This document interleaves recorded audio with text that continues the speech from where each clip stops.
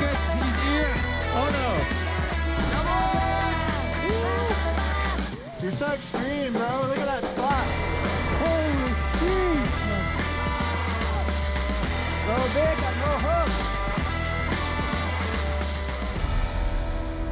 We are back, friends, fans, and families of Freeride. The Freeride World Tour 2022 season is upon us. We are live here in Baqueira Beret in beautiful Spain. My name is Derek Foos, and I'm joined in the booth by my wonderful new best friend, Anna Smoothie. Anna, welcome to the tour. Thank you, Derek. I am thrilled to be here. I've been listening to you and my countryman Neil Williman on the air for the last few years, and I'm so happy to be in the booth. Yeah, shout out to Neil. We miss you here, but Anna's doing great in the seat next to me. Right on. So we're here in Baqueira Beret, Spain. This is a huge resort set in the Pyrenees. We've got over 99 runs here, and it's rumored to be the King of Spain's favorite ski resort, and indeed the favorite ski resort of our own king, Aimar Navarro. So it's really thanks to Aimar that we've arrived here in Spain. So he has been in the ear of Nicholas Hale Woods and ensured that the Freeride World Tour are ready to come down to Spain and host the first event of the 2022 season on the Baqueira face. It's so exciting to be at a brand new venue in a new country. I was listening to the FWT podcast last night and heard the way Aimar described. It was almost like a parent trap. He went to Nicholas Halewood at the Freeride World Tour and said, Baqueira Beret really wants an event. And then he went to Baqueira Beret and told them, Nicholas really wants to come to the Freeride World Tour. So it was a great way to do it and super impressed of Aimar Navarro. Here we've got the 2022 season coming up. We're at the first stop here in Baqueira Beret, and then we'll move on through the Pyrenees to Ordino, Arcalís, and Andorra. Then we're going to more your corner of the world in Kicking Horse, Golden, BC, and finally back for the FWT finals in Fiberbrunn and the Extreme Verviers. Yeah, it's an absolutely stacked season. Every venue a little bit different, everyone catering to a slightly different style of rider, and the ones who are the most versatile in snow conditions and terrain and managing all the difficulties that come with travel, those are going to be the ones that we see at the top at the end of the season. But I'm so excited to have 5 full stops on the tour this year, and then a new format at the end of the season heading to Verbier. Right on. So first up today, we have the snowboard women category. We've got a few fresh faces in here, and that is starting at 1:30 CET.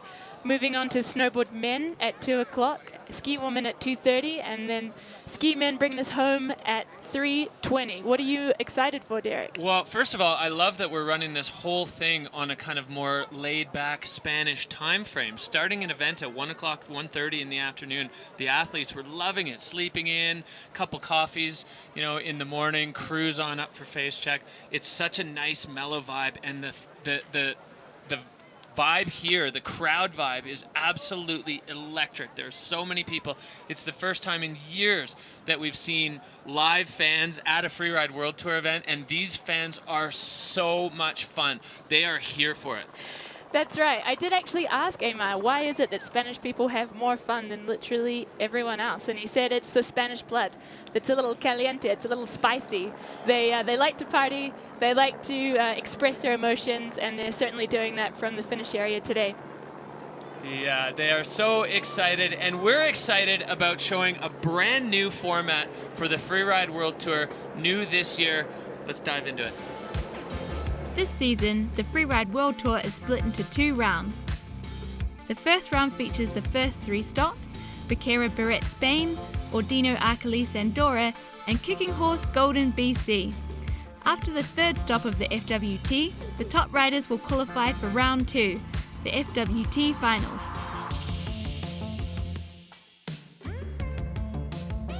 The first stop is in Fiberbrunn, Austria, with the grand finale going down at the Extreme Verviers in Switzerland. Riders will score more points for the FWT finals results, keeping them motivated to bring home the season title, and of course keeping our fans tuned in to catch all the action. All right, so this new format, there's a few things that I'm really excited about it. The number one is how the riders are going to strategize what they do in Fieberbrunn when they have 2 runs. Do you put your hammer down right away and then come back next time to clean it up, or do you put a safety run in the bank and then come back with the Dreamline, for the second one? And also on that Wildseeloader face, we've got, it's so wide, it's so broad, the snow is completely different on either side. So would you go and do one line and a totally different line and just see which one scores better? Yeah, you're going to move with the sun, and are you going to come in hot and then do something a little safer afterwards? I guess we'll have to wait and see. It's really different to how FWT runs have been formatted so far. And it's also worth noting that they're going to have more points in both Fieberbrunn and Verbier. So this means that the whole field is in contention for the title, really. That cut that makes it through to the FWT finals, they're going to be here for it and fighting for those championship titles.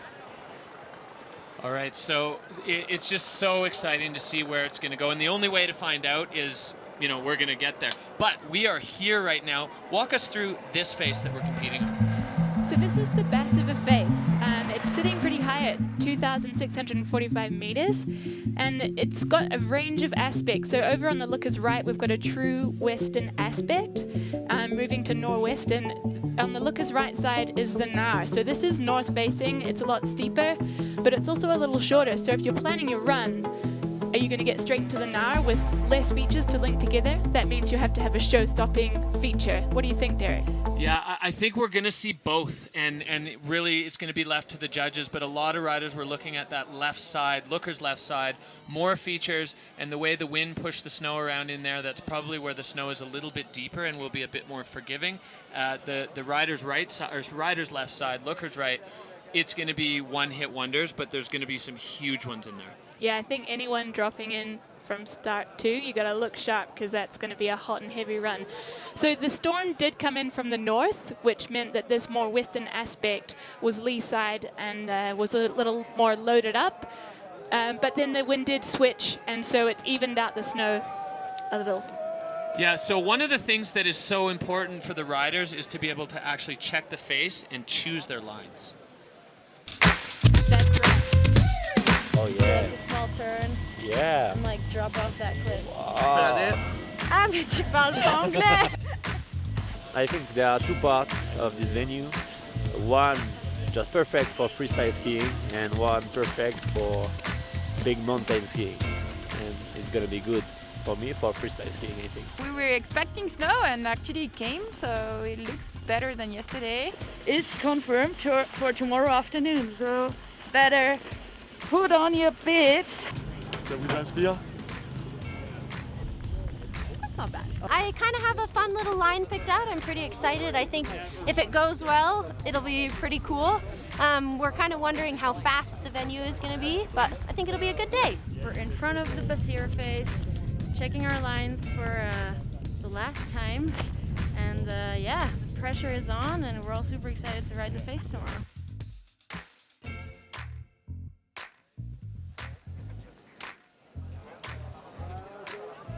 Right, so as you can see, building a line is no easy thing. You've got a longer run on the looker's left side with more features to link together, but potentially a more gnarly, highly consequential line on the right. What do you think, Derek? Well, it's one thing that I think maybe sometimes is almost overshadowed is the actual skill in choosing a line via visual inspection only. For those of you at home who haven't been deeply involved in this sport, the riders only get to stand on the ridge across from the face and look at it to select their lines. When they get on the face in their competition run, they have never stood at the edge of any of those lips that they fly off, that they commit to completely. So the ability to landmark and to choose where they're going is just such an incredible skill that I think we should value more.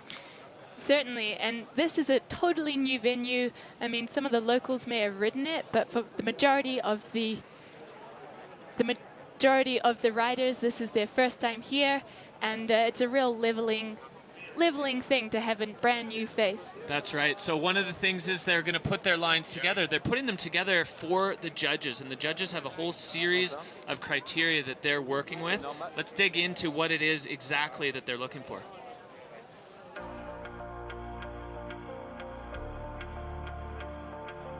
Hi, my name is Bertie Denevo. I'm one of the Freeride World Tour judges. We score riders from 0 to 100. When the rider leaves the gate, he has a score of 50, and then the score goes up or down depending on what we see. There are 5 judging criterion. The number 1 criterion is the choice of line. We'll judge whether the line was difficult or not and whether the athlete did the best out of his line choice. Then there's air and style. How big is the jump? How many are there? Were there tricks in the air? Was the rider in control in the air? How were the landings? So landings are part of the jump. Then there's fluidity. We judges are here to decide whether the athlete was really fast or kind of slow compared to how exposed or how difficult it is to ski. Control. Here we'll judge whether the rider was in control at all times. Then there's technique. For pros, we don't really judge their technique, but we might take off some points if they side slip in a place where another rider was taking turns. The score, like a temperature, will go up and down so that we have a score in our heads when the rider crosses the finish line.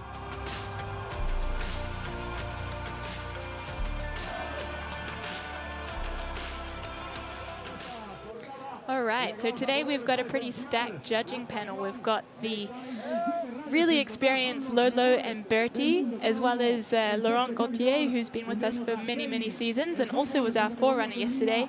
And brand new on the judging panel this year, but highly experienced, we have ex-FWT rider Rachel Rachel Croft. Croft. Tell us about Rachel. She's from your hood. Yeah, I think it's really cool. We've got 2 judges from Region 1, 2 judges from Region 2. Rachel, as you said, she was a tour rider, and just a bunch of knee surgeries in a row kind of put her out of the mix as trying to build a comeback to competitive sport. But she's been judging in Region 2 in the IFSA competitions, and she knows exactly what she's looking at and what she's looking for. So I think a great addition to the panel here. And of course, as you said, Lolo and Bertie, a ton of experience. Laurent brings the Region 2 vibe.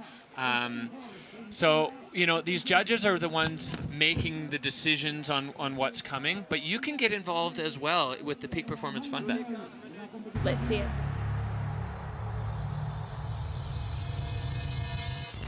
You are a legend. And speaking of legends, Christopher Turdell, 82% of you voted to see him on the podium.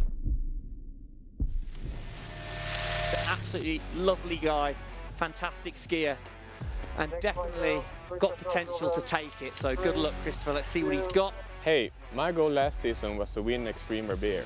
Oh, he's there though! Christopher taking first place. 82% of you predicted that I was gonna be on the podium. Well done. That was a safe bet for success in the fun bet. Now, we haven't seen anybody in here. Christopher Turdell, crossword. So clean there. Join the Peak Performance Fun Bet and guess the results on all the Freeride World Tour stops. The top players win great prizes. You can also invite your friends to a private league and compete against each other. This year, my goal is to defend the World Champion title. And now you know what to do. So as Freeride World Tour staff, we are not eligible to win the prizes, but we are certainly eligible to play the Peak Performance Fun Bet, and I absolutely love it. It's so much fun. You can join leagues with different groups of your friends, and it's so hard, I find, when you actually look through the list in each category and trying to pick a top 3 in any division. You know, you have people that maybe you bet with your heart, maybe you bet with your head, but it's so tough. For sure, and I would look at these categories that we've got in 2022 and say that they're wide open. In snowboard women, we had Marianne Erti, who was typically taking the titles, but she's not with us for these first few stops, and I would say that's really opened the field up. And what do you think about ski women? I mean, that field is just insane. It's so stacked. We're going to take a look at all the fields across the board. Baqueira Beret coming at you right after this.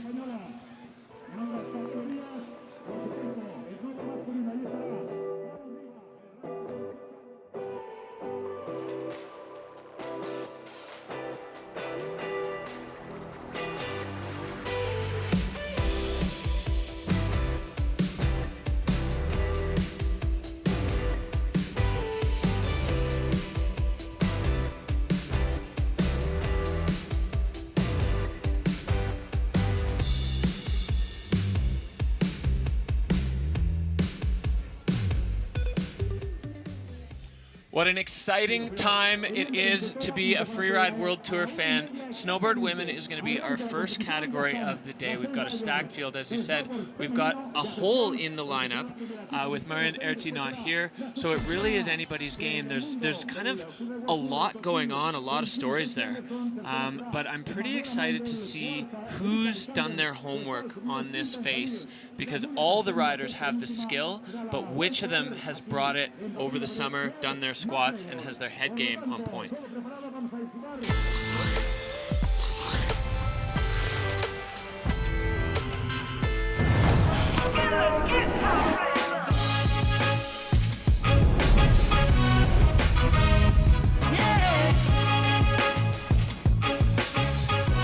Michaela, this is a serious move. Marianne Erti now coming out into the mandatory air and clean on her feet. That was a rowdy line choice.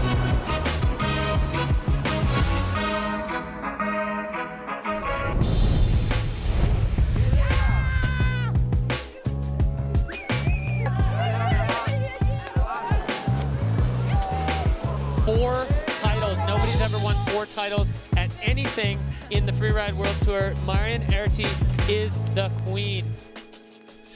Snowboard women, it's all to play for, and there are a lot of women up in that start gate who would love to take that #1 spot, both in the event and for the season. But it's not going to be easy because everybody in the field is great. Look at these images from the top of this bus of our face. It's so gnarly up there, Anna. It's steep, it's rocky. Certainly the top has been affected by the wind. Let's check out the start list. Today we've got Tiffany of France first up. She is one of our rookies and one of our true rookies. It's her debut on tour. Yeah, I've been hearing big things about Tiffany. I can't wait. It's great to crack it off with a rookie and somebody who's got some expectations from the stories that other riders have been telling her. Absolutely. She's just cleaned up the VRBA Freeride week, and let's see what she can do within this field today. Next after Tiff is Katie Anderson. She's out of Canada, and she is a hard charger. Yeah, Katie did some seasons on the World Cup of Border Cross. No stranger. Last year was her first year on the Freeride World Tour, and she did come second overall, and second to Marianne Erti. Feels like a win, I think, to a lot of people. And then, of course, you know, we saw the rest of the field there. Manuela Mandal, the only rider in this field who actually has a title to her name, an overall World Tour title. So she's always dangerous. Last year, Manuela was coming back from injury. So we're going to just take a look at what you thought was going to happen. So Katie Anderson is at the top of the fun bet right there. So you guys are backing Katie's speed and agility to take her to the top of the podium. Manu Mandal, our ex-FWT champion, is next up at 66%. And Erika Vikander, she is a true competitor in this category. I think that she is typified by beautiful lines that she really takes to her feet. She's a perfectionist, and I can't wait to see what she does today. Super smooth, Erika Vikander, for sure. And it's kind of interesting to see how close these percentage numbers are. So you guys are equally split out there on who you think is going to stand on the podium. The Fun Bet, Peak Performance Fun Bet fan favorites there, those 3 women. But there are 3 other women in the field who all want to have a piece of that podium as well. So very interesting to see how it's going to play out, what you guys thought as fans versus what the riders are going to do on this pass of her face, our first time in Baqueira Beret. Exactly. So it seems that our rookies are the underdogs today. You guys don't know them, and I guess you're as excited as we are to see what they've got. Claire McGregor, she's told me she's had so far about 30 seconds of experience on the FWT. She joined us last year, but actually crashed her first run pretty soon in there. She's told me she's done at least 100 squats since then, so she's got strong legs and she's ready to bring it for FWT 2022. Yeah, Claire putting in the hard yards. I think that's just such a great quote from her, my 30 seconds of Freeride World Tour career. But Claire was solid on the qualifiers in the year that she made it onto the Freeride World Tour. She's a great rider, and at least from what she's telling us, and I know sometimes these riders hold their cards pretty close to their chest in terms of how they're doing physically, she's telling us she's at 100%. So I'm really looking forward to seeing 100% Claire back in the mix. Nice. We also have Nuria Castan-Baron. She has been a FWT rider for the last couple of seasons, and this year she's got a wild card only into the Baqueira Beret event. So I would assume she's pretty familiar with this terrain, and she's coming to a home crowd here, so I'm excited to see what she puts together. Yeah, Nuria, I kind of feel like Nuria had a bit of a rough run with results not really matching her riding. You know, I was listening to the Freeride World Tour podcast, and I heard Tom Pfeiffer and Mark Warner talking about Nuria and how when you see her free riding, it's just absolutely unbelievable. She's so aggressive, she's so skilled, and then it just didn't quite come to play in some of the events last year, and unfortunately for her, she didn't requalify, but really psyched to see Nuria back in the mix here as a wild card. Like you said, she's Spanish. This is her home event. She is from down the beach. I think you described her as beach Spanish? Yeah, she's beach Spanish. A little different from mountain Spanish, but doesn't mean that she is out of her comfort zone here. So we're excited to see what she brings to the day, but in the start gate we have Tiff. Yes, Tiffany Peretin. Juliette Wilman described her as riding a lot like Marion Erti. So she's French, she's a rookie on the tour, and she is kicking things off. We are underway, FWT 2022. So dropping in from start one, she is making her way through. There's a lot of salt and pepper at the top. You can see the wind has done a number and taken away some of our snow. So she's making her way quietly through here, hitting across the face. Yeah, I heard it describe this upper section as something you just have to survive. Get through this upper section where it's so sharky and there's a lot of rock, and then you can get into the heart of your run down into the features. So Tiff doing exactly that, finding her way through and now getting into the meat of it. Tiffany really kicking things off. She's looked like she's lining up one of these cool wows on the northwest aspect. She's kicking up some snow in here and she's moving quickly. Let's see what the first features she has for us are. You can see by the snow hanging in the air, the snow quality on this side of the face is looking pretty good. It is starting to ball up. It's in the sun, so we are going to see the sun affect that, but a big power slide there from Tiff, throwing up a face full of snow. You know, these riders, they're in it for the joy, and getting a big face shot of powder at any time is one of the most fun parts about riding on a competition face. And that is Tiffany's first run. She has put together 2 nice airs there. She's shown some real fluidity, and I'm sure she's happy to get through her first run on her feet. But I don't want to speak too soon because we're in the no-fall zone here. Yeah, I'm nicknaming this the Dream Killer because it's basically just a series of little rollers and little humps, but there's also hidden ditches and rocks in there. And if you have a great run going up top and then lay it down in the bottom, that's not going to feel good. So we don't wish that on anybody, but Tiffany looking absolutely rock solid over top of her board, dead balance. So far, living up to the hype. For sure, that was some fast and flowy riding that we saw from Tiffany Peretin. I'm looking forward to hearing her thoughts on her first ever FWT run. So Tiffany Peretin safely across the line, kicking this event off and this season off with a bang. I want to ask you as a rider what it feels like to cross that line when you've been stressing and worrying and planning all week or all summer, you know, since she found out. How does that feel to hit this moment and be... This is kind of what she's been gearing up for her whole career, to make it to the FWT, the pinnacle of freeride skiing. And so for her, she just wants to show her best snowboarding. She wants to show that she deserves to be here, and to me, she really did. So you can see the judges' criteria there on the lower left. Control a little bit down. She did have that big splash. From our angle, at first, I thought it was just a slash turn, but I think she did put a hip down. So the judges are calling that a 65, a nice steady spot to start things off for them. So Tiffany Peretin is going to take her spot in the Dynastar hot seat there, and pretty much everybody after her is going to be hungry to knock her out. It's the best and worst spot to sit as a rider. Yeah, definitely a tough pinch for our rookie to drop in first, but she held it together and put down a nice run. Next up, we've got Katie Anderson, one of your fellow countrymen. What do you think about what she's going to put together for us today? Well, I think I'm really excited for Katie because she started on the tour last year and she kind of eased her way in. What we saw was flashes of the quality of her riding technique. Technically, her riding is unbelievable and she is not afraid of speed. So as she builds into her sophomore season here, I think we're going to see Katie start to bite off bigger pieces of these faces, and I look forward to big things from this young lady from Fernie. Yeah, I'm looking forward to her getting in the groove and bringing some of that speed from border cross riding into the FWT.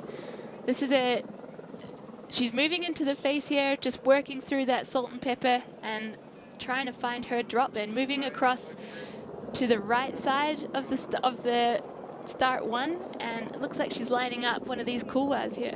Yeah, so Katie's in a previously untapped zone. We saw Tiffany go through the sort of finger couloirs. Katie is in a big section of this face, riding above a ton of exposure.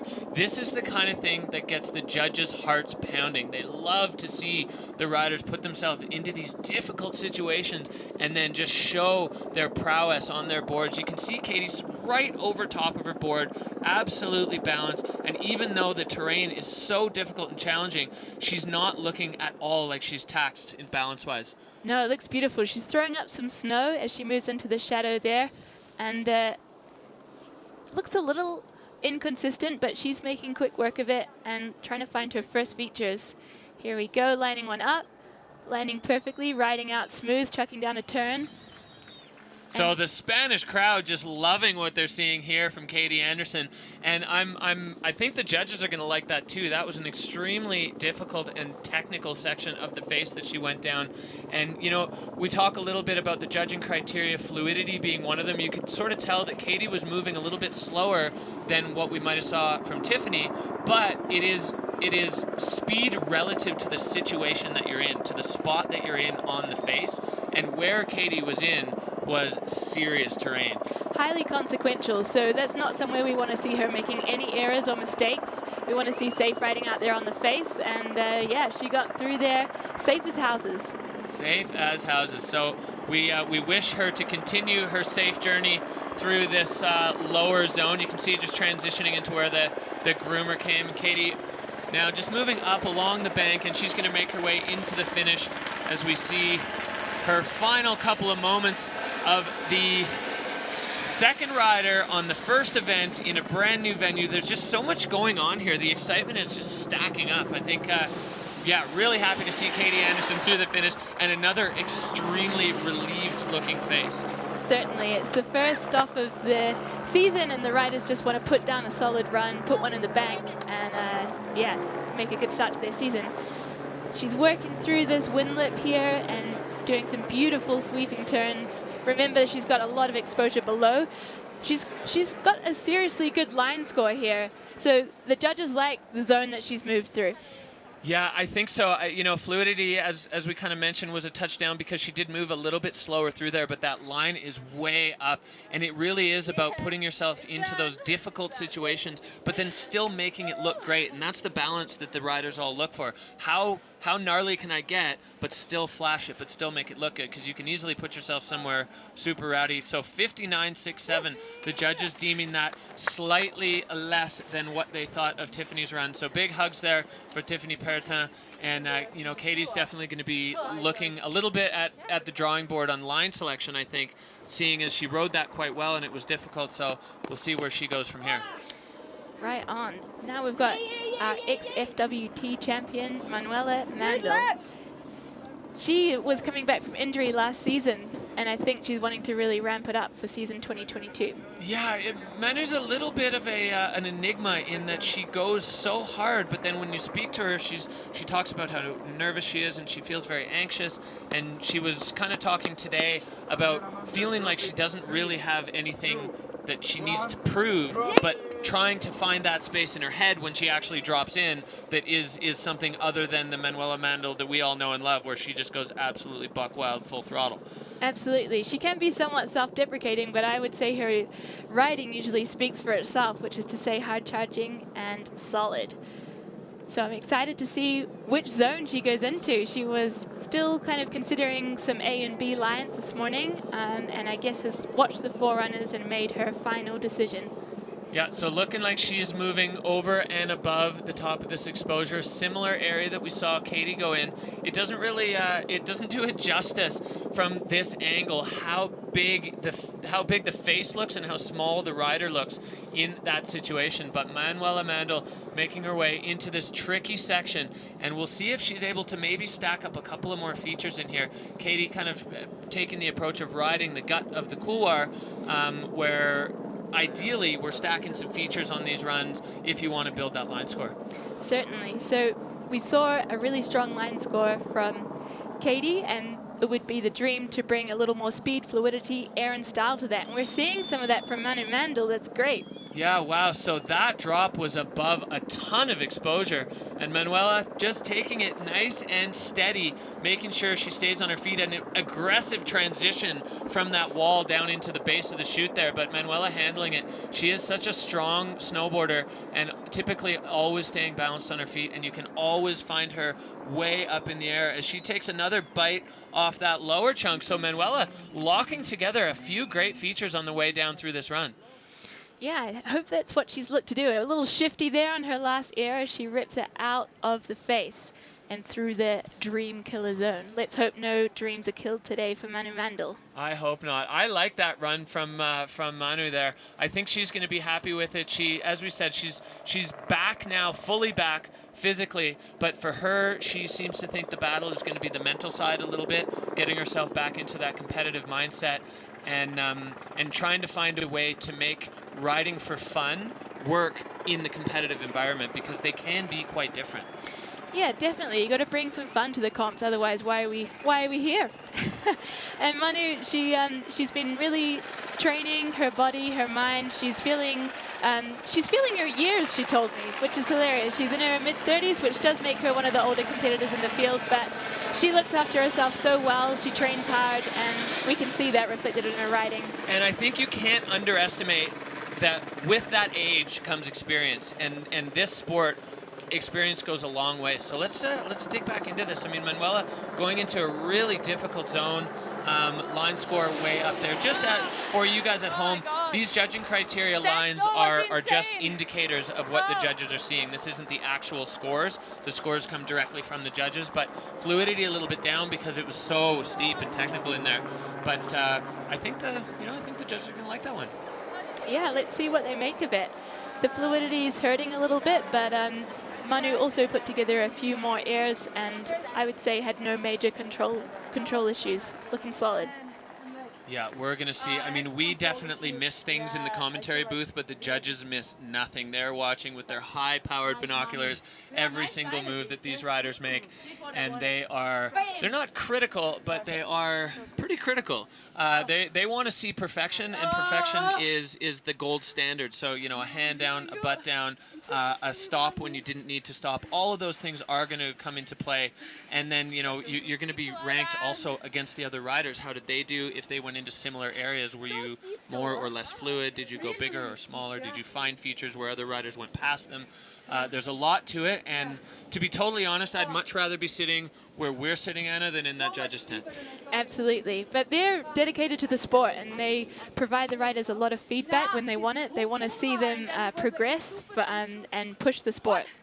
Yes, so we're very thankful for the work they do.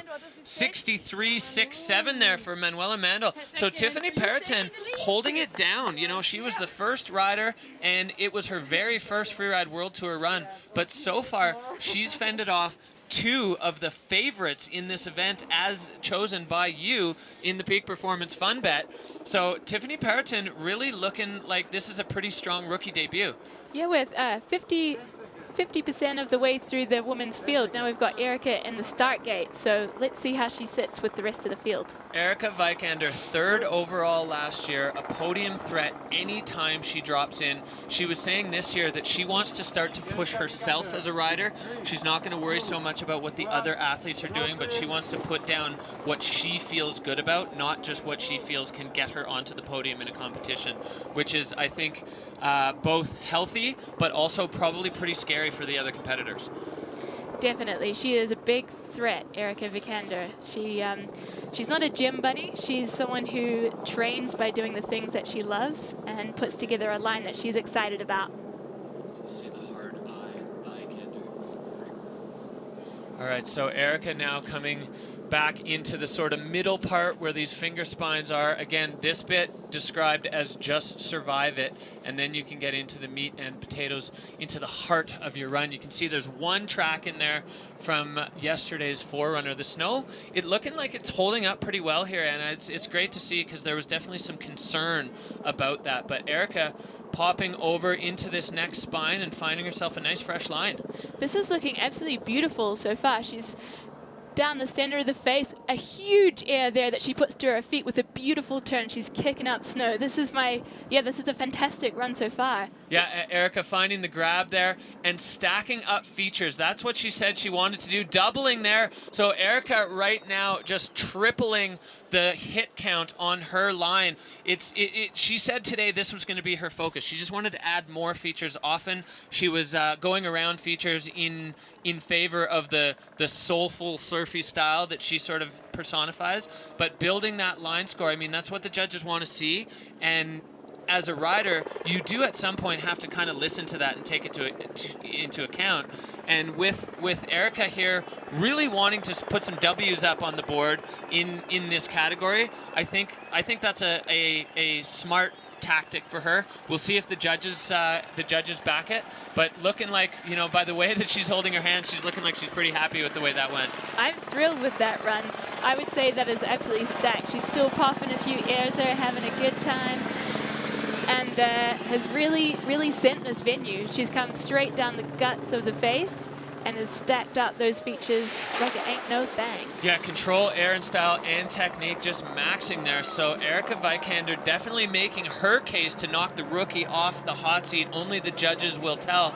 But each rider just has to do their thing and then leave it in the judges' hands. But I think Erika's going to be quite pleased with the way that went, as she now just anxiously waits for scores to drop to see if what she thought was great was what they all thought was great. Absolutely. I think it's going to be a run in serious contention. Just lay out got and it let in it, the first let it play. top section was so sketchy. Yeah. So sketchy. I feel like I didn't really end up hitting anything either. I like barely jumped over some rocks. I was like, oh my god. No, it was good to see you.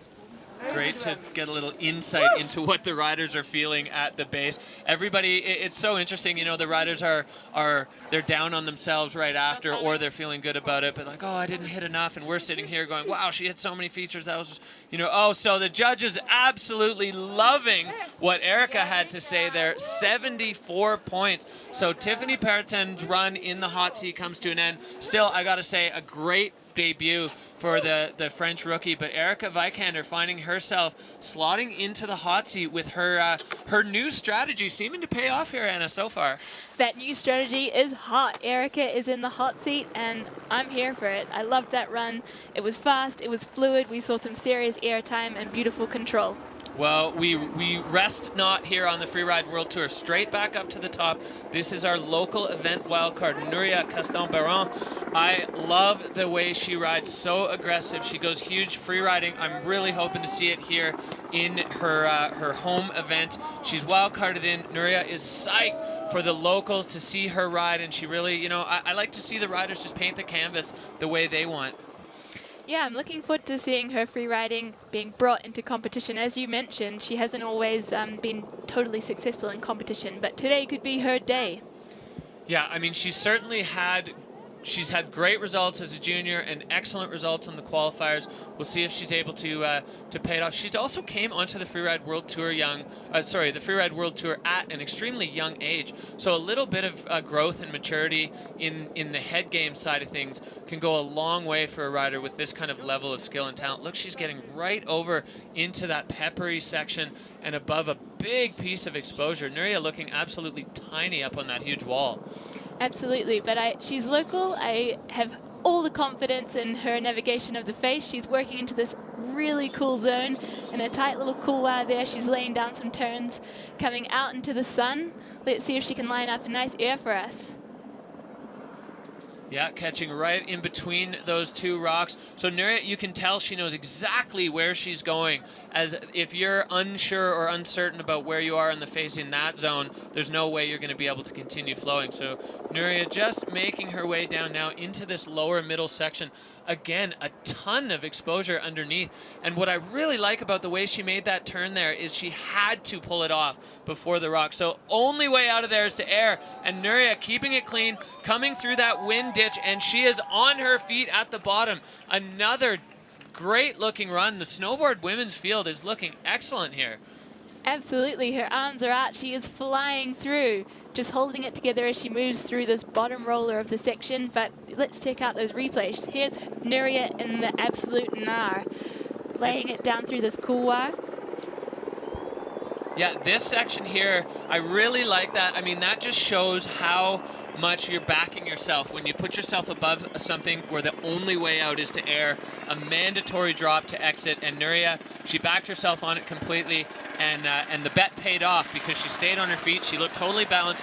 That was a much more confident looking run from the outside than I've seen Nuria do in her time on the Freeride World Tour, which I think goes a long way to show just that kind of growing maturity of her as a rider. Absolutely, Freeride hasn't typically been a young person's sport, and Nuria showing us that she is aging like a fine wine. All right, well, we'll see how the judges react to it. They like the line, fluidity a little bit down, as we've seen with some of the other riders like Katie Anderson and Manuela Mandal, who went into those really difficult and technical sections.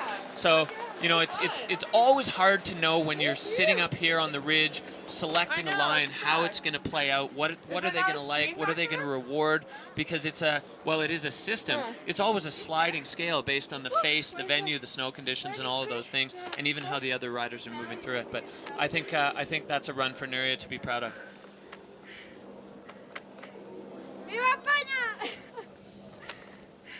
We need a Spanish translator in the booth here. Derek, what was that? Well, I think she's just happy to be at home and to throw down a solid run on the home turf. So now the judges have it in their hands. They're debating. They're taking all of those criteria and they're factoring them in. But yeah, the line score, you know, I think that line, the way that she rode into those areas that were convex at the top, which if you don't know what that means, it means the terrain rolls away from you and you can't see into it. So it's one of the most difficult places to find your way into a zone that you've never been in. And Nuria handled that. You could kind of tell she knew exactly where she was going. So the judges, they're loving it. They didn't like it quite as much as Erika, but Nuria Caston-Baron is guaranteed to be on the podium because we only have one more rider. So that's a huge step up for the young Spanish shredder. Nuria Caston-Baron absolutely killing it, and Erika still holding on to that hot seat. Yeah, so only one more contender for the win today, and that is Claire McGregor. Claire, as you said, her quote is she's been on the Freeride World Tour for a total of 30 seconds, and now she's back. She's all healed up. She's frothing, basically. She's super excited to get things going. The Kiwi rider, she lives in Verbier, but she is at home in the big mountain. So Anna, I'm so stoked to see Claire back in the mix here.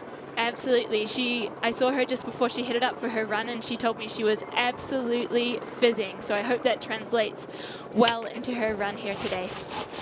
So you can see the riders kind of have to wrap around the back of the peak in order to find enough snow coverage to get off the summit and then into the gut. So that's kind of where Claire is now, and she's just setting herself up past that rock stack. Definitely moving through here with some pace as she's just kind of making sure she's in the right spot. That's one of the most difficult things at the top of any of these, is just confirming the visual inspection. Are you where you thought you were going to be?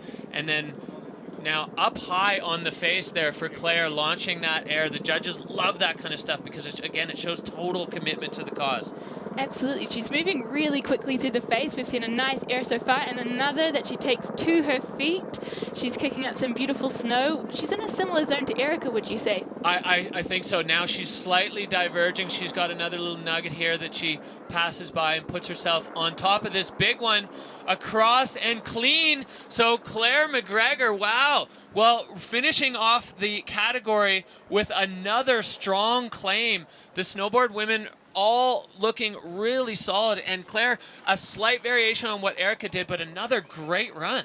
That was beautiful. I'm so thrilled to see Claire at least double her experience on tour.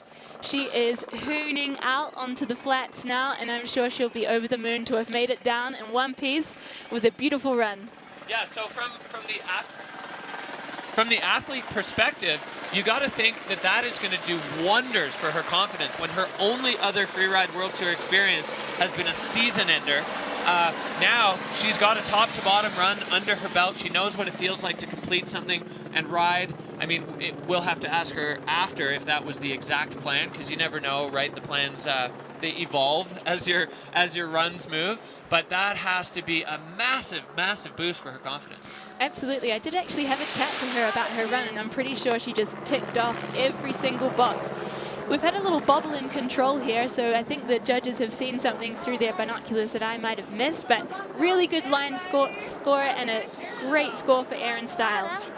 So this is going to be the moment of truth for both of these two women as they wait and see what the number drops. Is Erika going to hold that top spot, or is Claire, with her first stomped run on the Freeride World Tour, going to kick her out of the Dinosaur hot seat and take the W for herself? Anxious moments here at the end of the snowboard women's category. Well, me too. I'm definitely feeling it. I was super easy. I did a little air, and then I butt checked like I thought I said to you it might happen. It was nice though. Like, after and before, but we'll see. All right, so a little catch-up time there between Erika and Claire. I absolutely love being the fly on the wall for the war stories that the riders tell at the bottom, because they just have so much adrenaline pumping, and they're all, again, like we chatted about before, the relief is just incredible to feel, you know, this whole week has been leading up to this, and then to be in the finish. So this is what we're sitting at right now. Erika Vikander, Nuria Castan-Baron, Tiffany Peretin. That's your 1, 2, 3. That's your podium so far. Where is Claire McGregor going to fit into that equation? It's in the judges' hands. Nervous moments here. I'm on the edge of my seat. And it was interesting to hear Claire say that she did a little butt check, which would explain that knock to her control score. Yeah, as you said, the judges miss nothing. They have the big binos on these riders, and they catch every little thing. So she knew it. Obviously, the judges saw it as well, so we saw control a little bit down. Judges working away, diligently crunching the numbers. You know, these categories, these criterias, they are designed for this exact scenario when you have runs that are similar, but you can say, okay, well, was Claire's control issue enough, you know, to knock her below Erika? Well, it looks like it was. So Claire with a 59.33 there, that puts her into 6th place, and Erika Vikander is a winner on the Freeride World Tour. That's a great start for Erika. She'll be absolutely thrilled. For Claire McGregor, she'll be somewhat disappointed, but I'm happy to see her put down a beautiful run. Yeah, and I think even in spite of the score and the little butt check, that's still going to do wonders for her confidence, because relative to her only other experience on the Freeride World Tour, that's great. So here is our results. Erika Vikander at the top there, and Nuria to a home crowd, bringing home 2nd place. And we've got our rookie, Tiffany Peretin, in 3rd place. That's a fantastic start for her on tour. What do you think? Yeah, how about that? Standing on the podium in your very first event on the Freeride World Tour. And for Nuria Castan-Baron, maybe the pressure of just being in the one event versus doing the whole season, you know, enabled her to kind of rise to the cause. But I'm really, really impressed there with Nuria. So this is a look at our overall standings on the tour. Now you see Nuria not included in that because she was an event wildcard. So Erika Vikander, top spot, Tiffany Peretin, and Manuela Mandal. That's your top 3 so far. Katie Anderson going to be looking to go back to the drawing board a little bit on line selection. She certainly has the skills to do it. I think she's just going to need to add a few features. And Claire McGregor with what I'm going to call an excellent comeback run. Absolutely, and I don't want to call out our beautiful audience, but the fun bets were not totally on point today. Well, that's what makes it fun, because there are so many variables. You never exactly know, and you kind of just throw some spaghetti at the wall and see what sticks with the fun bet. But Erika Vikander is going to be over the moon. She came back at this year with a different strategy, and that strategy absolutely paid off in spades for her. It's so exciting to see her try something new and lock it in with a win. I'm so happy for you.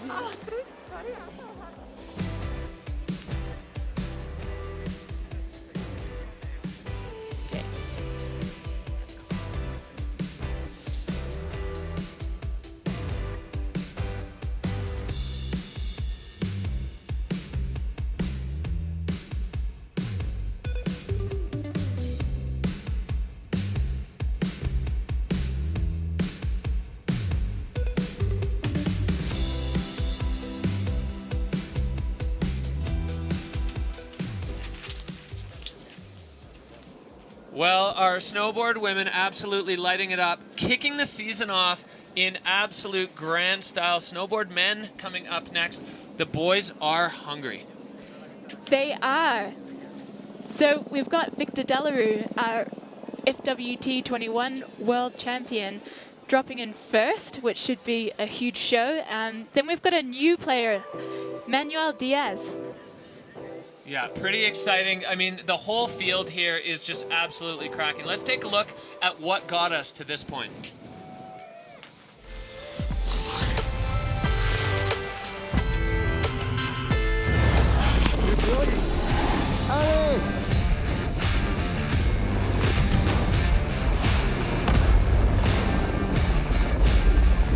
And a backflip, first time from a snowboarder we've seen it off that. Finding another new line. Yeah, pre-ollieing that so far back.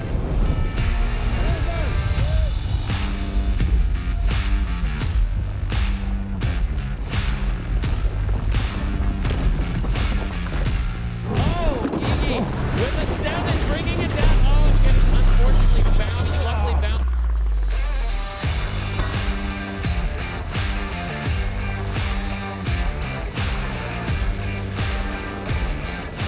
Oh, the backflip! Oh no! Yeah. And he's straight into another drop. Absolutely gunning it.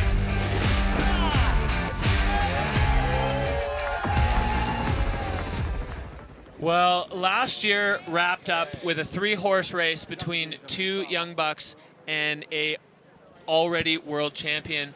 And this year is only going to be more exciting. We have a couple more wild cards in the mix. As you said, we've got Manuel Diaz, the Chilean slayer. So look at the start list. I mean, it's absolutely stacked.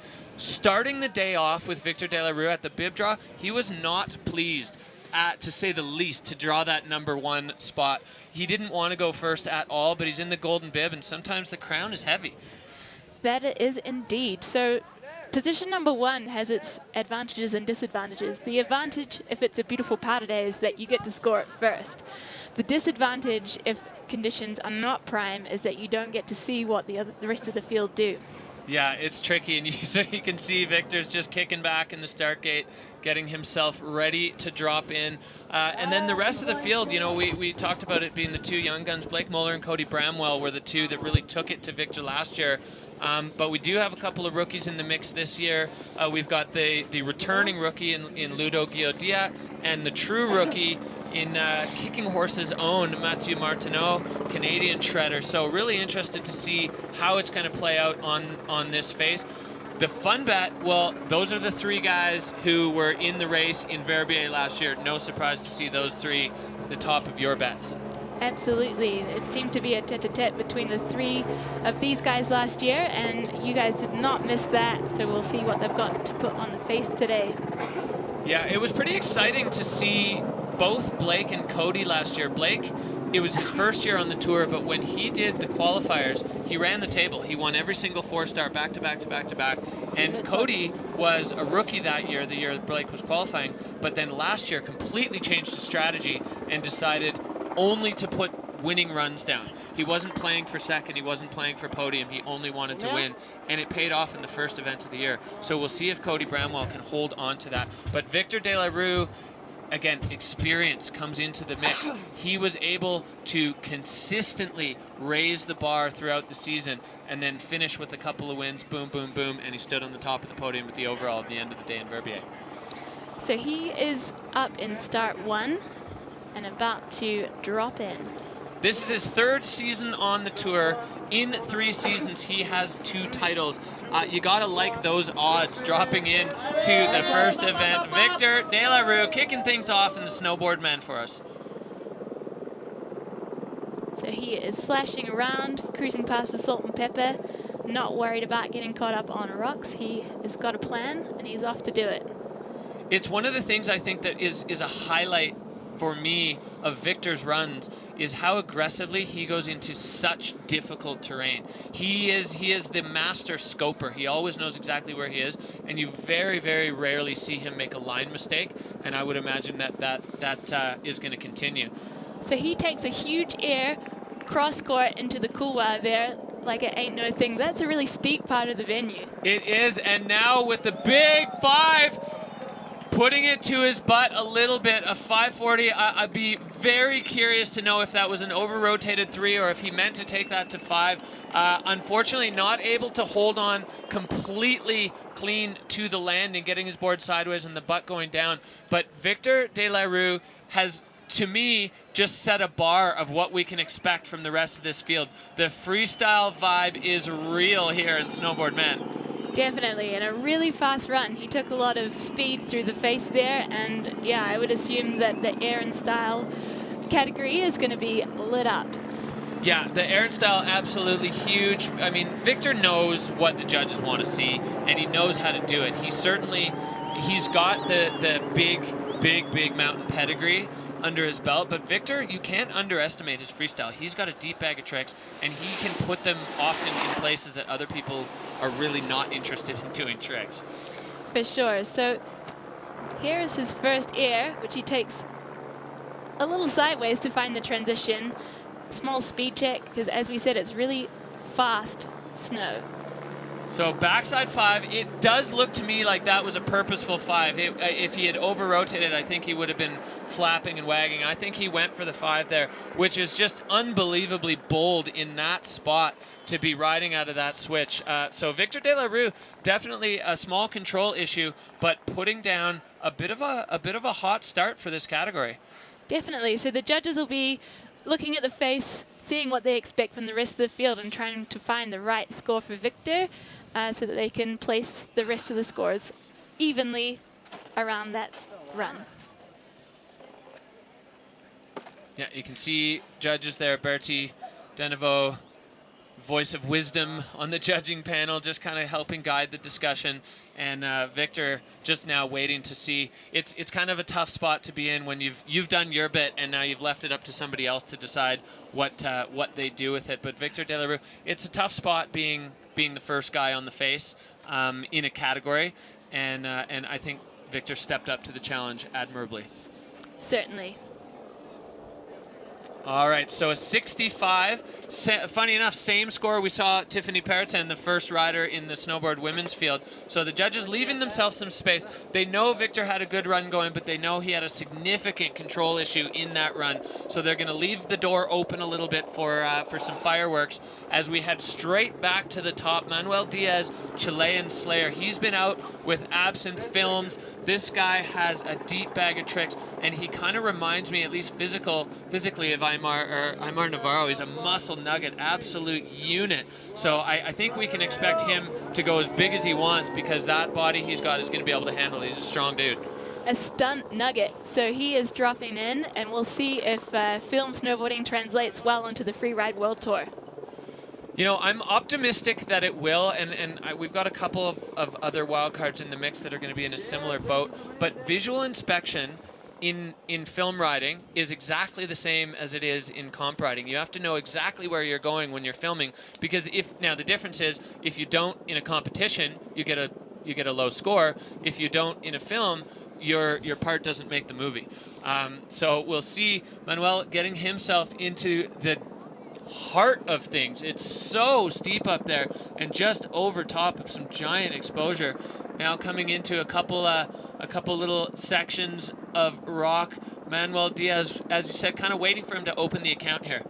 Absolutely. We're waiting for him to line up his first air, which he's done there. Lands straight to his feet, and he is hussing out super fast.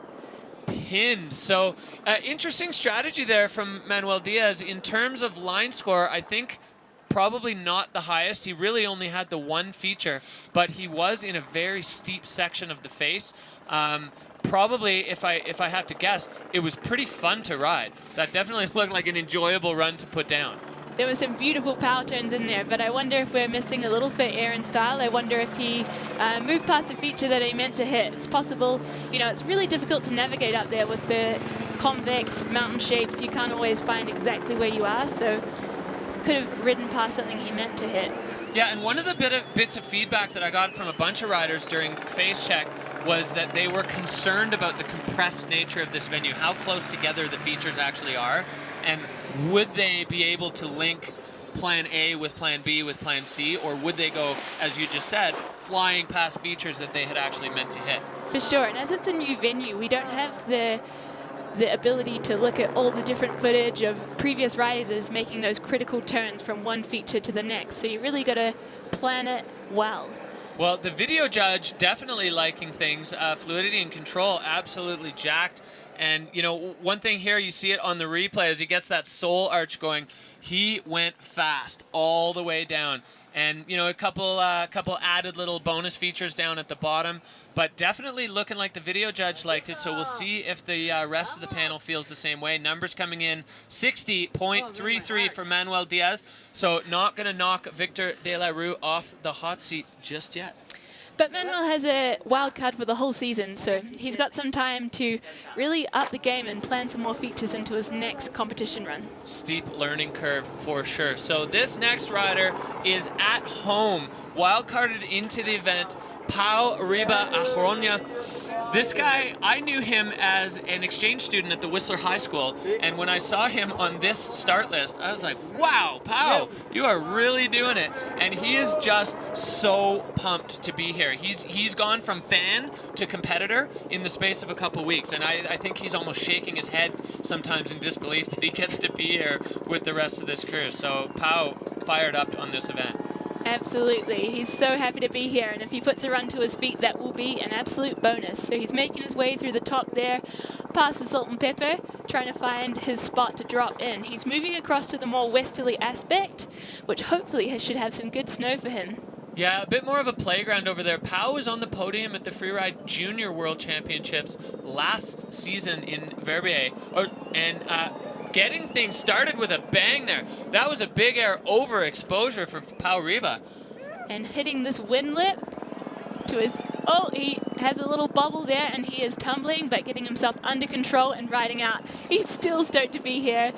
That is the Spanish blood for you. Oh, yeah, and the crowd on the call here down just outside of our commentary booth is absolutely fired up for Pau Riba. You can see he is just drinking in the moment of going from being a junior, a fan, to the crowd is just going wild, and Pau Riba milking this moment. Absolutely love to see it.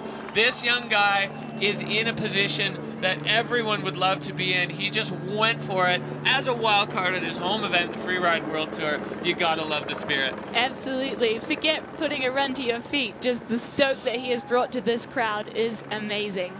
Yeah, and the crowd is just on fire. Everybody loving the show that they're seeing out here. And you're gonna see, as soon as the camera gets on his face, the biggest grin on Pau's face. Yeah.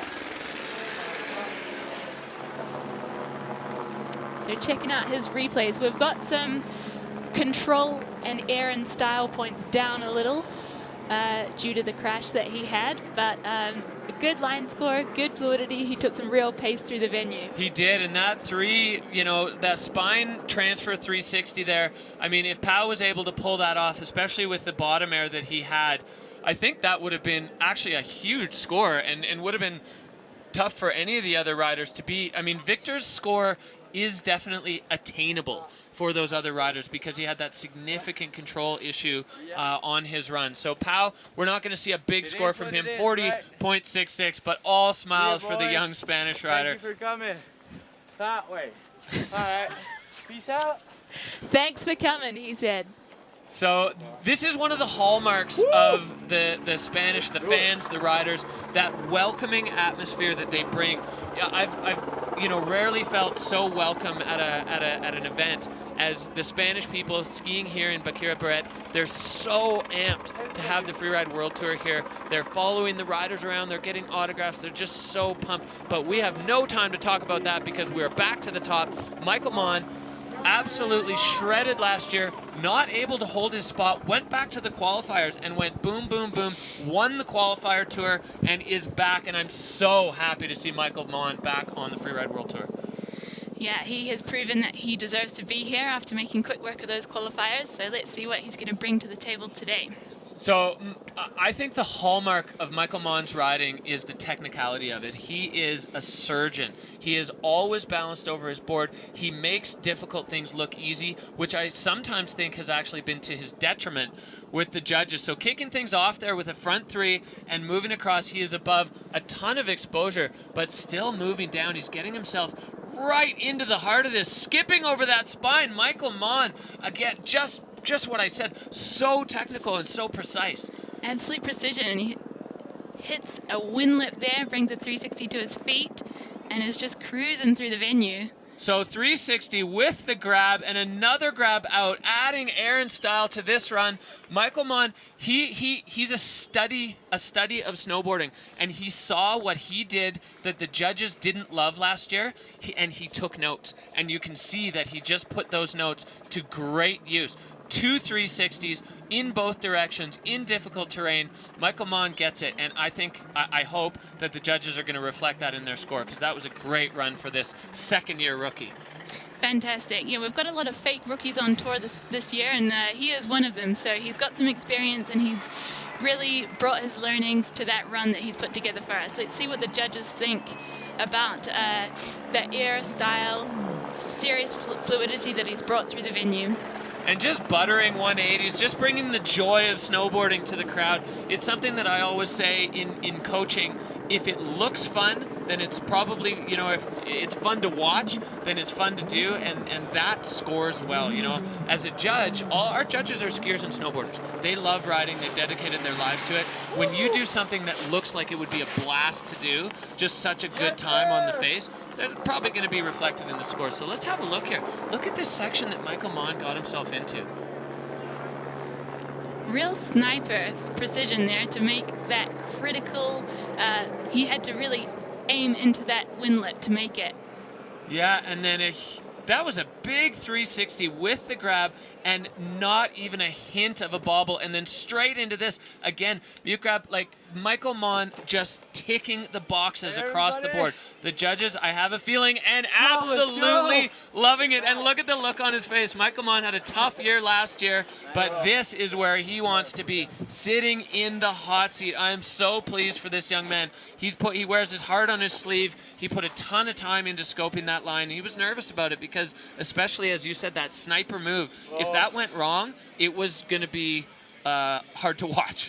Rock tumbling, but he had it on lock, so he's got a look of relief there. All right, well, we head straight back to the top for another big hitter. Blake Moeller was unknown outside of the North American Series last year, and he came on to the scene with a bang. He rides with joyous abandon, I call it. He just looks like he's having so much fun, and snowboarding to him is just like an artistic expression. Every air has a tweak, every jump has a grab, and he always just finds things that I didn't even see on the face and ways to move down these mountains. So Blake Moeller, very exciting to see him kick things off. He is moving into the western aspect of the face as well, so there's a bunch of windlips and really playful features out here that we're looking to see him take advantage of. Yeah, we actually haven't seen anyone else go this far out yet, only the Forerunners track. So Blake Moeller now boosting that windlip cornice and pinning it down the fall line as he comes into this next one. absolute lofty 360. So Blake Moeller, he's sticking true to his guns. He's going full playful freestyle.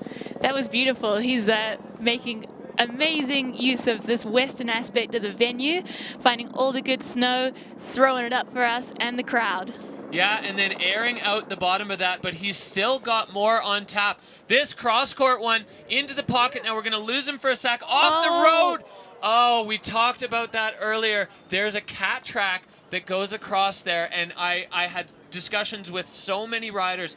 Is that cat track compression going to squash you, or are you going to be able to use it as a jump? So Blake Moeller getting absolutely compressed into the old cat road there at the end of what was looking like a fire run. That was a beautiful run, and I'm really sorry to see that cat track take him out. They do have a habit of doing that. So he'll be a little disappointed with the end to his run, but I think it's an exciting way to start the season nonetheless. Back on here, that massive back three with the grab and then getting himself way over this exposure. I love the way he came into this section. And this big cross quarter at the bottom, boom, and then, yeah, not only compressed, but also caught his frontside edge there, and it just kicked him off the side of the road. So Blake Moeller, unfortunately, coming unstuck on what was looking like a banger run, but you gotta risk it for the biscuit. Yeah, gotta. So let's just hope he is happy and healthy and ready to take on the next stop of the FWT. Yeah, it looked like it was pretty squishy in there, so hopefully physically all good. Emotionally, Blake's not going to be happy with that, as he knew he was going well. And you can see there judges criteria. So Aaron Style and line just pinned. Control way down though. I mean, that was a full fall. So they're gonna run the numbers on that. They're gonna have to see where that stands against Victor, who also had a pretty full fall on a good run.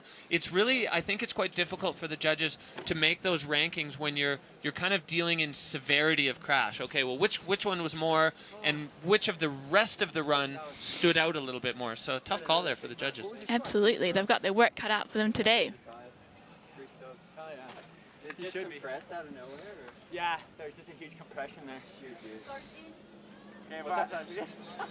So Blake Moeller sliding into fourth place, and you could hear him and just talking about the compression that kind of squashed him, and unfortunately that's the way it goes. But again, no breaks in the Freeride World Tour, so you can see Victor De La Rue, even with a small fall, still holding on to second place, but he's got a pretty big gap up to Michael Mon, who is so far is our only absolutely clean run. But we move on. The other contender of the three last year, Cody Bramwell, this is his third season on the tour. He was third overall. He's been running the table with his Crusty Lips webisodes with his homie, his filmer, Rory. Those guys just putting out absolute quality behind-the-scenes content. It's even more behind the scenes than the FWT Insider. It's behind the scenes. It's good stuff. So if you like what you see here, you've got a whole season to watch of Cody's adventures. So he is heading over also to that western aspect on the looker's left of the field. So if he has more success and catches more tranny. Yeah, so far so good for Cody on a very similar line to Blake, kind of adding things up and getting freestyling. Now he's altering the direction and getting on top of this big rib. Is he going to air back in? Oh, he does, back into the chute. So he's got some wide open, a massive transfer. Wild! Absolutely gigantic transfer from one rib to the other, finding transition. We talked about the one-hit wonders that we were, maybe going to see. Well, that was spectacular from Cody Bramwell. He kind of disappeared behind the back of the rib as he landed. Hopefully the camera caught it as we were looking up. I'm not sure if he was clean on that or if he had a hand down. But what a line to have scoped. I love the way these athletes look at the face. The crowd is going bananas, and so are we. That was absolutely outrageous. I thought the one-hit wonders were reserved for the north face of this venue, but Cody brings it to that western aspect. Yeah, he found a way to combine the playful section and the gigantic sendiness. So really, really exciting run there from the young British Swede. Cody Bramwell throwing down the gauntlet on this face. Definitely the biggest move we've seen so far. Unclear to us, at least in the booth, if if it was flawless or if he had a control bobble, but man, Cody Bramwell sending it out there. Yeah, I'm hyped for the replay. Let's see it. All right, so Cody, you can see now the judge is looking like, or the video judge anyway, looking like they saw a control issue. Now we're seeing him kind of wind up for this thing as he juices that transition into the takeoff, flying all the way across with and oh, he does put a butt down there. So, but a major minor, I think you'd call that. Definitely putting his butt down. But on a move of that size, there is going to be a margin, I think, of forgiveness for that. But that was just a massive move for Cody Bramwell. Exciting stuff. Almost looked like he was going to float it to 180, but it was kind of just like a long, stalled-out, multi-twitch shifty that he took across the gap. Looking really good. But Cody Bramwell, wow. Okay, so the judges have their work cut out for them. We have a huge line, but with a significant error. So we'll see how that plays to Michael Mon. You know, he didn't have anything of that magnitude, but Michael was surgically precise and perfect. Absolutely. Yeah, that huge air just being one extended moment of recalibration as you're wondering if he's going to pull it to 180 or ride it out straight. So Cody taking a knee there as he just kind of goes back over the moments that he just lived. I'm sure the adrenaline absolutely spiking. So Cody Bramwell not able to knock Michael Mon off. The judges want perfection, but the judges deciding that error based with the rest of the run is still stronger than what we saw from Victor De La Rue. So, you know, given where we are in the field, with an error like that, Cody Bramwell's still doing pretty well to be sitting in second spot. Absolutely, and I think this is such a strong field, and we need to. We've got Mathieu Martineau in the start gate. Yeah, so Mathieu Martineau, he lives in Golden, BC, Kicking Horse local. He's a true rookie on the tour. Mathieu Martineau, he's been a bit of an enigma. I've been trying to catch up with him, but he goes hard. I think one of his hallmarks of his style is speed, and I think that's going to play well on this venue. We'll see how he does with visual inspection. That's one of the things that the Region 2 rookies have a significant challenge coming onto the tour. Region 2 inspection is on the face. Here in the Freeride World Tour, inspection is visual only. So this will be, you know, one of the first times that Matt Martineau has actually done that. We'll see how he stacks up to it. Yeah, that's a huge difference, but if he is a speed expert, he's going to do well today in our speed POW. He's dropping into the center of the face and kicking up some snow. It's looking strong. He's over some serious exposure here. I think he's lining up his first air, which he takes well to his feet and just brings some speed out into the sunny aspect there. Yeah, getting up on top of this rib. First one to take it in that direction, dipping himself back into the chute. So Mathieu Martineau, he's putting together a run with multiple features. And right off the nose of that one, finding transition at the bottom. So smart run there from our rookie, Mathieu Martineau, keeping it clean, keeping it upright, and so far looking like a solid debut for the Canadian rookie. Yeah, seamless. I think you'll be happy with that. To put a run down on your first debut on the pinnacle of freeride snowboarding, I mean, you got to be happy with that. Yeah, and I'd be curious to ask Mathieu, because in Kicking Horse so far this year, it pretty much hasn't stopped snowing. And so he's been riding a ton of powder, but this is definitely different conditions. As you said, speed POW, it's a little bit of snow on top of a firm surface, but Mathieu Martineau making short work of it and making it look good out there. It's this little air over a windlip there. Not huge, but in perfect control. Yeah, and I think by going slightly smaller on that top one, it gave him the ability to punt off the lower one, which he did, and was able to keep it nice and smooth. So you can see control really high there. The judges, video judge, enjoying the line. That's just giving you an indication of what the judges saw. So Michael Mon giving the fist bump there to Mathieu Martineau for his very first run on the Freeride World Tour. The judges are deliberating. How much are they going to reward that beautiful control and precision versus a little less airtime, I would say?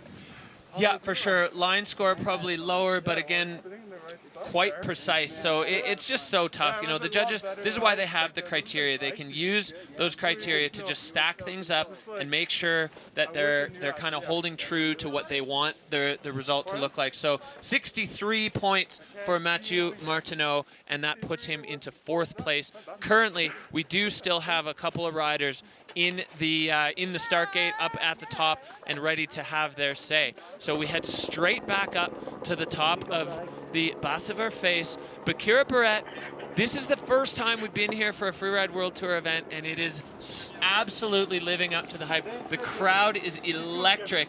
So this... All right, well, if you're out there and that was to you, hopefully you understand what Camille Armand was trying to say, but I think he is ready.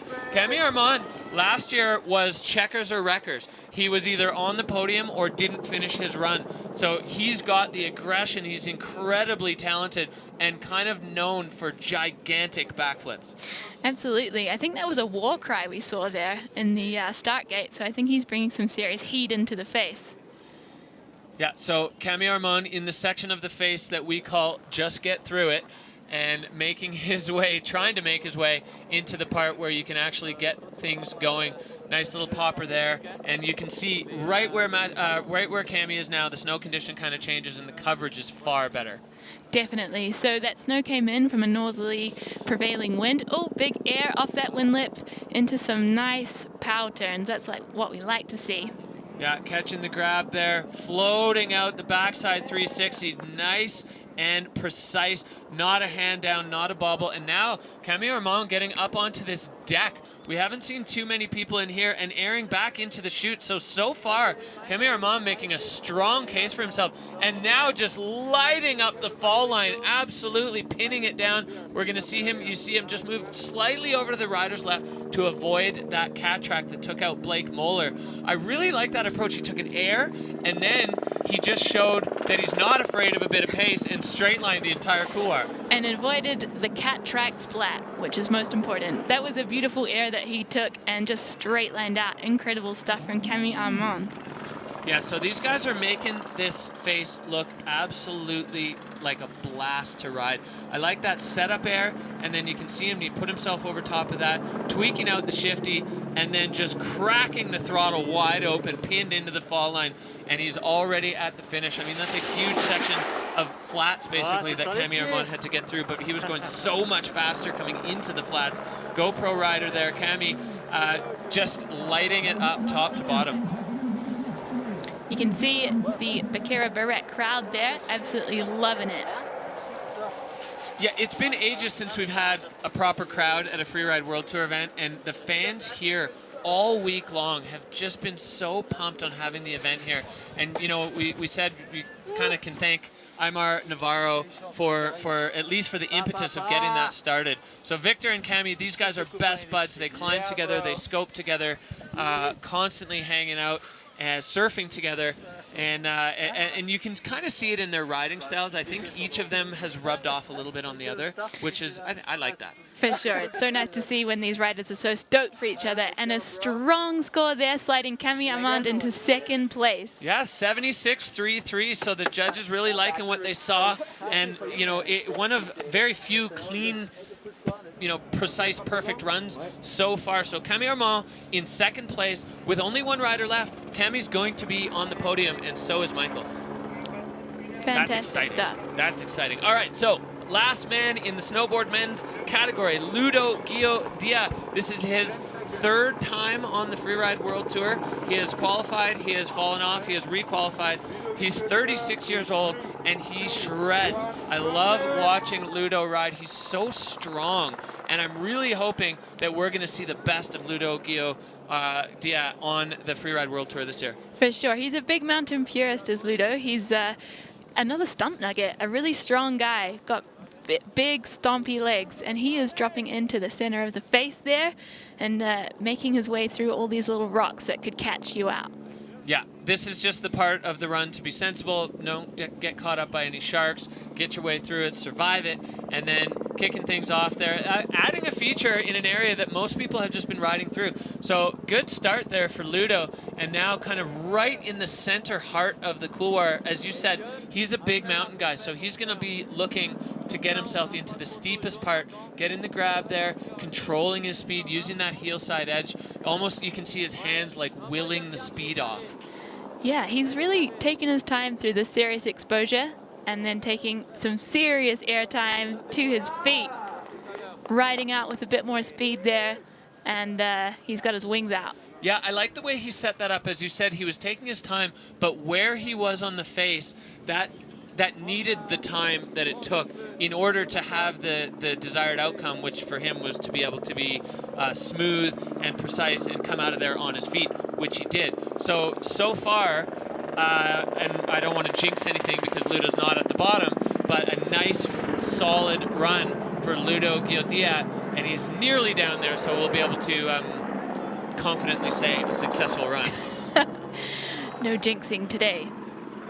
He is making his way to the start gate. Finish line.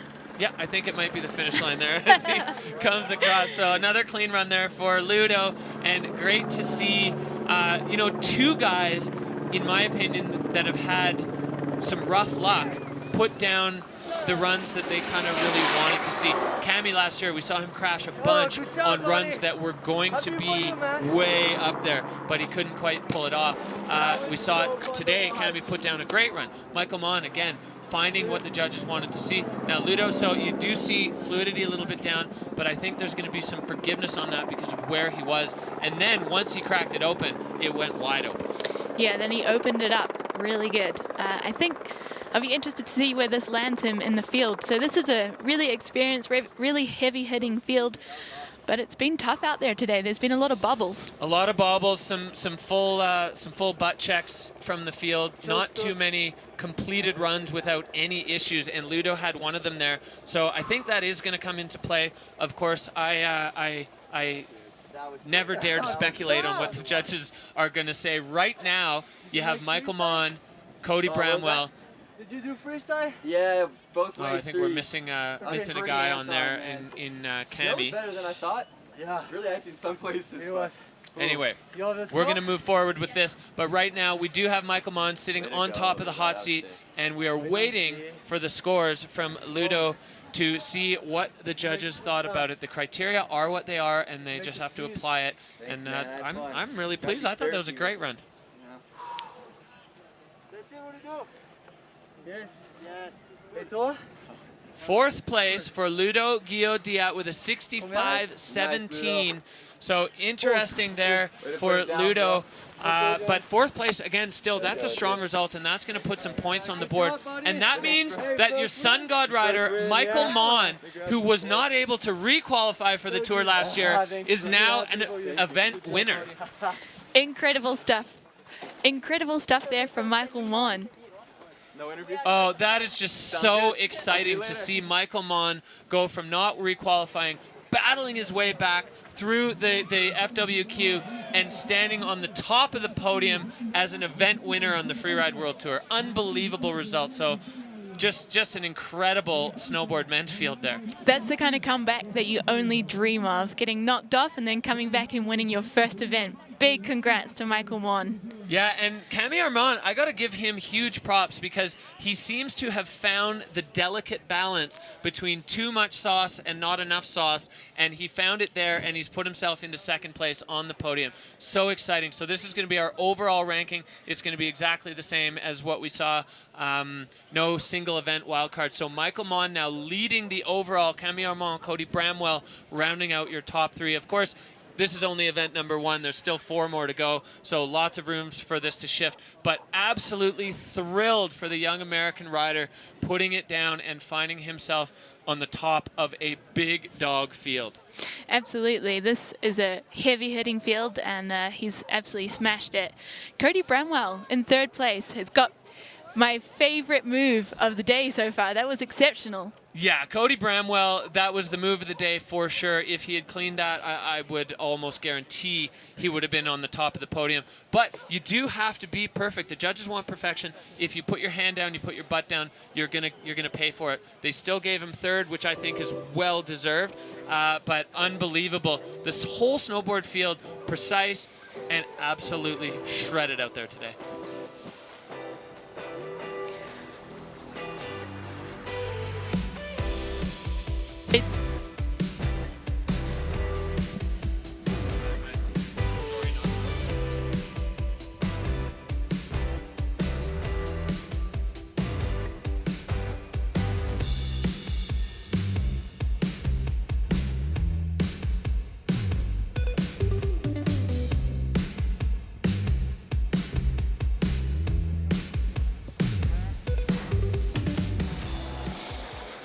Hey, all the snowboarding is done here in Baqueira Beret. The women and men absolutely lit it up, and we saw new faces on the top of both podiums, and we are moving on to the skiers. Ski women going first, and wow, this field has, I mean, there's 11 people in it.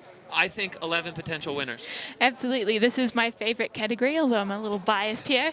And I cannot wait to see what they've got in the bag for us. Yeah, so let's just have a look at what got us here. What was the final result of last year in the ski women's category?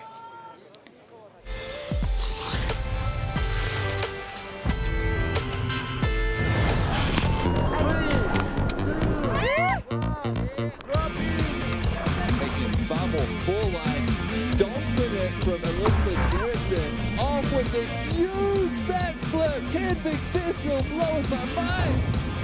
Wow, absolutely fire engine aggressive. What? No, that was so sick.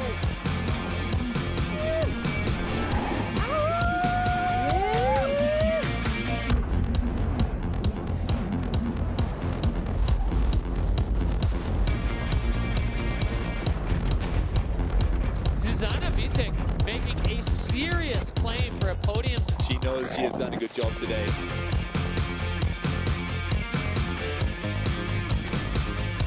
Perfect connection with the landing. Elizabeth Garrison, another really strong run. She's so comfortable.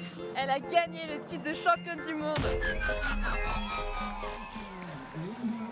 The ski women's field has had a buzz around it for the last couple of seasons. There are so many riders in this category who are just really pushing not only their own boundaries, but the boundaries of where the sport is going, and it's been so much fun to watch. What it does do is make it almost impossible to guess who's going to win. Take a look at this start list. I mean, we're starting off with a world champion. Elizabeth Garrison, our FWT21 champ, and she is kicking things off for us today. I think she's excited to see what the next season brings. So have a look here. 90% of you thought that Hedvig Vessel would be on the podium. 85% Elizabeth Garrison. And then Juliet Willman, the next highest at 43. So really out there in peak performance fun bet world, it feels like coming down to Hedvig and Elizabeth as it did at the end of last season. Absolutely. Hedvig, our fierce Norwegian competitor, is always really popular within the fun bets, and I'm looking forward to seeing what she brings for us today. So you see the champ wearing the maillot jaune, the yellow bib, as the tour champion, world champion. Elizabeth Garrison has, I think, a very interesting take on coming into this season. She feels like she has a standard that a world champion should sit at in terms of skiing, and she felt that last year she wasn't that, and so she wants to raise her game to match the standard she believes she should be achieving. So really excited to see what that means on snow. Absolutely. She's had a really strong early season, riding with lots of buddies, pulling a bunch of 360s every moment she can, and I'm excited to see what she brings to the tour this year. Yeah, Elizabeth has that just greasy, smooth style. She's always just, you know, she's stylish, getting a little bit wobbly there as the snow conditions change, but just now really coming into the heart of the run. And this is where things start to get interesting. The riders get through this, coming into this, we were calling it the cheese grater. You have to kind of just let go and point it off the end. So Elizabeth Gerritsen getting things started with a bang. Can she control? No. Digging into that crust. It's really hard, Anna. If you get your skis sideways in the snow, it's going to punish you. Yeah, it seemed that she got stuck into some little railroad tracks that just steered her off in the wrong direction, but she is pinning it out straight now. That was a really fast run, but I think she will not be happy with that control issue that she had off her first really decent air, but just didn't stick the landing. Yeah, and it kind of matches what we heard from the forerunners, where things are fine when you're in the fall line, but as soon as you put your skis across the fall line, put them sideways in this snow, it's either grabby or it's so icy that you can't pick up any edge and pick up any grip. So Elizabeth Gerritsen, let's take a look. It's so interesting. You get to here and you just have to gun it, pin it into the fall line. So she was relatively clean until it wasn't. Yeah, she looked beautiful coming off the lip there, looked absolutely in control, and then as she lands, you can see she just gets stuck in the wrong trajectory and just kind of high sides herself. Yeah, so one thing that I think we're going to learn from this right away is that controlling the speed that you pick up from your features is going to be critical for the success of these runs. Everybody wants to put down you know, a 3 or 4 feature run, but if you have a big dog at the top, are you actually going to be able to control your speed? Because as soon as you put your skis across the fall line, you're going to get throttled. Yeah, Elizabeth is typically building her line from a feature that screams to her, and I think that would have been the cheese grater in this instance, and then kind of builds a more complete line around it. Well, what we can say is Elizabeth went down swinging. That cheese grater move is big, and she went at it full throttle, as it needs to be. If you go too slow off that one, you land on rocks. So there's a big kind of risk versus reward on that one, and she went for it. But the speed control proving to be her undoing on that one, and I don't think that's the only one we're going to see in you know, have issues with that. Either you kind of have to make a choice. You try to close down the speed to get a feature, or you ditch the feature and end up essentially straight lining the rest of the face. Straight lining it from the cheese grater would be a really bold move. So we've got 56.67 points there for Elizabeth. She'll be in the hot seat as our premier rider. Yeah, so kicking things off there, the champ moving into the hot seat. It would be a bold move, particularly if it was not done on purpose. So heading right back up to the top, Tracy Chubb. Tracy's just got this natural joy in her skiing. She was a rookie last year, and she made her way into the finals, requalifying, standing on the podium in in Andorra. Tracy Chubb, she's got a bit of a freestyle-y vibe. She gets kind of buttery, you know, she's rolling off her tips, nollying around, and I think that the looker's left section of this face is really going to suit Tracy's ski style. So I wonder if she'll prove me wrong by not going there. Looks like she's moseying off in that direction, and she's already thrown her skis sideways to give herself a little white room and get excited for her line. She's moving over there with some serious pace. I'm looking forward to seeing what she is lining up. So looking like she's just above the cheese grater that we saw Elizabeth go down. And yeah, as I kind of suspected, getting into this slightly maybe more playful section, getting up on there, finding herself a nice little feature as she moves back across and catching this wind drift. So interesting interpretation. I kind of like that. She's piecing together a bunch of features across here and going back from looker's left to looker's right, getting up into this Christmas tree zone, popping off the end of that and stomping it. So Tracy Chubb back to back to back features, and she is out the bottom, smooth sailing through the apron. I like that one from Tracy Chubb. Yeah, I mean, it wasn't a totally four-line line, but I think she's laced together some really nice features there, and she made it look super smooth and playful, so I think the judges are going to like it. Yeah, and I think, you know, to your point of it not being fall line the whole way, that's kind of the only way that you can rack up more than about 2 hits on this face if you find yourself moving across the fall line. And especially the way she went from looker's left to looker's right, there's not many places on this face that you can do that. So credit to her line scoping there for finding the ability to move back across. A lot of people, once they start moving out to the rider's left, they just continue to get drawn there, and then they get stuck in the last gully. But Tracy, all the way across and then back to find a bunch more features. I think clever riding there from the second-year rider, sophomore. Yeah, I think. That's an American system that sure, I'm well, she's an American with. rider, so I'm going to apply it. But all smiles at the bottom. And once again, you know, we keep coming back to this, but just sheer relief. Freeride World Tour comp done. Now, you can breathe in the finish line and you can just go back over it with your friends. Here is her first air, really smooth, took it off the nose, and that Christmas tree is such a great way to find your air. She pre-ollies and just, rides out really confidently. She's smiling, she's got her thumbs up. Tracy Chubb is pumped. So let's see what the judges thought. 66.33 for Tracy.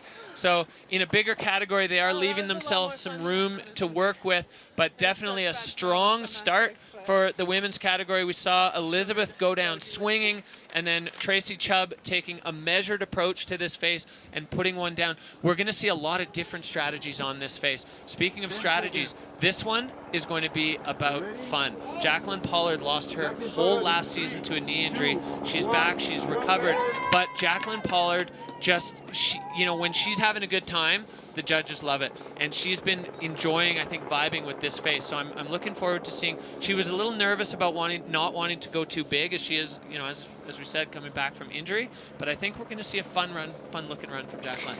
I don't think I've ever seen Jacqueline not have a good time. So I'm really excited to see her run today.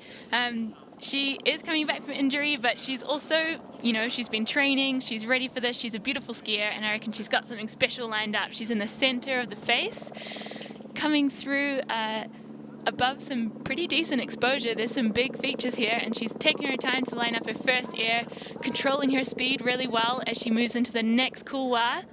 Yeah, and then using that wind drift almost as a spine coming up on. This will be the first one we've seen from that angle. And Jacqueline with a huge punch front. I wonder if that was a little bit deeper than she expected. So both skis off. Jacqueline Pollard wiping her goggles off. She is moving. That was a tough one. I'm not sure if the trajectory was just a little bit off, but going hard over the bars there. Yeah, that looked like a really tough air to land, and her bomb hole was quite close to the feature, so I wonder if bringing in a little more speed would get a better transition to land in.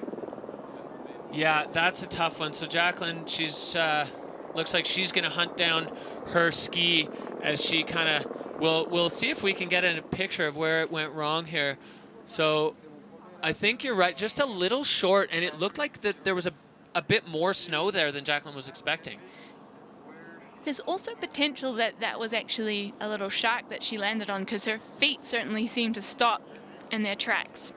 I think you're right on that one. A bit more pace is warranted to get over that and find your way over the rocks and into the transition. So that's a tough way to return to competition for Jacqueline Pollard. Jacqueline is a proven contender on the Freeride World Tour. She was fighting in her first year for the title and took an event win that first year at Kicking Horse. Unfortunately, today not going her way.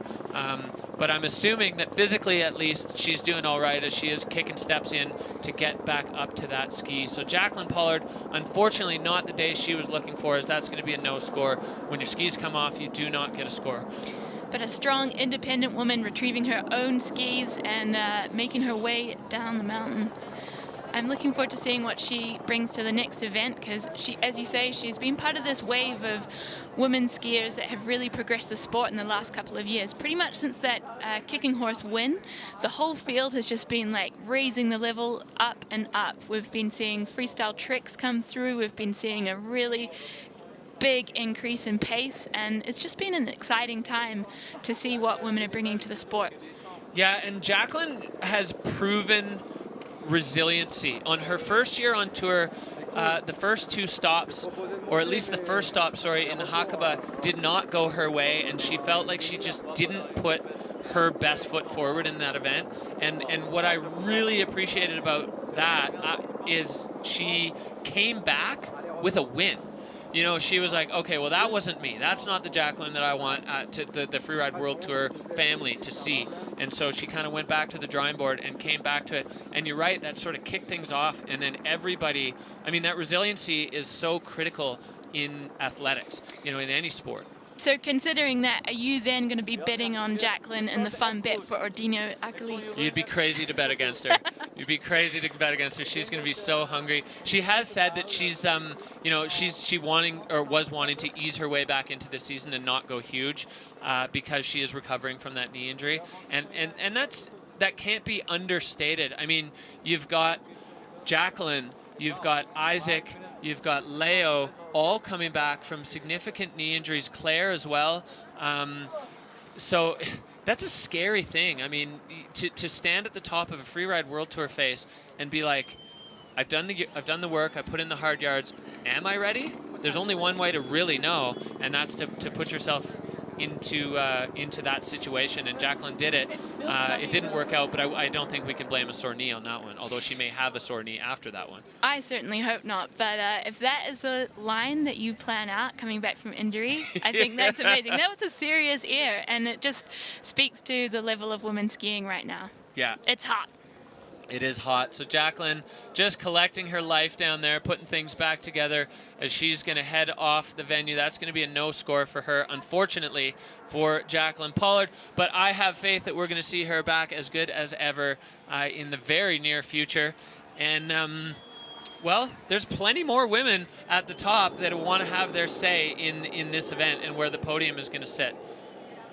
Absolutely. And the crowd are cheering her on, cheering her up, as she comes through to the finish line here. Yeah, big ups to the Spanish crowd, the Baqueira Beret locals, and probably, you know, from further afield have just really come out to support this event. So as Jacqueline makes her way off the venue, we go back up to one of the favorites. Hedvig Vessel has, in a single move, changed the mood at entire events. Last year in Andorra, Ordino Achilles, she was the catalyst for something that absolutely turned into a huck fest. So Hedvig Vessel, we haven't seen anybody skiing this scary peppery section this fast yet. Her technique on point, her head game, absolutely top notch. She's come from the moguls, from the Olympics. Hedvig Vessel is on one. I think that's what sets Hedvig aside from the rest of the field, is that she is a fierce competitor. There's something in her Norwegian blood that keeps her eyes on the prize at all times. Bringing in a little grab there and making her way into the western face. Here we go, Hedvig lining it up, and another grab. So keeping things smooth. She's got two big ones in this playful section, and now coming on top of the rib, Hedvig lining up, smoking off that one, and so far stomping. Now Hedvig, you can see she's able just to hold on to controlling the speed to where she knows she can let it go. So really smooth, calculated, smart skiing there from Hedvig Vessel. Impeccable control. You can see the strength in her legs as she just lays out those turns coming off that really big last air that she had. And that has a pretty short tranny, I think. So you can't bring too much speed into that last air that she hit, because you'll overshoot it and land on a flatter section. So she's planned that and executed it perfectly. Yeah, so let's have a look. She lays into that turn, gets the safety grab, and then all the way across on top of this rib, knowing exactly where she's going. Bang, as you said, stomp. And this is where my coach's eye, well, we're not going to see the rest of that, but my coach's eye really lights up. To make those turns in that couloir with that snow conditions, you have to stay over your feet. As soon as your hips get either behind your feet or on the inside, you wash out or you high side. And Hedvig, I mean, she's a trained professional mogul skier before she moved to freeride. Technique on point, and technique is what gets you through those tough moments. Absolutely. I think we're catching a little shade here from the crowd. They're throwing snowballs at the camera. The cheek of it. See how we go. So nervous moments now for Tracy Chubb as she just saw Hedvig Vessel, who is a proven event winner, throw down a pretty hot run. And is it going to be enough? Absolutely it is. 75.33 for Hedvig Vessel. The judges really digging what they saw there. And Hedvig, you know, she's growing, as we saw with, or discussed with Nuria. She's growing as a competitor. The maturity's come. We've seen her often just be like, what's the biggest thing I can backflip off? And I know that we're going to see that from Hedvig again this season, but you know, it's good to see a smart run, put one in the bag. Got to ski to the conditions. All right, so exciting here, 19-year-old rookie out of Tahoe City, Lily Bradley. She's fresh out of junior. She did 1 year on the qualifier, and just hanging out with Lily around the event has been so much fun. She's got a great attitude, love her mindset. She's one of the most hilariously sarcastic people I've hung out with, and that vibes well with me. So I'm really excited to have Lily on tour. She's bringing a great attitude and some really stylish skiing, and she's just bouncing through the salt and pepper section like it ain't no thing, and coming into the northwest aspect at the center of the face.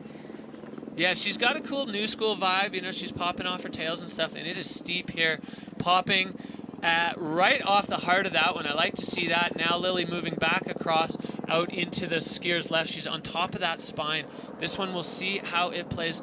This one took Jacqueline out, so a slightly different trajectory, getting way up high on the wall, almost riding it like a half pipe there. So Lily keeping it together. Look, I was worried she was going to get squashed there, but so far so good for Lily Bradley. She is holding it together, taking another nice last air and then laying it out into the open face. So I got to point out, Lily Bradley competed at the Junior World Championships.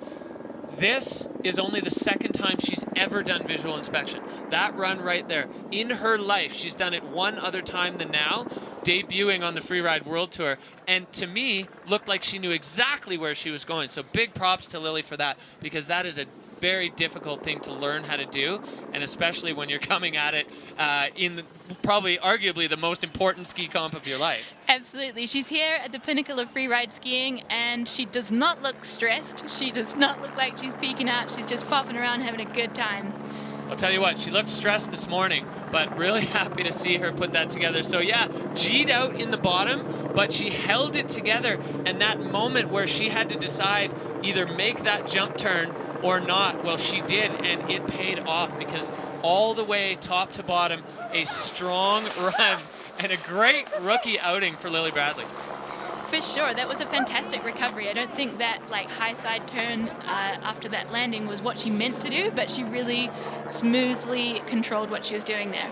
And I think one thing that it did for her is it allowed her to stay in control of her speed. The only other option there would have been to put both skis in the fall line in that couloir, and I believe if she had done that, she would not have been able to make it to her next air. So whether that was a game time decision or if that was the call earlier, solid and smart skiing. So Lily Bradley into third with a 62.67 for her very first campaign on the Freeride World Tour. Brand new to visual inspection. Great run for Lily. Congrats to her. That's fantastic stuff from the rookie.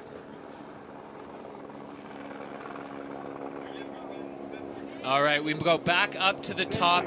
Dynastar rider Juliette Willman, 25 years old, third season on the tour. She stood on the podium for the first time last year in Arcolis, Ordino Arcolis, and like a wolf that gets a taste of blood for the first time, now she only wants to be on the podium. I love the way Juliette skis. You can really see her strong alpine racing background, and what I like about Juliette is I've seen her ski for years. I was competing with her on the qualifiers, but it's not been until last season that I really saw her put down runs that she's truly capable of. So I think, as you said, that experience is building within her skiing, and she's bringing a lot of heat to the Freeride World Tour. Yeah, I think she's on a great trajectory in terms of just improvement with line selection, with the sizes of the airs that she takes. I mean, she has incredible technique. Great way to kick things off up high on the face with a big air, and now just holding on to the speed. She was worried about the speed, but for a rider like this, speed is her friend. I mean, she grew up with the ski racing. She can ski fast, and she's showing exactly why. So another strong air there from Juliette. Just like that, bing, bang, boom, in and out.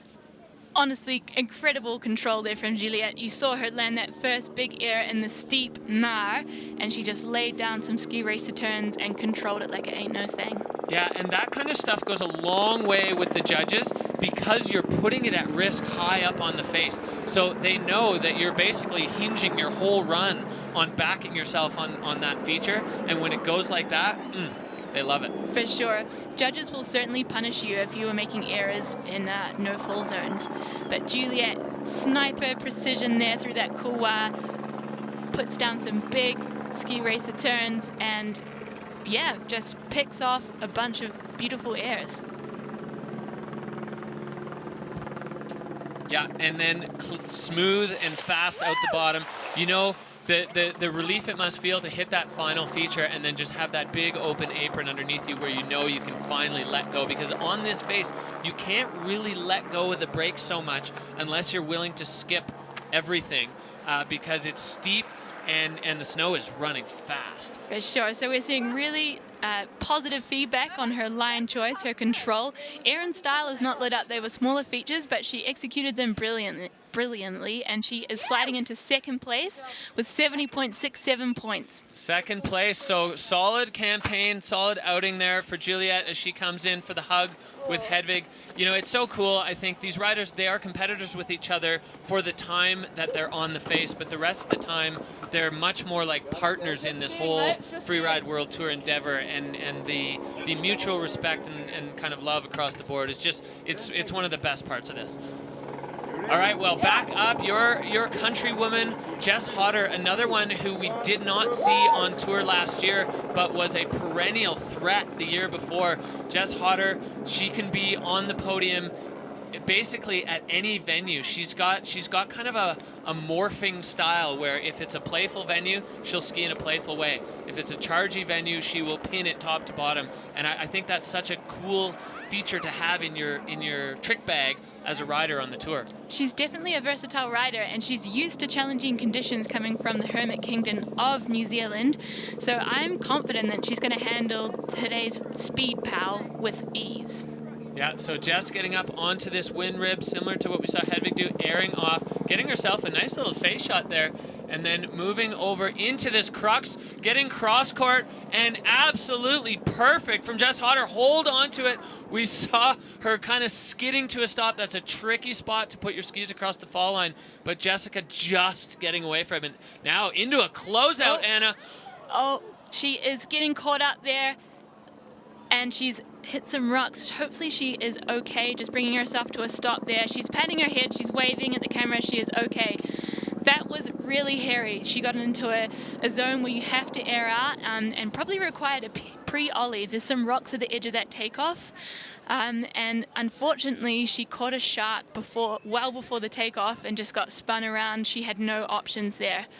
Yeah, you could see her hook up, and I really hope Jess is okay. I mean, she's moving around, so that's a good start. And like you said, we saw the head tap. Her equipment kind of strewn around her pole. Took a long ride there. So Jess Hodder definitely putting herself into the consequential section of this face, really putting it on the line there, and unfortunately coming unstuck and falling off a big cliff, giving us a scare there. Really happy to see Jess up and moving around. I think she's going to pop her ski off and hike up for the other one, because that's a pretty tricky spot for a ski ninja to get into. For sure. She looks of healthy body and mind, though. She retrieves her things, and I'm looking forward to what she brings to the rest of the tour.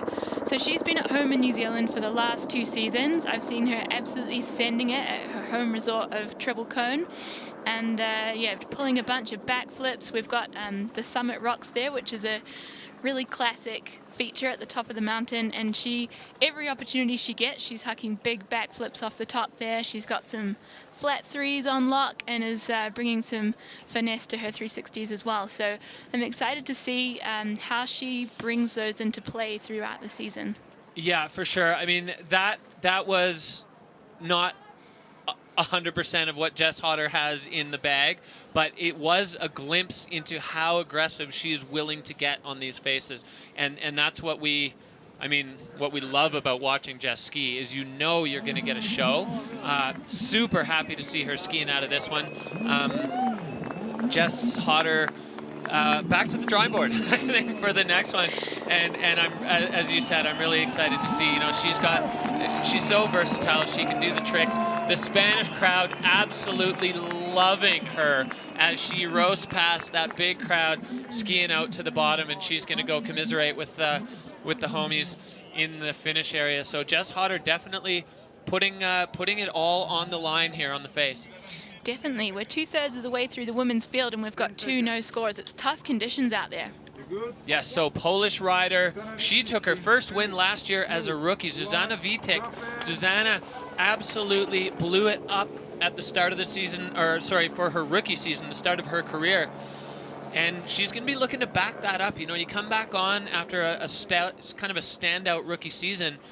What do you think? The pressure's more? I mean, I would say she's laid out a fantastic path for herself. She's blown everyone away with her absolutely amazing skiing under pressure as a rookie, and I look forward to seeing what she's got. Yeah, Zuza always skis with confidence. She knows where she's going, and she's got a great style. She's very smooth. So really interesting to see if she's going to head her way. Yeah, she's going all the way out to the skier's right. This matches her style to a T. She's got that playful, bouncy, poppy style that kind of, I think, is going to suit this side of the face really well. She will hit that windlet with some serious pace, but also skied past the cheese grater where other girls have made great work of it. Yeah, so now putting herself up onto this shelf, really not too many ways out here other than airing, and she's got the benefit of track to follow there from Hedvig and... Yeah, that was beautifully executed, probably following Hedvig's track in there, and perfectly finds the tranny and just rips through that couloir with some beautiful turns and is coming out onto the flats.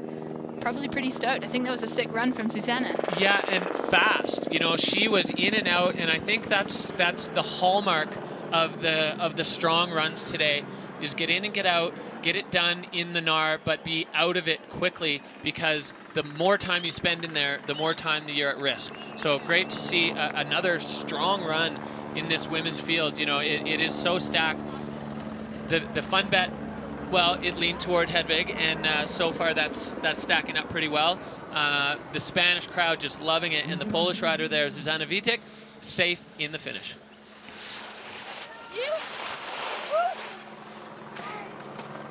So the judges will be comparing the way she has hit that last air to the riders that went before her. This is the... Well, basically a solid bar through all the criteria, about 3/4 of the way across. So the judges definitely liking it. Zuza getting the safety grab there, and then, you know, like you said, nice and clean. I like to see that good technique. You saw her get a little inside, and that move in that spot has taken other riders down. You got to be definitely on point with your technique on the face today. And Zuza got away with it, but she is at the bottom, and now her and Hedvig just trading stories of their runs on this challenging Baqueira face here at. So is it enough to knock Juliet out a second? It is 73.33, just nudging Juliet Willman down the rankings there. So Hedvig, a sigh of relief as another challenge is fended off, but there's still plenty of talented riders on top. And speaking of talented riders, this young lady out of the Whistler Freeride Club stormed onto the scene last year with 2 win to explosion runs.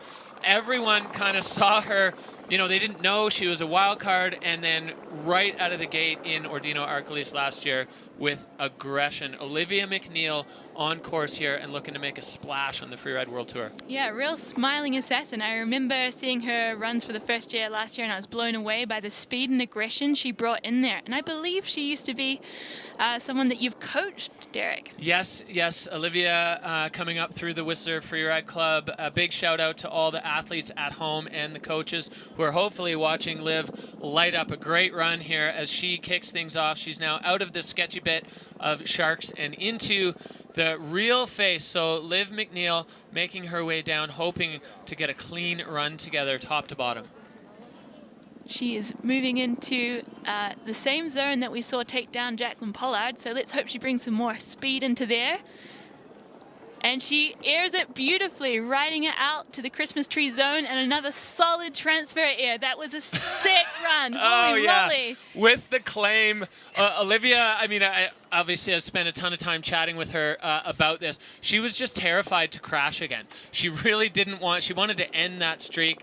And for her, even up through juniors, it was always a matter of finding the balance between way too much and actually completed runs. So for Olivia McNeil, that's going to be a huge relief. You know, she had some sizable airs in there, but clean and on her feet. So that's going to be a big relief for her as a young rider, that she's actually capable of going top to bottom.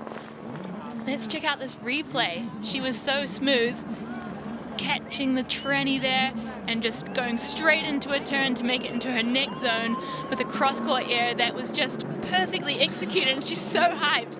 I love the enthusiasm from Olivia McNeil.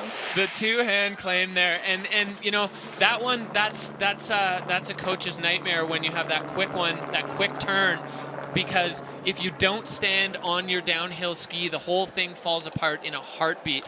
And Liv holding on to it. So the judges, or the video judge anyway, absolutely lighting up the bars. And what will we see? Olivia McNeil moving into first place with 80 points. So wow, this is, I can't even imagine what this feels like, because Olivia has worshipped Hedvig Vessel since she was a young girl, and for her to have this exchange, it's just an incredible moment on the Freeride World Tour.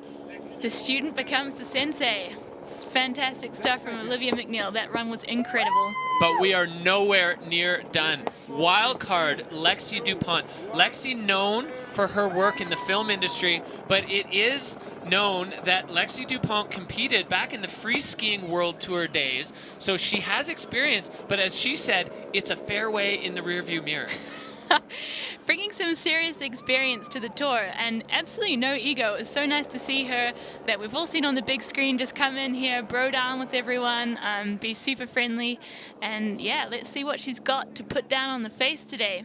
Yeah, you know, I've been kind of watching the film evolution of Lexi's ski career, and one thing that I think is going to translate well, film skiing still requires visual inspection, and that skill, that talent, you can't underestimate it here, how important it is. But if you know how to do it in a film, then you know how to do it in a competition. Now, often in film, you're going to have perfect powder, because you're probably not going to go filming on a day where it's not that. But Lexi making her way through this really steep section, finding her way off that wind drift, and just kind of ticking the boxes here for the judges.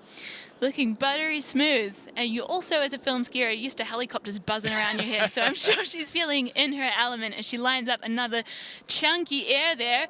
4-point landing and just cruises off, looking super relaxed. I think that's a solid re-debut on the World Tour for Lexi DuPont. I really like the angle she hit that last air at, you know, straight off the nose. The judges notice those details. If you have a feature and you chip off the side of it, you know, there's a range, there's a scoring range, versus if you pump it right off the nose without hesitation, you can really kind of change the vibe and the way it looks, right, to the judges. When they see you busting right off the nose, that kind of commitment, they like that. That goes into the boxes for sure. It shows that you're backing yourself and that you're trying to put on the best show possible for all the fans. Yeah, that one, and you can see her just kind of tweaking it out, and then boom, the squats, the Pilates, the deadlifts all come into play there. Those landings, you know, you have to be strong. These riders, while they are free riders, they are athletes, and they are strong and they are fit, and Lexi is no exception to that. So another huge release. She's stoked to be down, be clean, control right through the roof technique. She comes from the racing background, similar to Juliet. You're gonna see the technique scores high. Yeah, the lowest category there is air and style. I think she had maybe not as big features as Hedvig and Olivia McNeil, so we'll see what the judges make of that. But it was beautiful skiing, going through some serious exposure. I think she's done fantastic for that run. Yeah, and she had a lot of them. She had a lot of them, and line score, I mean, you can play both sides of that game. You can put a whole bunch of little features together, or you can do the one or two big ones like we saw Hedvig and and Olivia, and both of those can do well. So 7th, 59 even for Lexi Dupont. So I think you're bang on. That's going to be a line score thing.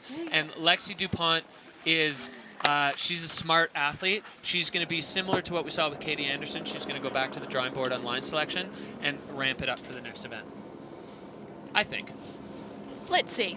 Fun bets are on. Fun bets are on. So we go back to the top for the last woman in the start gate, Sybille Blanjean, the rider out of Verbier. She was the only woman to qualify on the ski women's side out of the European Region 1, and winning the Tour.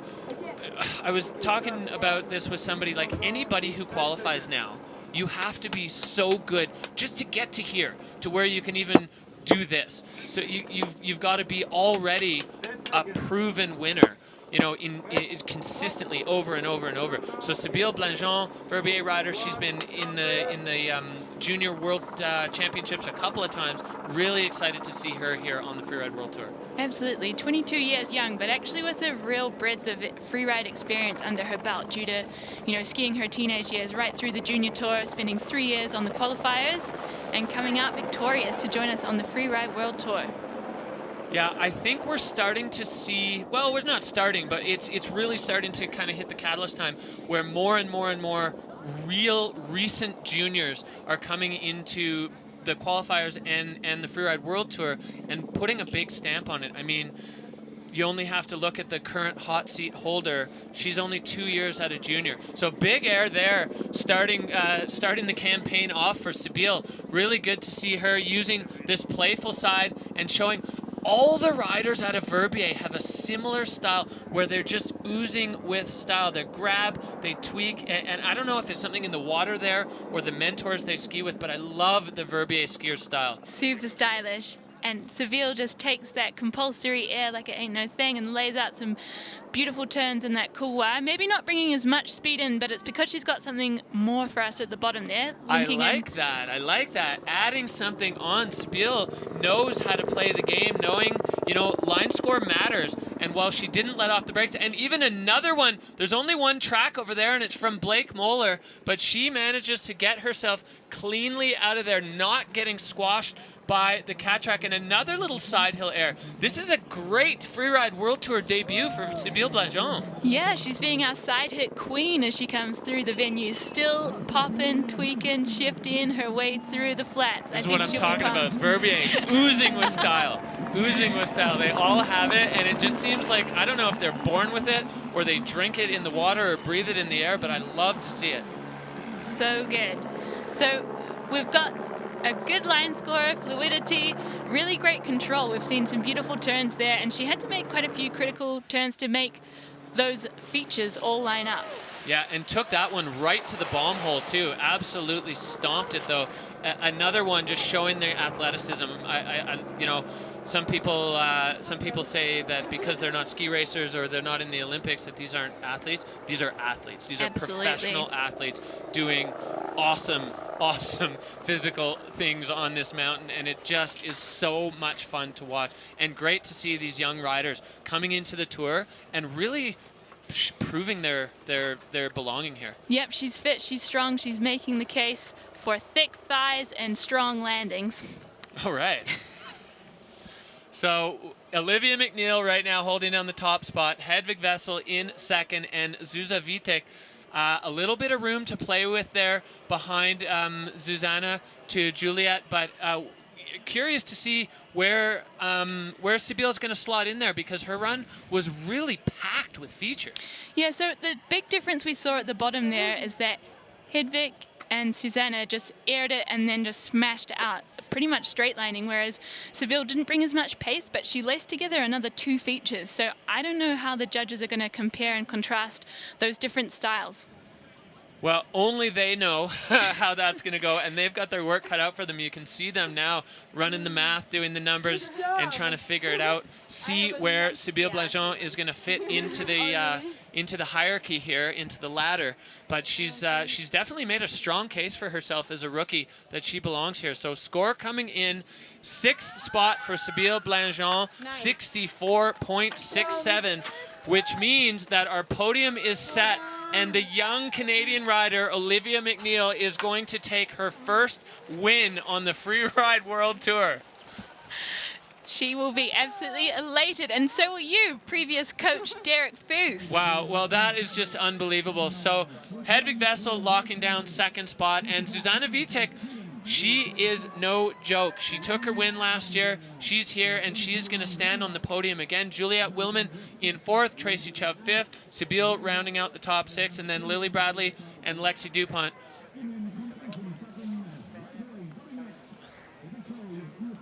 All right, we're going to jump down to the finish area. Liv, top to bottom, solid run. Your first win on the Freeride World Tour. How are you feeling in this moment? I'm feeling really jittery and just really glad to be back to landing runs again. Nice. So we saw you come into the Freeride World Tour last year with total speed and aggression and a few spectacular explosions. How did you find the line between that speed and aggression and landing the run? Well, I'm definitely hoping to put forth that speed and aggression and more going forward. I got new boots. New boots? New boots that have a sole to them so my skis aren't just blowing up.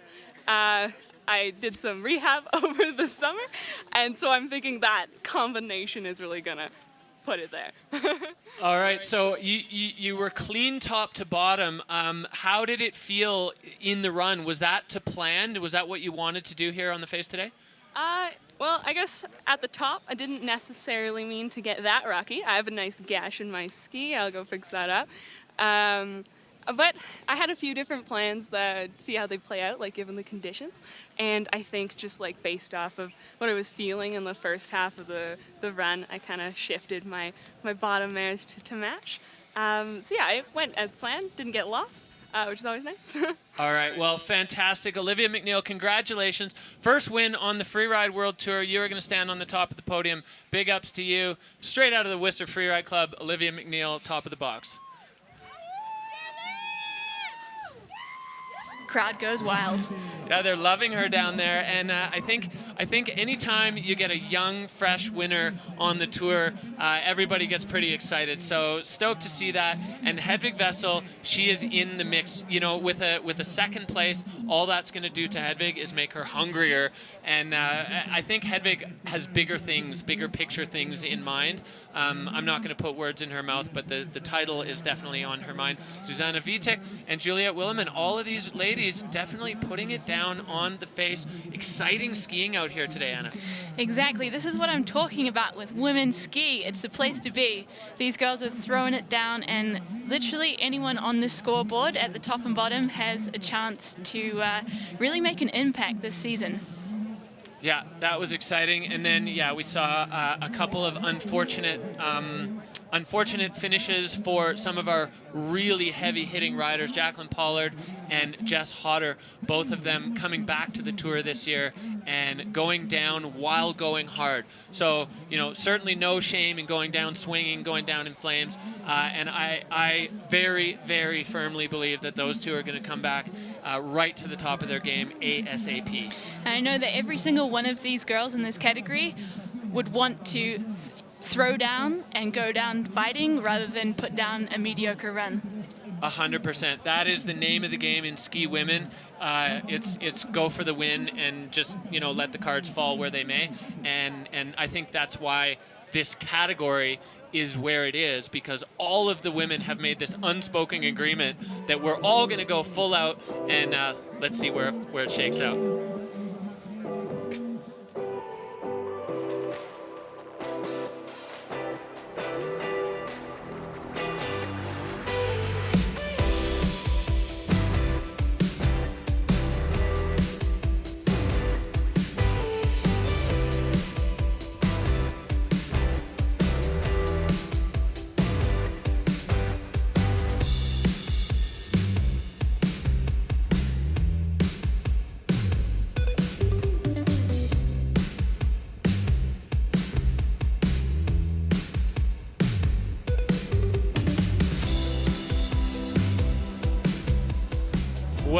We have kicked things off in the ski category with a spectacular show from the women. We only have one group of people left on the top of the face, and that is the ski men, and there are a ton of them. The start list stacked top to bottom with talent. Another one of these groups where you've got rookies, you've got veterans, you've got just a plethora of talent, and impossible to choose who's going to win because it could be anybody. Absolutely. Kicking us off today, we've got Blake Marshall out of Queenstown, New Zealand. We've seen some pretty wild runs from him. He was the only Kiwi who made it out of the Hermit Kingdom for FWT21, so we're looking forward to seeing what he's got. Who else are you looking forward to watching today? Well, I mean, Maxime Chablot, he's a young Swiss rookie. We watched him in the Verbier Freeride week last week in the 2-star go 360 backflip, 360. Incredible freestyle bag of tricks, and the kid is an athlete. He's an absolute unit. He's a junior world champion at freeride skiing and kiteboarding, and he's got a big appetite on this face. So I don't want to give anything away, but I think it's going to be spectacular. So definitely looking forward to that. Can you believe that this thing that we call the Freeride World Tour has been running for 15 years? 15th anniversary. We're living it right now. 15 years. Oh, yeah! 15 years of action, of passion, of progression.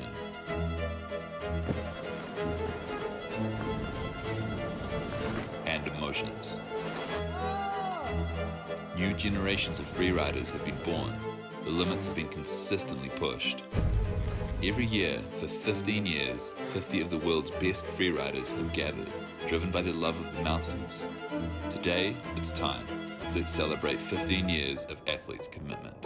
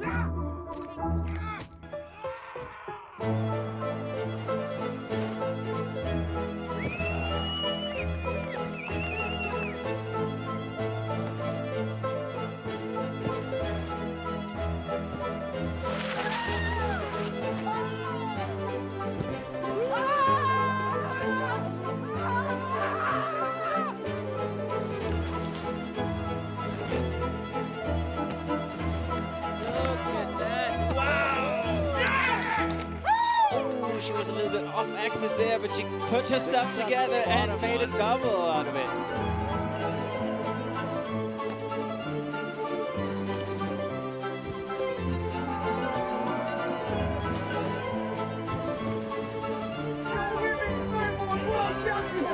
Oh, yeah!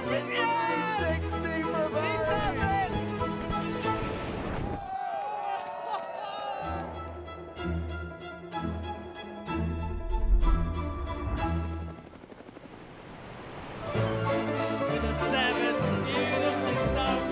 Lining up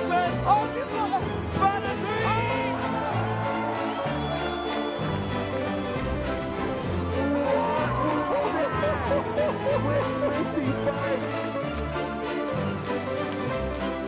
Teeing off with a huge backflip. Launching a 360, perfect landing.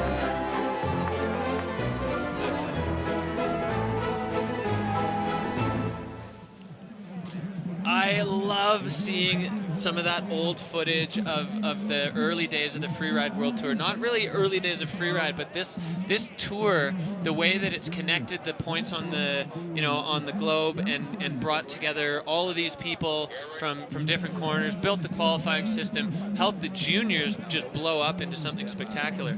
Magic. As you were saying, we're seeing a lot of juniors coming to the top of each field, and I think it really speaks to the pathway that's being built around the freeride community. It's really raising the level in our sport. Yeah, it's so exciting, and you can see these people are excited too. The Spanish fans here in Baqueira Beret absolutely loving the show. They are cheering their hearts out for the stomps, for the crashes, for everybody. They're just so behind it. They're so into it, and I think they're so stoked to have this in their backyard. This is just so far, I mean, we're only 3 categories in, a fantastic addition to the Freeride World Tour. Absolutely. The riders are bringing it. We're seeing no mediocrity. They're just out on full send and some challenging conditions in a brand new face. Yeah, so cool to see. And this face is really living up to the hype. You know, we did see, or hoped we would see, success in different parts of the face, and that's totally panning out. You know, Hedvig and Olivia were completely in different places on the face. The snowboard men, I mean, where Michael Mann went, nobody else went. Nobody wanted anything to do with that, versus where Cami went. So cool. So we're moving forward into the ski men's category, which is absolutely stacked. We're going to take a quick look back at all of the things that got us to this point last season.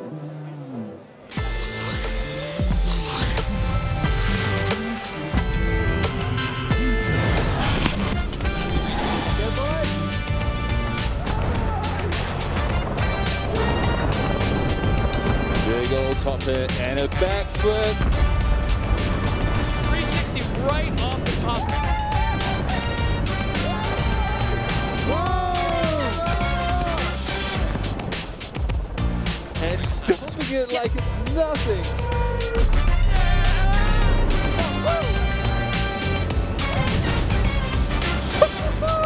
Yes!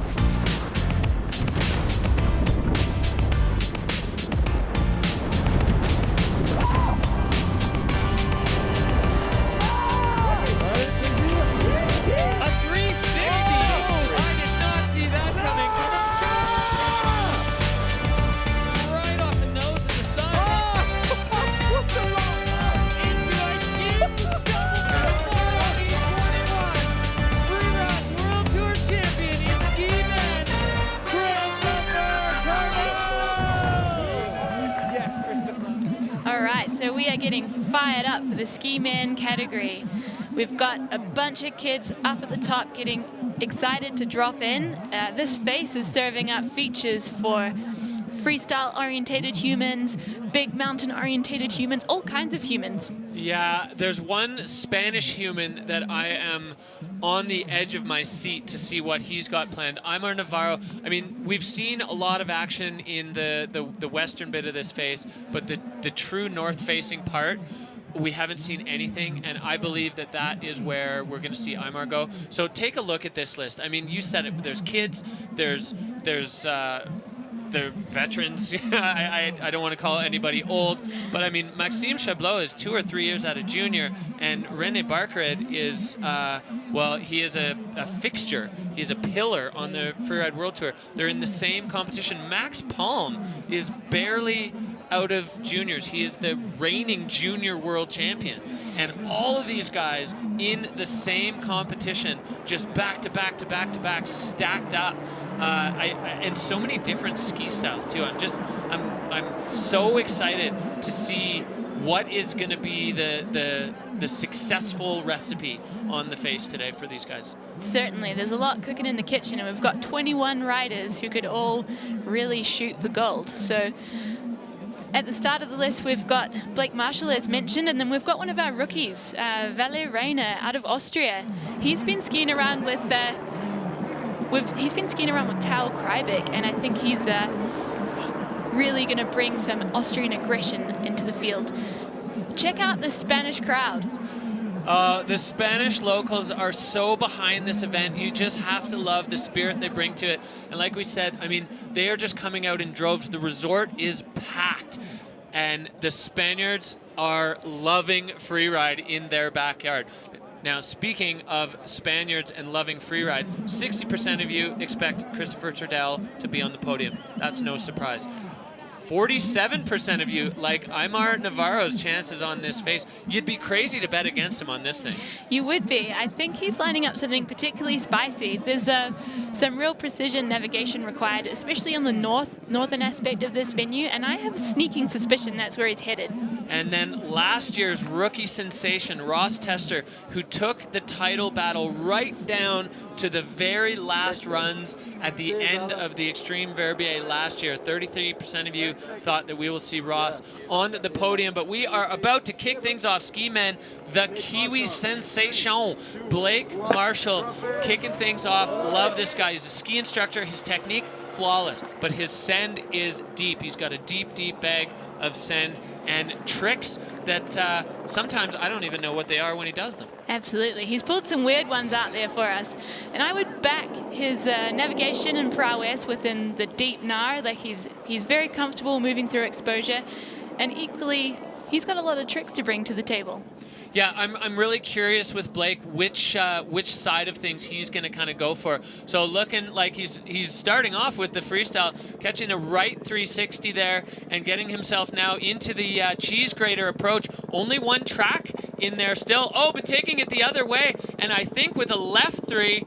And now a massive right 3. So Blake is 10 seconds into his run, has 3 360s already, I'm pretty sure in both directions, and now getting himself up onto this closeout section. Well, we wanted to know which way he'd go. Turns out it's both. Yeah, absolutely. So we talked about the tricks. Now he's bringing us into the Nar with a massive air out of that zone.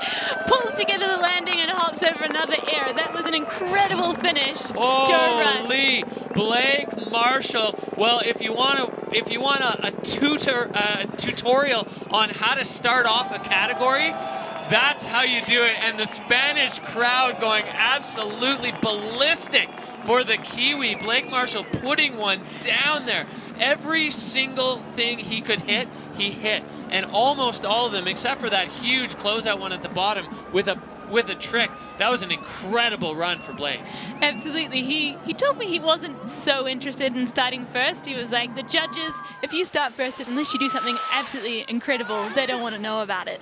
So yeah, he's packed so many features in there, and a lot of freestyle and a lot of pure big mountain prowess. All right, so right 3 straight off the top, then into the cheese grater, spinning the other way, and then let's see here, another right 3, corked that one, getting his skis vertical.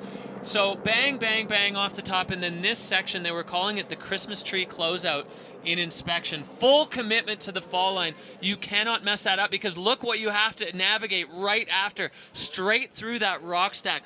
All categories jacked to the roof. Blake Marshall, he's put the judges in a tough spot with doing that as a first run, because they need to leave room for other runs, but how do you leave much room over top of that? And check out this line. He's got a few squiggles on the top there, but then it's just straight down to the finish.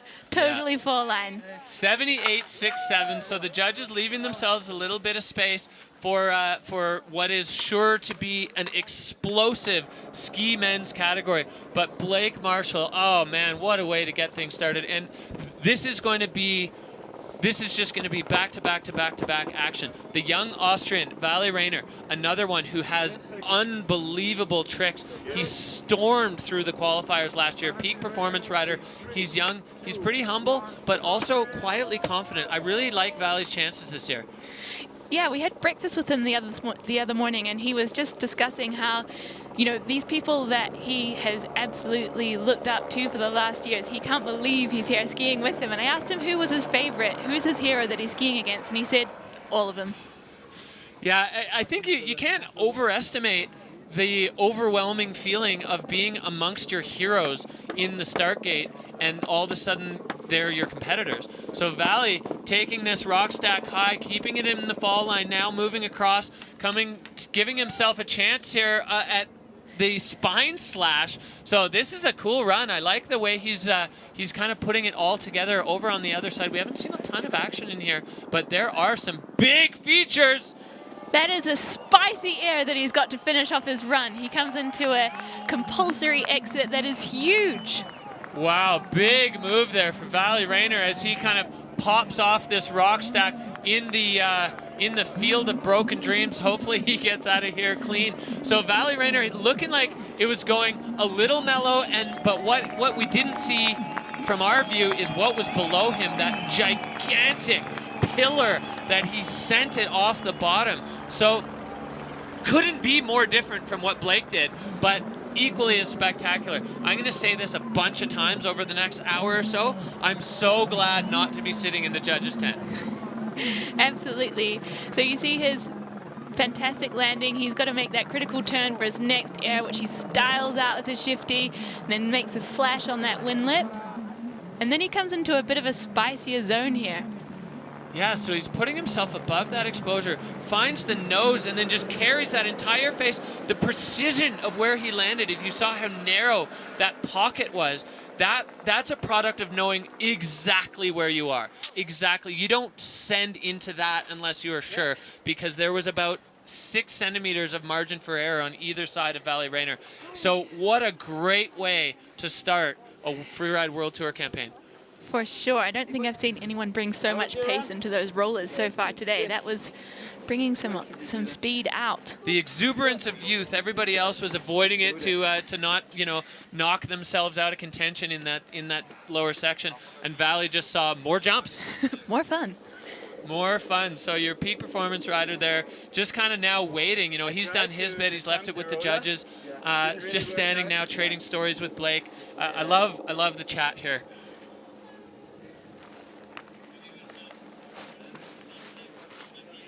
All right, well, we've clearly missed the chat as we're silent, but Valley waving to the fans at home in Austria. Great to have another Austrian rider. We lost Tao Kreibach. He didn't re-qualify, but Valley putting himself in the mix, so it'll be fun when we go to Fieberbrunn and you have Valley Rainer. Yeah, right, so second spot there for Valentin Rainer, 77 even. Pretty close, but the judges deeming what Blake did just a little bit better, and I think it's going to be so tight all the way through. So back to the top, former Freeride Junior World Champion. We have 4 of them in the mix right now. Jacqueline Pollard, Maxime Chablot, we have Ross Tester and Max Palm. All have been Freeride Junior World Champions, all in the field right now. This guy sends. He's so strong. Also, junior kiteboarding champion, world champion, sorry, not just champion, world champion. Look how fast he's kicking things off already, Anna. He's feeling groovy, dropping in on his World Tour debut. And I must say, he's got quite a moustache for a junior champion. Well, he's not the current junior champion, so he's had some time for the wispy teen stash to really fill into the full manly glory that it holds today. So Maxime now getting things going. He's way up high on the face, out to the far left side, Looker's left side, looking like he's going to be lining something up. 360 off that wind drift as he continues to fire his way along with pace. You did tell us that this kid had a lot of tricks in the bag for us, and you were not wrong. That was so laid out and could not have been more to bolts. And another opportunity getting up on top of this stack. So Maxime Chablot's not even halfway into his run, and he is looking at a gigantic cliff below him as he pumps right off the heart of it. Wheelies a little, but able to keep it together. Maxime Chablot, another completely different run than anything else we've seen. All 3, we're 3 men deep, and we've seen 3 runs nowhere near each other on the face. I love that about this competition face. The Perceiver venue. Oh, another field into another backflip into the field of dreams. Yeah, you know what? The dreams aren't breaking down there, and I will happily eat my words if we see a bunch of success in that zone. I mean, it's a lot of risk. But there is reward in there, and Maxime Chablot throwing out the backflip at the bottom. That was another great run, filled with freestyle. Pretty exciting. I think that's a pretty strong debut from Maxime Chablot. Let's check out the first 3. Smooth as butter, and he banks over to the next wind lip. And this serious gnar. Yeah, Andrew Pollard was calling that the fork because of the way the 3 tines kind of stick up. I think Max was just slightly downhill of the actual fork part of it. And then that one, yeah, really, really risking it at the bottom with a backflip, but backing himself. So great debut. We have 2 rookies who have just debuted back-to-back in spectacular fashion. I think the judges are going to like this, and they love it. 84 for Maxime Chablot, junior world champion, ran the table on the qualifiers, and now putting himself in the conversation for a win on the FWT. Now, we're 3 guys in, so that conversation is very, very new, but I got to give him a ton of credit for that run. Incredible stuff there from the rookie. We've got another Kiwi up in the start gate there, Craig Murray, who's spent the last season at home in New Zealand, and now he's ready for it. Well, Craig Murray is a walking human highlight reel. Every time he drops into a run, something amazing happens. He just has a certain way with the mountains of picking lines out that other people don't see, and then applying tricks in places where tricks really shouldn't go. Definitely. We're used to seeing some beautiful transfer airs. He really has a snowboarder's eye for the mountain. He's super playful. He's got a lot of tricks on lock, and also I'd back him in the deepest of the Nar. Yeah, absolutely. So again, right there where tricks shouldn't go, 360ing into the rocks and then flying another cork 3, dead stomped. So he's 2 in and 2 down, and right off the nose, spinning the other way, Craig Murray, bang, stomping. We're 3 360s, nuking off that nose. Craig Murray, the human highlight reel, top to bottom, making such short work of that. The crowd up here is going absolutely ape poop. They are loving Craig Murray's run so far. Unbelievable. The Ski Men's Field truly living up to the hype. What a return to glory for Craig Murray. I'm so hyped for him. I'm beginning to wonder, actually, if there's some kind of pact amongst the Kiwi riders to do like 3 360s. Is that a thing? Well, if you're going to do 2, you might as well do 3. So, if you're going to do 1, you might as well do 2, I guess. I mean, who's counting? Who's counting? Well, the judges. The judges are counting. That was just a crazy good run for Craig Murray. I had a good chat with him, and he said he's sort of changed his mindset and wants to just do runs that he thinks will be fun, and he hopes that the fun will translate into scores. I gotta say, I mean, that was just incredible. That 3 into that tight pocket. I mean, we're going to run out of numbers. And then this one so corked, landing absolute bolts. Craig Murray, he is truly the human highlight reel. Incredible stuff. Between those first 2 360s, it was really one turn, right? Like, there was no room for error. There was no room for winding up your second one. He just smashed through it. Yeah, and we're running out of room on the judges' scale there. So Craig Murray with a 90, moving himself into the hot seat. Maxime Chablot, he had a nice visit there, but you know what? Craig's saying, hey, rookie, no, Daddy's home. I'm here. And Craig Murray taking his spot. He spent a ton of time in that hot seat, and he is walking right back into a comfortable spot. But Max, absolutely great debut for a rookie. He's not going to win today, but he's going to be proud of that run. Incredible stuff. Who have we got next? Well, we're back up to the top with a veteran, a wily veteran, Baqueira Beret. He's kind of the epitome of evolution. He is the big mountain master. He's the mayor of Stomptown. Nobody does it better than Baqueira Beret. But he's got tricks, he's got flips, he's got spins. You never quite know which way he's going to go, and he can kind of evolve it either way. So I'm right now really curious to see which is it, left or right? Is it playful or is it scary? Absolutely. This is what I really respect about Raina's riding, is that it was only in his mid-30s that he began to incorporate backflips and freestyle tricks. Like, that's amazing stuff. Old dog's new tricks, he's got it down, and he's moving through with serious pace. Laying out a backflip, but a little bit short. Looked just a touch too casual, I would say. Maybe he thought he was going to have a bit more air on that. But yeah, just coming up short, catching his tips. I think he's still got both skis on. Unbelievable. Yeah, I what mean, are those dins on? That's 100? Yeah, the Dynastar rider. Look behind us there, cranked to 1 billion. Not sure what he's looking for. Maybe he lost his GoPro. He's got both skis and both poles. Yeah, he's just digging for the GoPro. So Baqueira Beret, unfortunately, unstuck on the backflip there. That's too bad. So interesting to see, though, embracing the freestyles. I mean, he didn't take it to his feet, but he can. We've seen it before, and we'll see it again. Reina Baqueira. I wonder if that's going to get into Reina's head now, because that's 2 comps in a row that have been blown by failed backflips. One over-rotated and one under-rotated for Reina Backflip Baqueira. You got to cook those backflips just right. Not too much, not too little.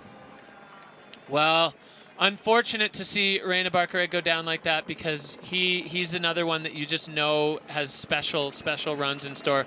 But the crowd here loving it. I mean, I just want to put a huge thank you out to the people of Spain, and specifically the folks here in Baqueira Beret, for hosting this event. It's just been absolutely magical, and the spark from the crowd, the massive crowd, it's absolutely electric on slope here. For sure. It really adds to the vibe, and it gets the riders fired up to throw down. And throw down they have. So we've had 4 banger stomped runs. Reina Baqueira going down, but he was getting ready to put one down. Let's see if we can dissect this, Anna.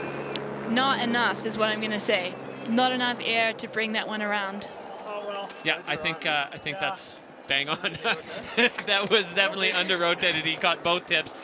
There's no 2 ways about that. That's all that happened. So quick discussion there with Craig as they kind of go through and have a look at just the spectacular backdrop of this Baqueira Beret mountain venue. It's so incredible, and I love that it offers all of these different ways of expressing the riders expressing themselves on this mountain. Boom, we are straight back into it. A rookie from right here in the zone, Abel Moga, 21 years old. This kid, another guy that I've seen at the Junior World Championships, his runs there were Navarro-esque. Fall line, pinned, bang, bang, bang, blink and you miss it. So I expect that we're going to see him moving into the heart of the NAR, and it certainly looks like that's the way he's going. A tiny man on a massive face, and right now he is above a whole lot of possibility. So really excited to see where Abel ends up. A whole lot of possibility and a whole lot of exposure here, but he is skiing through like it ain't no thing, lands a really consequential air and goes straight into another over the wind lip. He's skiing beautifully through this couloir, and he's not done yet. Wow, Abel putting himself on top of this massive pillar. Bang, he's got it to his feet, and he gets around that lower rock stack. That was huge for the Spanish rookie, and the crowd is losing their minds down here. Abel Moga, home field advantage? Absolutely. I mean, the pitch of the crowd was really increasing as he just got into the start gate. And as he moved through this incredible run, it just got louder and louder and louder. Abel Moga is making his home resort so proud right now. Oh, that was just spectacular. Look at them. They love him. Abel, you are loved here in Spain. The home crowd backing you. That was far and away the biggest air we've seen on this face yet. When we get to the replay, I mean, looking back up live at where his track goes, it doesn't even make sense. So fast, the ability to catch that transfer, and look at this turn, standing over quick feet and then lighting it up, just juicing the pace. Now, let's watch this one, Anna, because this is mind-blowing. That is the biggest air we've seen today, I think.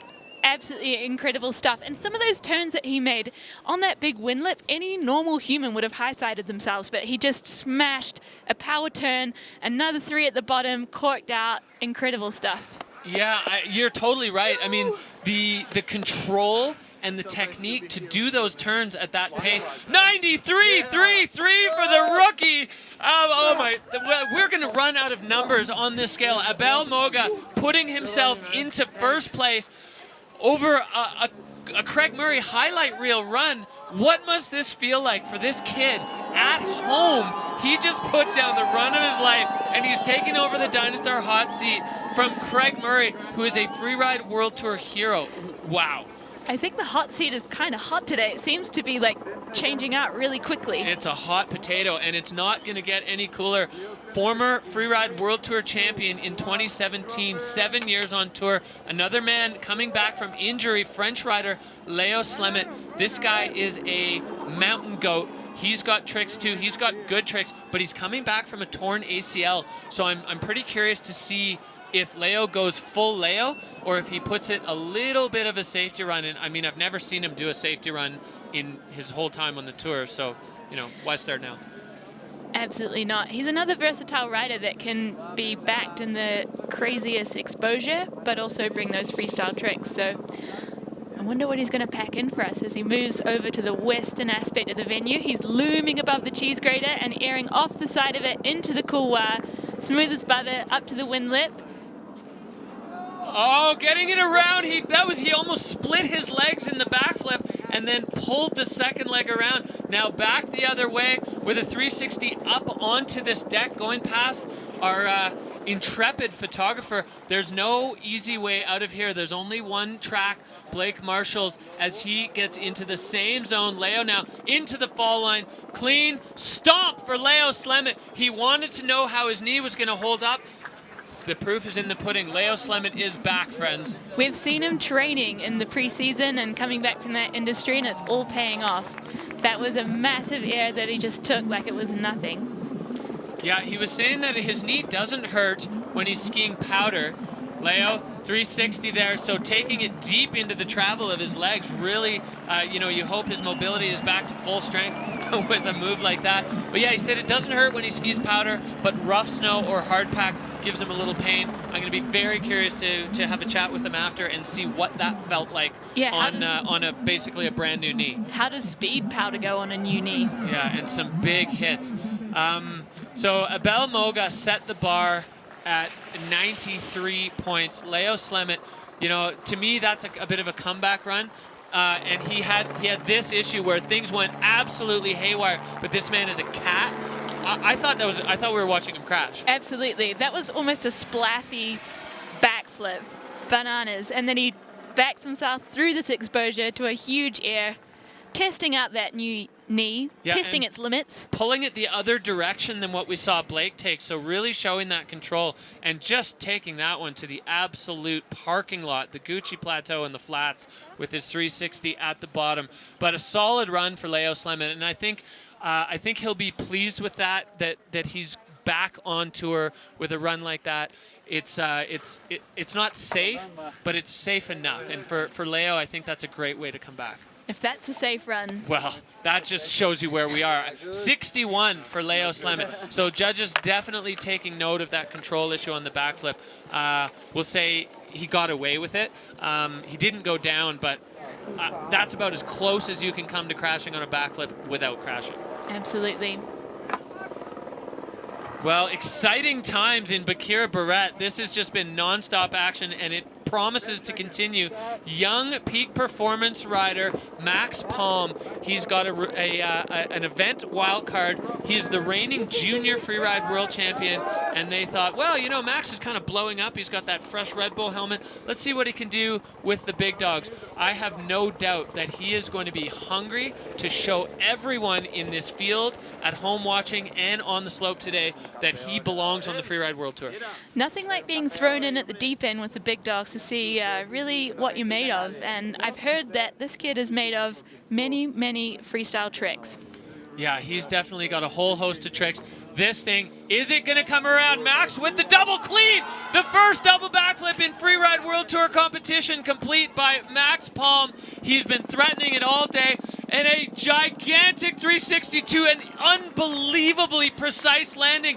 Another huge air over that rock stack and the claim.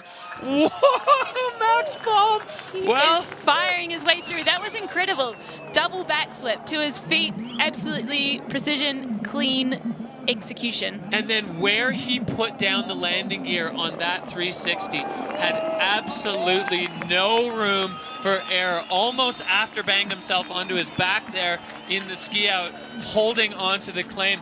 Max Palm wears his heart on his sleeve. His emotions are not a secret to anyone, and he is the happiest man in Spain right now.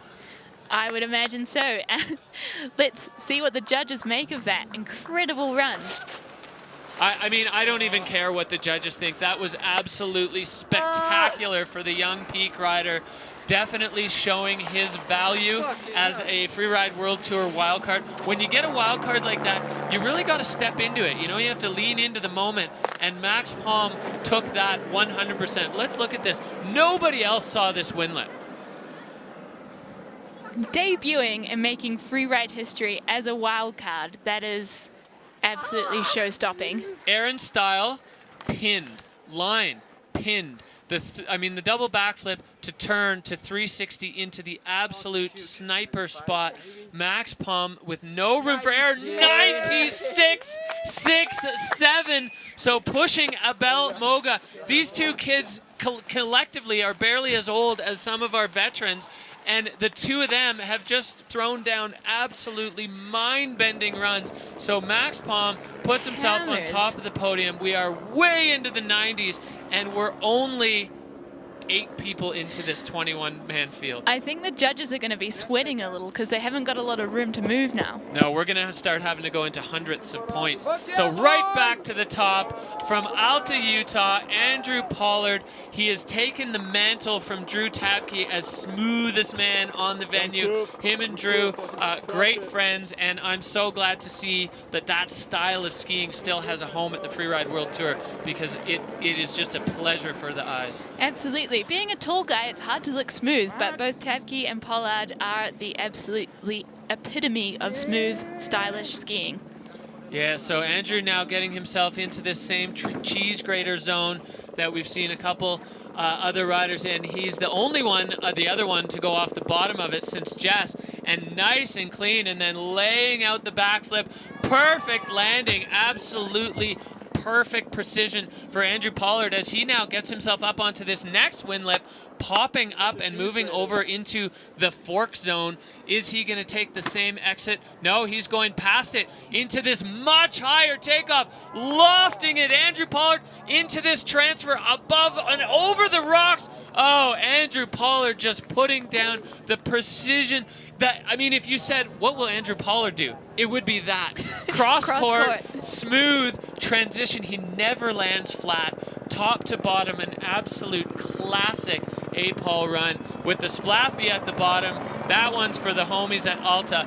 There's this place, I feel like it really lends itself to A-Paul's style. Definitely. He's finding that transfer air and just styling it out. Smooth, smooth, smooth for A-Paul, and he is into the finish. Another stomped run. You said it perfectly, Anna. The judges sweating right now because each of these runs are so good and so different from each other. It's almost as if there's too many ways to put an awesome run down on this face that we run out of potential score. Love this flip. Just kind of setting it over, and then he got a little push forward, but no risk of falling there. Just kind of he was balanced right over the feet, and then that one was huge from the top ropes, and then right into that transfer air. He was eyeing that up over the rock stack, and then, well, let's just throw the signature on it. Absolutely, for the homies. You're gonna be so stoked. So stoked, bro. A lot of hype for that double backflip that we saw from Max Palm. Yeah, so Andrew Pollard, always happy. He's kind of, he's the guy that people go to if they want to feel good on any given day. You can sit and chat with him, and he'll make you feel great. 82.33 for A-Paul, putting him into 5th position. A great run for Andrew Pollard in a day of great runs. When that run is, after only 8 guys, is 5th, you know we're on a special day. We are on a tear today. So we're going right back up to the top with another rookie, Griffin Moeller. So happy to have him back on tour. He got knocked off tour a couple years ago, went back to the qualifiers, did the hard grind that in the future qualifiers riders won't have to do because of the new system that you can hear all about on the Freeride World Tour podcast. What just happened to Griffin? Shark attack. No. That is unfortunate. We have been watching riders pick their way through this kind of carefully just because of that exact incident. There's a lot of rocks visible and also hiding beneath the snow. So that's a really unfortunate start for his run. He's going to be feeling rattled, and yeah. And I don't believe really in bad luck, but Griffin had a string of bad luck on his last campaign in the Freeride World Tour, with skis abandoning him due to dumb little shark attacks like that. So upset to see that happen to Griff right at the top, but he's not going to let it go. Big 360 and a gigantic backflip, over-rotated though for Griff.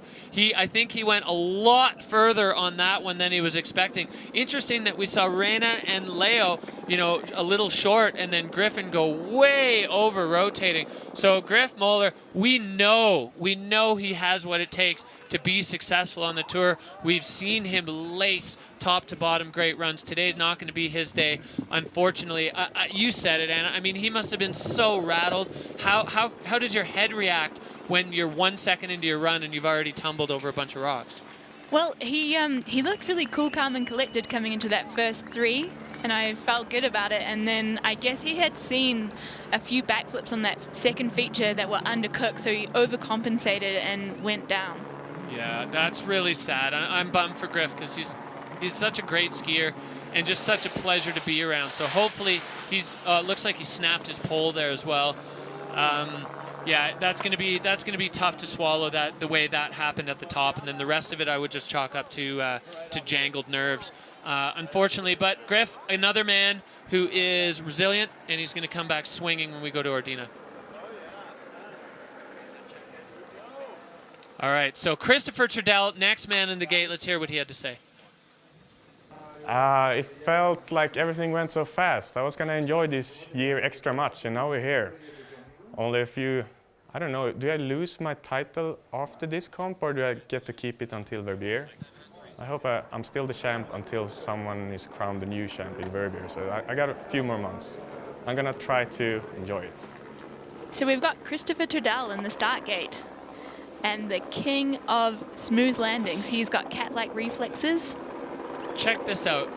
In 5 years on tour, in the overall standings, second, first, second, second, first. Christopher Trudell, 5 years. You want to talk about consistency. I mean, we constantly think, oh, he's an underdog, and he said in an interview in the FWT podcast, he wants to be an underdog. Because he kind of rates himself an underdog, and every year he starts and he's like, I hope I can qualify for Verbier. What? I mean, come on. Christopher Trudell. Give it up, bro. Second, first, second, second, first. But he's so calm, and he does somewhat fly under the radar until he starts skiing. So Christopher Trudell now just getting his way through here, looking like he's getting over into a similar section that we saw Reina Barkerid and a few other athletes. So smooth always. I think that's kind of the hallmark of the Trudell style.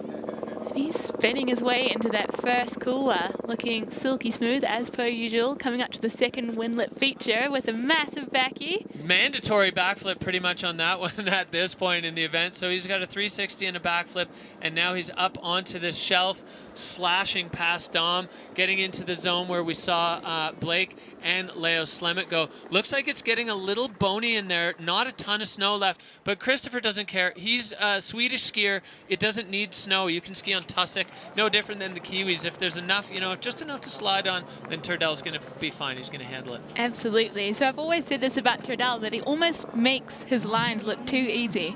I think he might score higher if he just threw in wound down the windows a little bit or made it look trickier with another massive backy. Again, so smooth. He caught me unawares.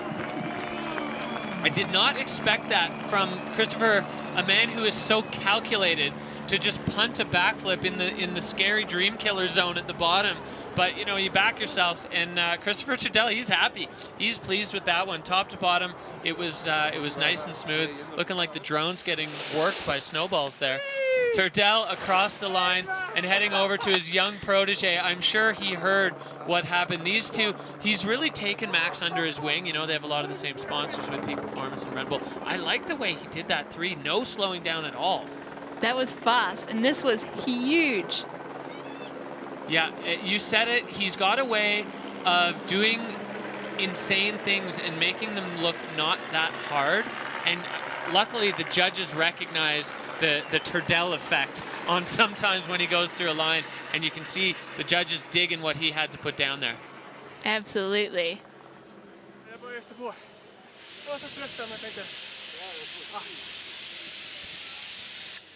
And it's really cool to see both Max Palm and Abel Moga throw down massive lines and see the relationships that they have to the veterans on tour. So yeah, that's so true. I mean, Abel kind of studying under the mentorship of Aymar Navarro, and Max studying under the mentorship of Christopher Turdell. Both of those guys, you know, those are good places to be. That's a beautiful thing. I'm here for it. I love the way that these riders help each other progress the sport. Yeah, definitely. If you're going to study under someone, those are two very strong mentors in the sport of freeride skiing. So the judges having a real close look at this. I think, you know, they've, as you said, they're leery of painting themselves into a corner, and so they're going to want to be clever in the way they throw these numbers out, because they definitely don't have a lot of space up at the top. I mean, they can get into point ones and stuff, and definitely have the space if they see stuff that is more mind-blowing than what we saw from Max Palm, which I can't rule it out. I mean, this field is just so incredible that we're running 2 decimal points for a reason. Exactly. We could see anything. So we'll see where they decide they want to put Christopher Turdell in that. They're definitely taking their time, which often means that it's an interesting discussion. Absolutely.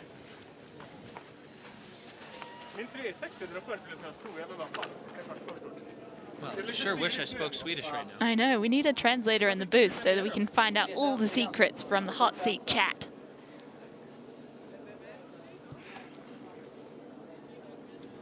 Alltså allt kom så jävla snabbt. Det gick ju fan inte att bromsa.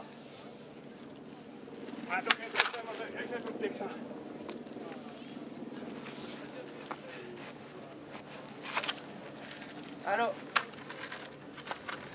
Max Palm just talking to the family there in the hot seat.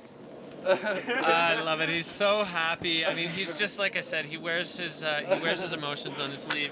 And after putting down that run as a debut, as a wild card on the Freeride World Tour, so we move Christopher Turdell 82.67, so that pops him into 5th place.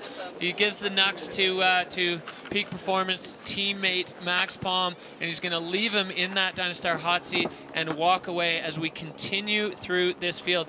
Always somehow starting back-to-back, these two, Christopher Turdell, and now dropping another Peak Performance rider, Carl Regner Eriksson, ended up 3rd overall last year with a commanding performance on the Beck and on the Fieberbrunn Wiltseloder face. He's got a style all his own. I really, really enjoy watching Carl ski.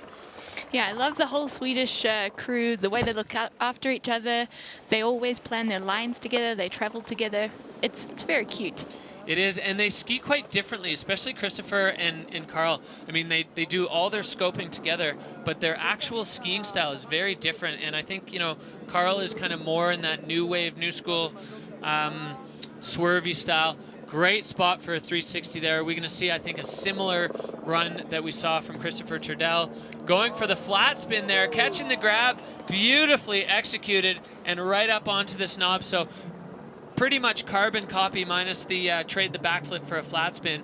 And Carl now moving into this, as this one is truly worse and worse and worse the further back in the field you are. But Carl really smoothing his way through there and just juicing through those final rock stacks. Another great run on the board for Carl. Absolutely. I'm hyped with the replays. I think his execution of the flat 3 was beautiful. Absolutely flawless. And just the whole way he moved through the face. Another backflip. Like his Swedish Peak Performance teammate, they're just throwing backies for the crowds. How could you not? They're cheering so hard. You got to keep him happy. You love to see it, and I mean, I called earlier that the risk on that zone wasn't worth it, but I think these riders are proving me wrong. They're also proving that they don't care. They are here for the Spanish crowd. Oh, and just in flat ground 360 in the finish area. Carl is pumped. And he is so stoked to be in the finish. And you love to see the Swedes come down and then see young Max Palm sitting in the hot seat. So the video judge loving it there. Carl, the flat spin, look at the way he comes out of it. You called that and it was perfect. Chef's Absolutely kiss. perfect. Absolutely incredible. And he really brings a lot of heat and speed through there and ensures that he's just in the perfect position to land and ride it out and throw another backy for the fans. Yeah, that one was just for the fans. So he's pretty pumped down here, dropping into 4th spot, so similar to Turdell, but just a little tighter, you know, and the flat spin for sure, the way he landed that was just so crisp. The judges definitely giving him the nod there. He brought the style. He sure did, and that is kind of his hallmark. So, I mean, these scores, we've got 3 riders already in the 90s. We're barely halfway through the field. We're going back up. This young man, first year on the tour champion.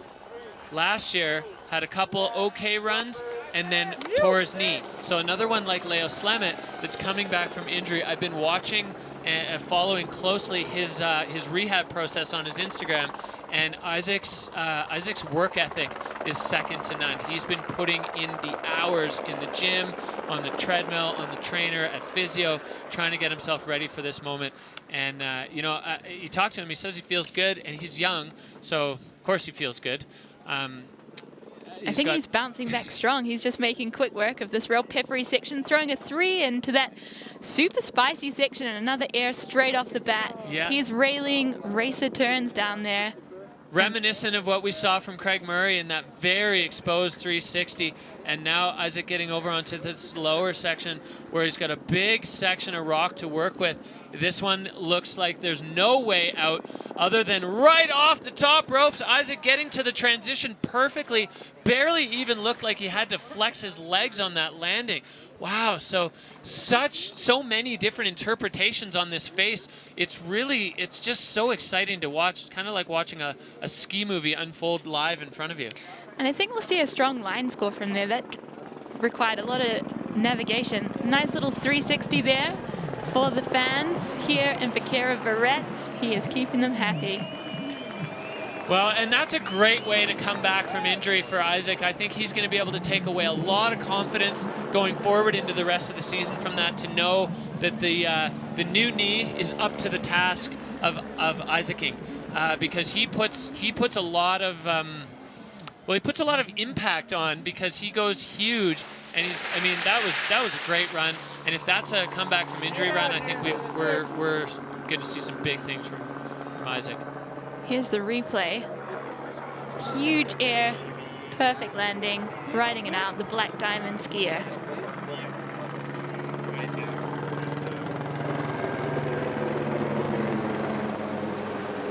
Getting the slow-mo on there, just like Leo Slemet, taking that extra credit 360 to the flats as a knee tester.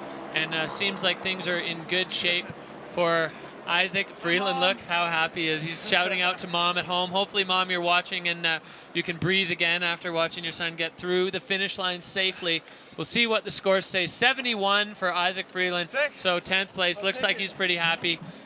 Good enough to drop him into the top 10 right now currently, but there is still a ton of talented riders. Look at the crowds just lining the slopes, looking across the ridge at Baqueira Beret. Absolutely electric atmosphere, Anna. This place is truly delivering on its promise.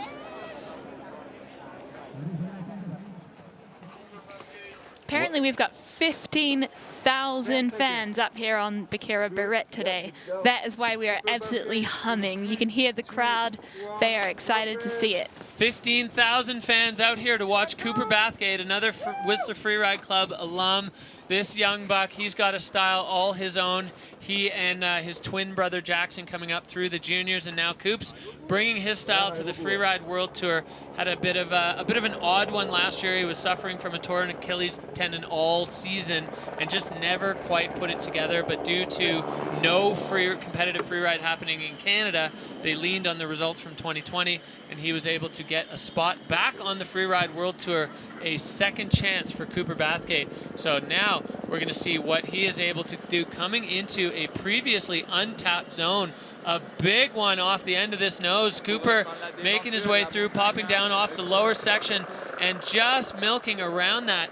Interesting line choice there as Cooper now coming across for this little transfer up onto the nub, off the end of it, and now into the lower section. So stacking features up and right off the pinnacle of that one, styling it out. Cooper now, he's still got more to come. Definitely finding all the features on the venue here.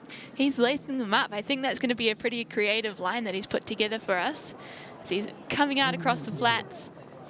I bet he's going to do something special for us here on this little feature. Just keeping it safe there. Little back scratcher. And Cooper Bathgate, another one who had, he just wanted to make sure he could put a run down on the Freeride World Tour. So top to bottom clean for Cooper Bathgate all the way across the finish line. And nice to see the young riders coming back and keeping things moving across the line. Cooper wrapping up his run.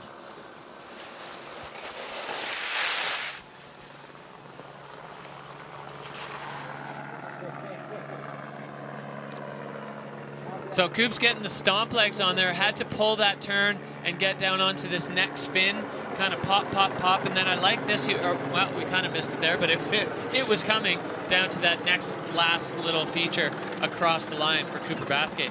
So anxiously waiting as we kind of wrap our way. We're just over halfway through the field. Max Palm looking like he's getting pretty comfortable in the hot seat over there. Absolutely. The hot seat was a real hot potato for the first half of the field, but now he looks particularly ensconced there. So 12th there with a 56.00 for Cooper Bathgate as he's just chilling, kind of taking it in and moving his way off from the finish area. Cooper Bathgate wrapping up his day.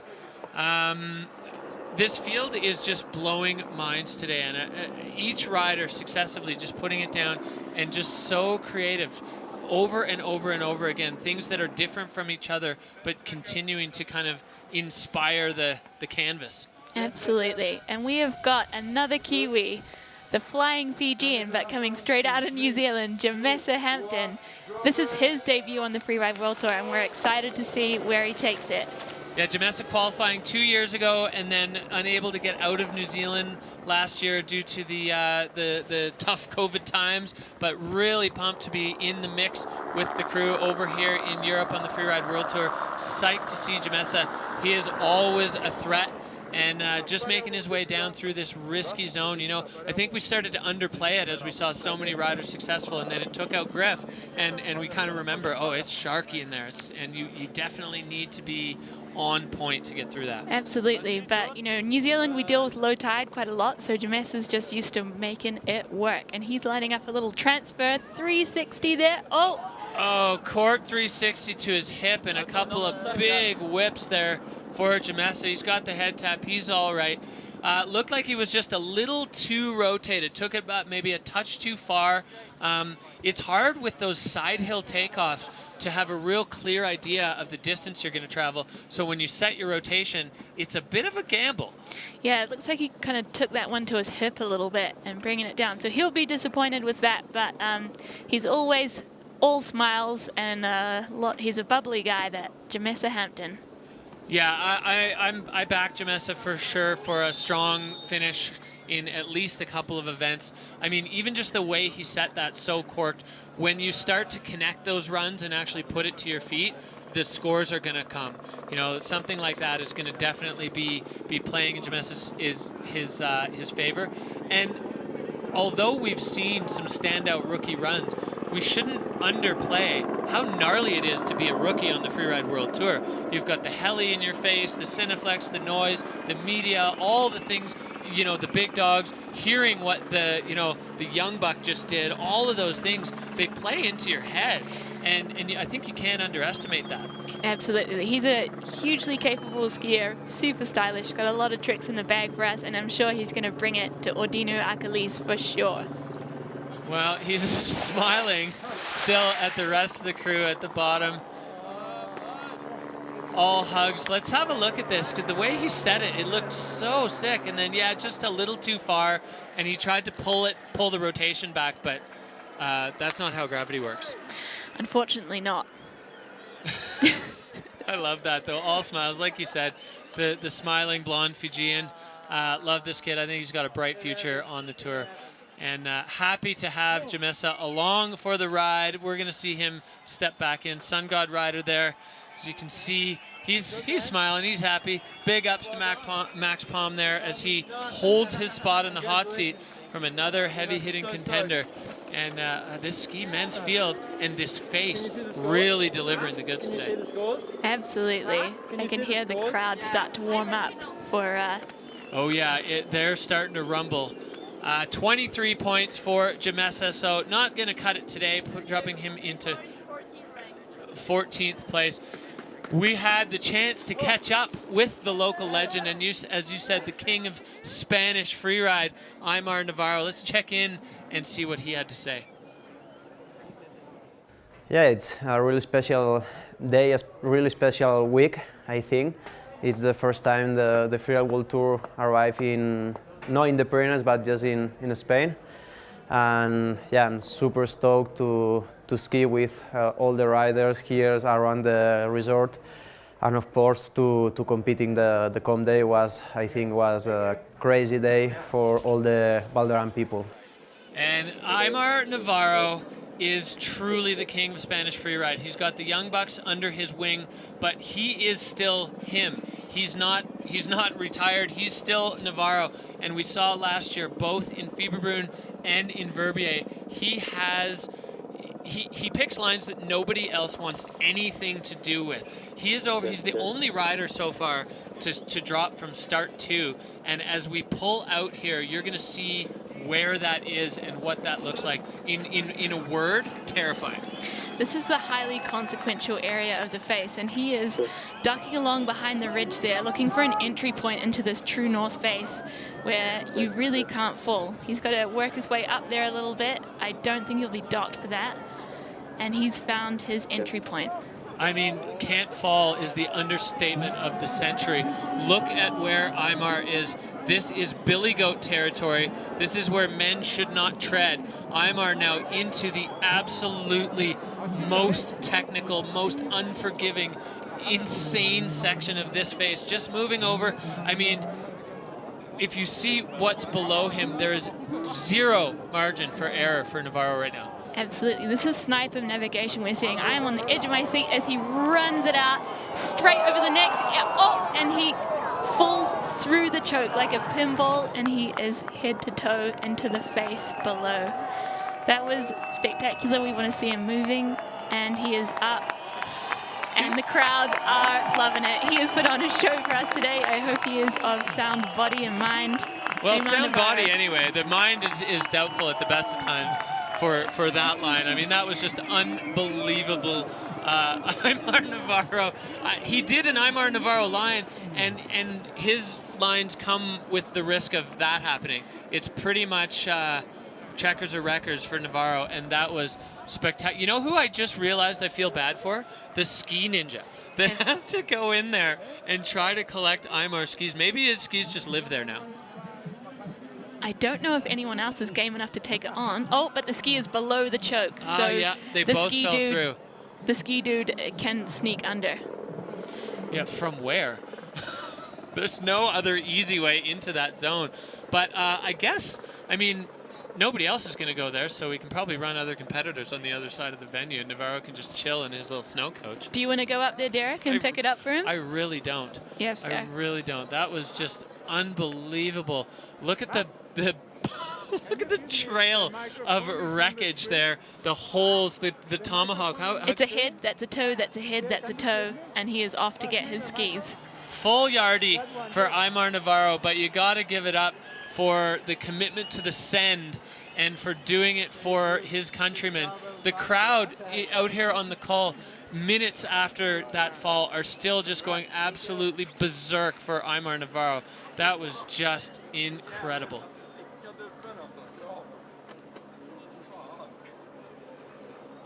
So we've got a ski dude in situ collecting the yard sale. It's going full discount this afternoon at Baqueira Beret.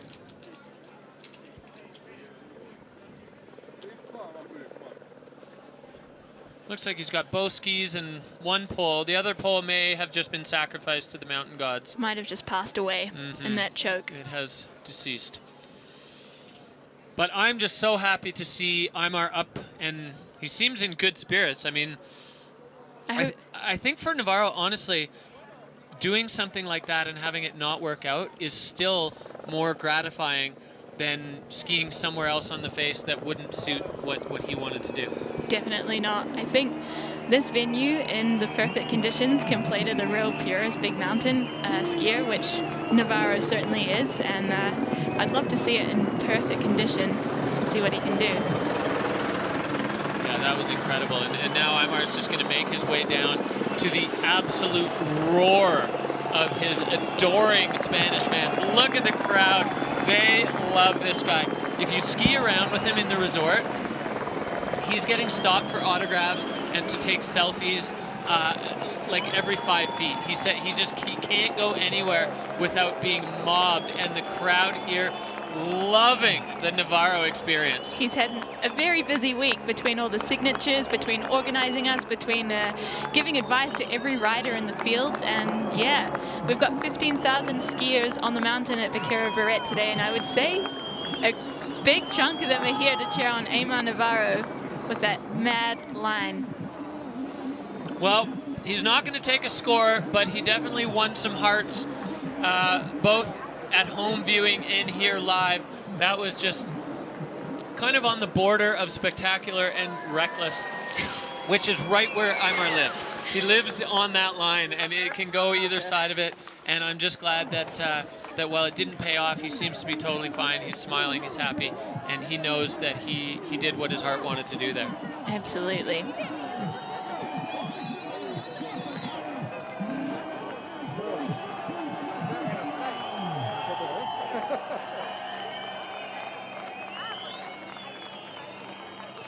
Well, just absolutely gorgeous backdrops here at Baqueira Beret.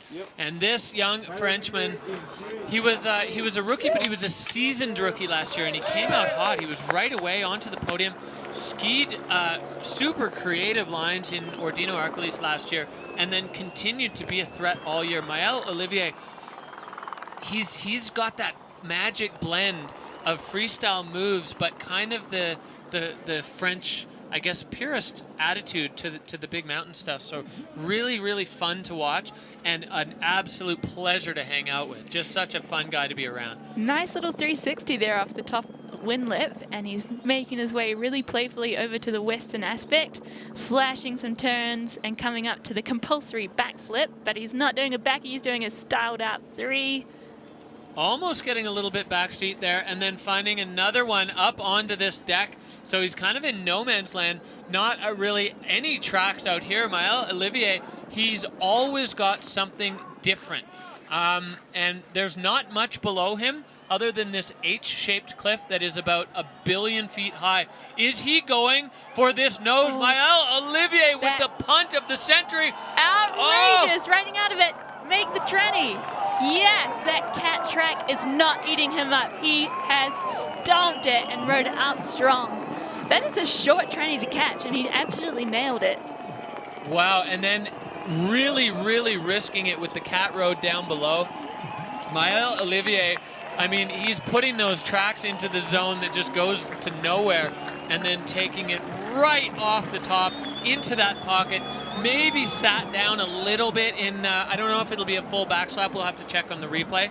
Kind of the epitome of one-hit wonder. I mean, there was not much up high, but wow, at the bottom. He had a few playful features at the top, but I think if you're starting later in the pack, you've got to find something original to catch the attention of the judges. You also want to have fresh tracks and a good time, and he certainly did that.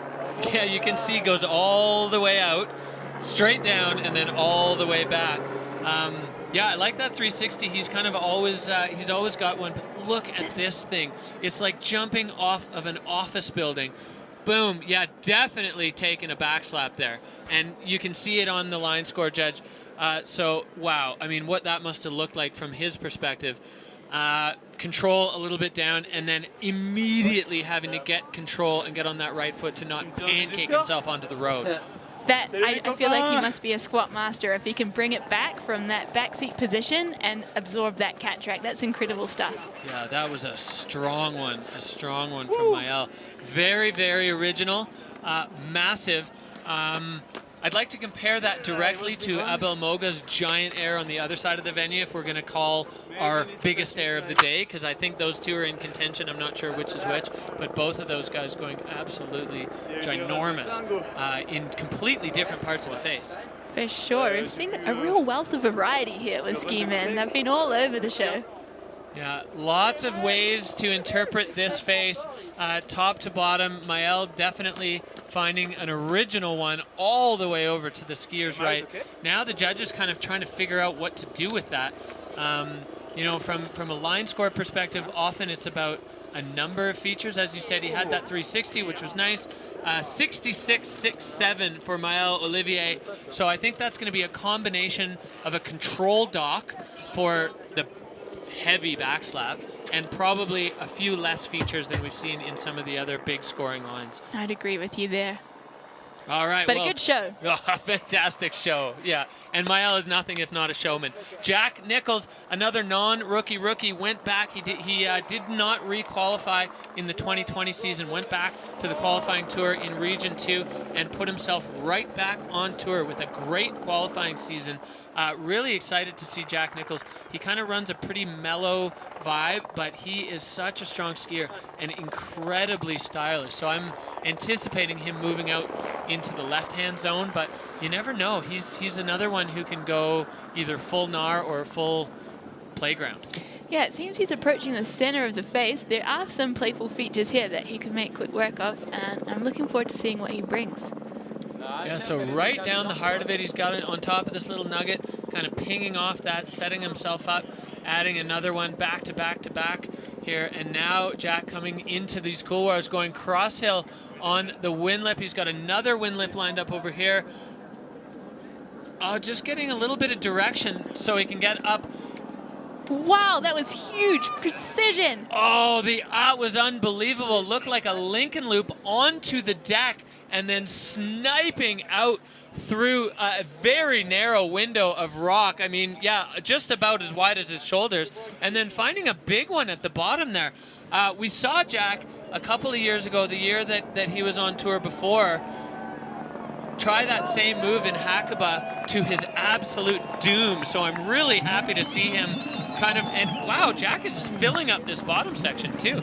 That was an impressive run for the non-rookie, and again, just so different. Yeah, a heavy line to put together. I think the crux of it was that maneuver onto that little pad that had maybe, I don't know, maybe a meter either side that he could have landed. It was really precision landing, sniper navigation, incredible stuff from Jack Nichols.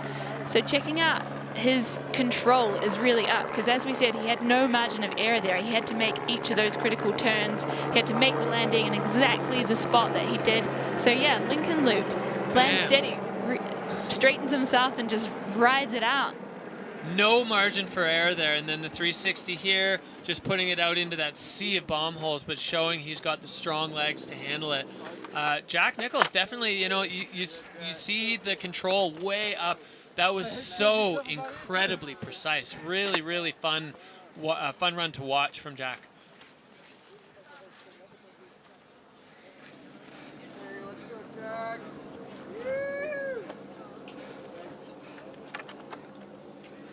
We've still got his brother up in the start gate, who is going to be putting on a show for us and a couple of riders as we near the end of the ski men category.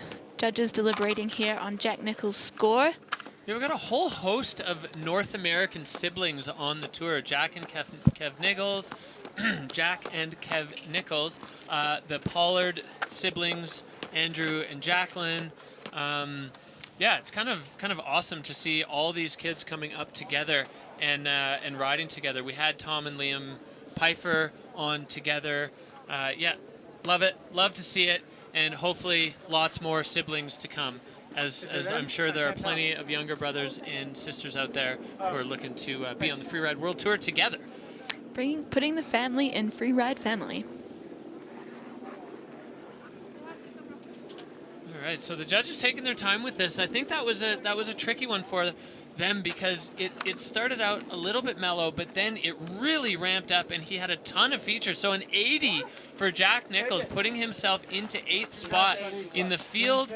The way the heavy hitters have been riding, solid score there for Jack Nichols, and hopefully he's pleased with that, as that precision riding definitely paying off. All right, well, we go back to the top, the Frenchman. This guy, another one, equally as, I would consider him more of a big mountain purist. You know, he's won on the Bec de Ross with a massive backflip, but he's got freestyle. And he blew me away last year by doing a 360 in the Extreme Verbier, where I was like, that's the backflip guy. And punching out a 360 on there, interviewed yesterday, was talking about wanting to kind of roll the freestyle direction on this one. Yeah, super aggressive skier that's looking to bring more of a playful run to today's venue. So he's heading into the center there, maybe working towards these windlaps, or actually down toward the Nar. He's over some big exposure here. Yeah, he tricked us. It looked like he was going into the windlap, but he's heading down for this big nose that only has one track on it, trying to figure out how to get off and redirecting into that pocket, stomping. Władek Gorak getting things, it's taking him a while to slow down. It's really tough. And now going for the spine transfer across and jumping back the other way with a huge backflip. Dead clean to bolts for Władek Gorak. Wow. You said it, backflip king, right? Back to back to back. That was another one that was just required so much precision because he had, due to the compressed nature of this venue, he had very little time between those features. Another big backy for the Spanish crowd. They are loving it, they're cheering, and I think he's going to be pretty stoked. He definitely looks happy. He's waving his pole. I mean, when a run goes to plan, and the plan was that, you definitely have to be happy with yourself, and the crowd absolutely loved what Władek Gorak had to show them today. So definitely an exciting one. I just really impressed with how close together everything he hit was. Certainly those bottom features, he only really had like a small one turn in between to redirect, and here we have, yeah, lands, immediately makes a turn for a huge backflip. And another.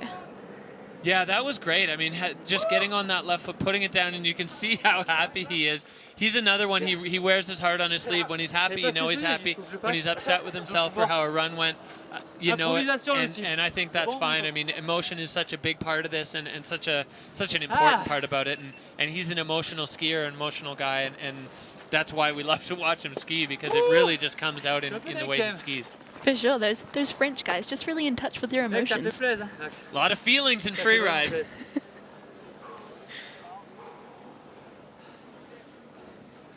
So, anxious moments as for everyone in these moments, as these riders waiting for the scores to drop. He's trying to figure out where he's going to slot in. So you can see you got Maxime Chablot still holding it down, the rookie, in the top 5.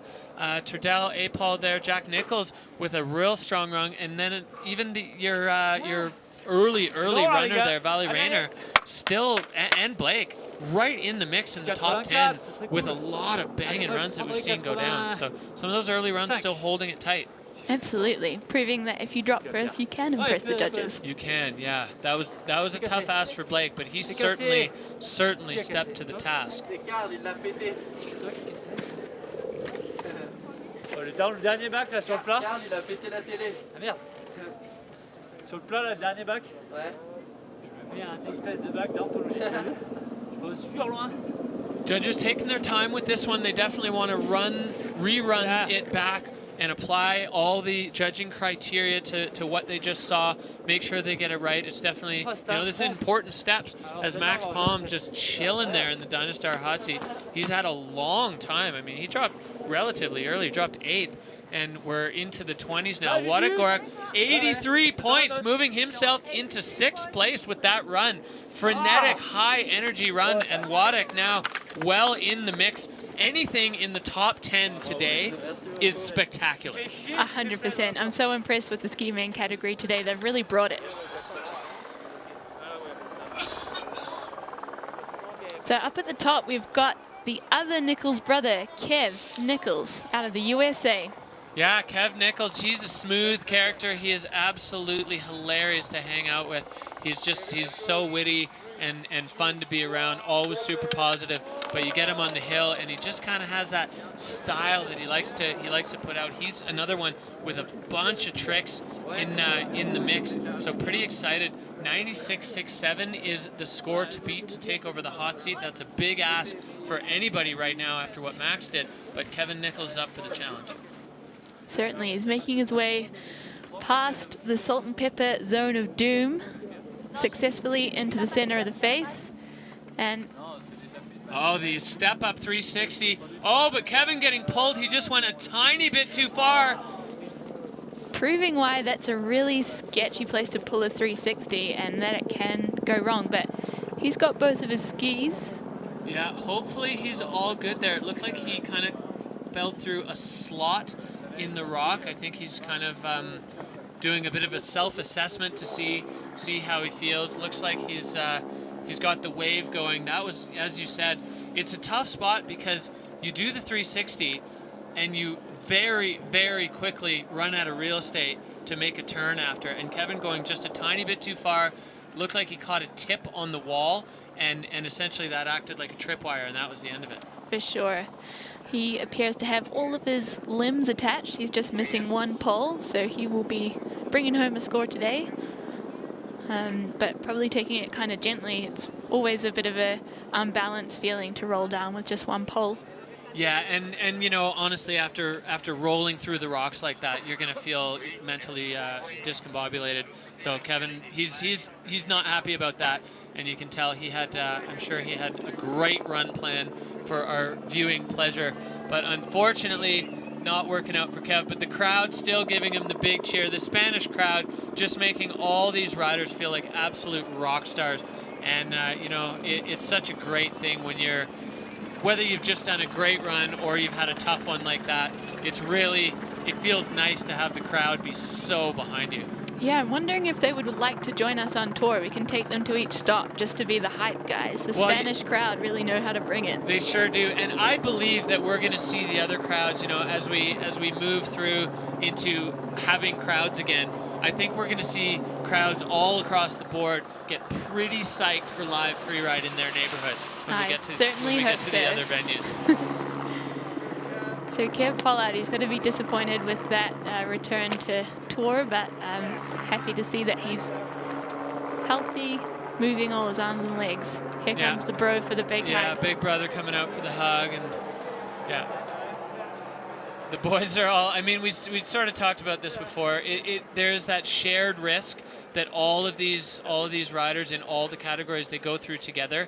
And while they're competitors for those moments that they're on venue, the rest of the time they're kind of brothers and sisters in this. And that shared adversity that they all go through is a huge bond in the freeride community. Certainly. It might look easy as you sit at home drinking your hot cocoa, but there's some serious exposure and serious consequences out on the face today. So, yeah, think of these riders as you take your next sip. Absolutely. Won't somebody think of the riders? All right, well, this is the last rider of the day, the last man in the ski men's field, Ross Tester. Ross came onto the scene with an explosive bang last year. Very first run on the tour, he won the comp. Absolute magic, and Ross Tester took it to Christopher Trudell for the whole season. The fight came all the way down to the finals at the Extreme Verbier. Christopher was able to get the nod, Ross finishing second overall, but what a fight it was, and you know he wants to continue that legacy here today. Absolutely. This is the first time I've seen him ski with my own eyes, but my notes from his last run was what an animal, and he comes up to the cheese grater, airing off at pace. Oh, he caught a rock on the takeoff. You could see just before he took off, his right foot got dragged back and his head was, oh, he's tucking now. Well, that's good. Ross is not afraid of a little bit of speed. He's going to tuck run this entire thing. Yeah, unfortunately, we did nickname it the cheese grater for a reason. And that pretty much sums up the reason. It's sharky. Yeah, it's going to take a little chunk out of your ski. But don't put it on your pasta. No, P-Tex pasta is not for the faint of heart. I wouldn't recommend that to anyone. But that's a heartbreaker for Ross Tester as he came out swinging. He was going fast. You know he wanted to put something exciting down for the Spanish crowd here as they are all over the freeride scene as they have lined, as you said, is that number right, Anna? 15,000 fans on site here? That was so dumb. All right, well, let's see. So Ross lining up the cheese grater, boom, snags, and you can see he gets thrown right out of balance, and there is zero margin for error on that one. So that's really, really a bummer to see Ross go down like that. We saw Griff go down in a similar fashion, so those two guys are going to share, share the Oh yeah, it looks like you were already in the air. We know that Ross Tester is going to come back swinging after that one. Absolutely. He's proven his ability to hold it down in this really competitive category. That's the way she goes. Way she goes. Sometimes she goes, sometimes that's the way she goes. Win some, lose most. Well, with Ross, the last man to drop, that means that event wildcard and reigning junior freeride world champion Max Palm has won the first stop on the Freeride World Tour here at Baqueira Beret.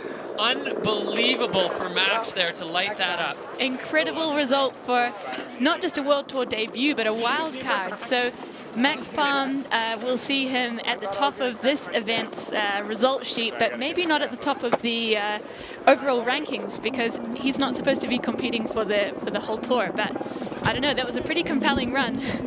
So we'll see what happens from here. I'm waiting for one of our judges, Bertie, to join me for a little debrief on the event today.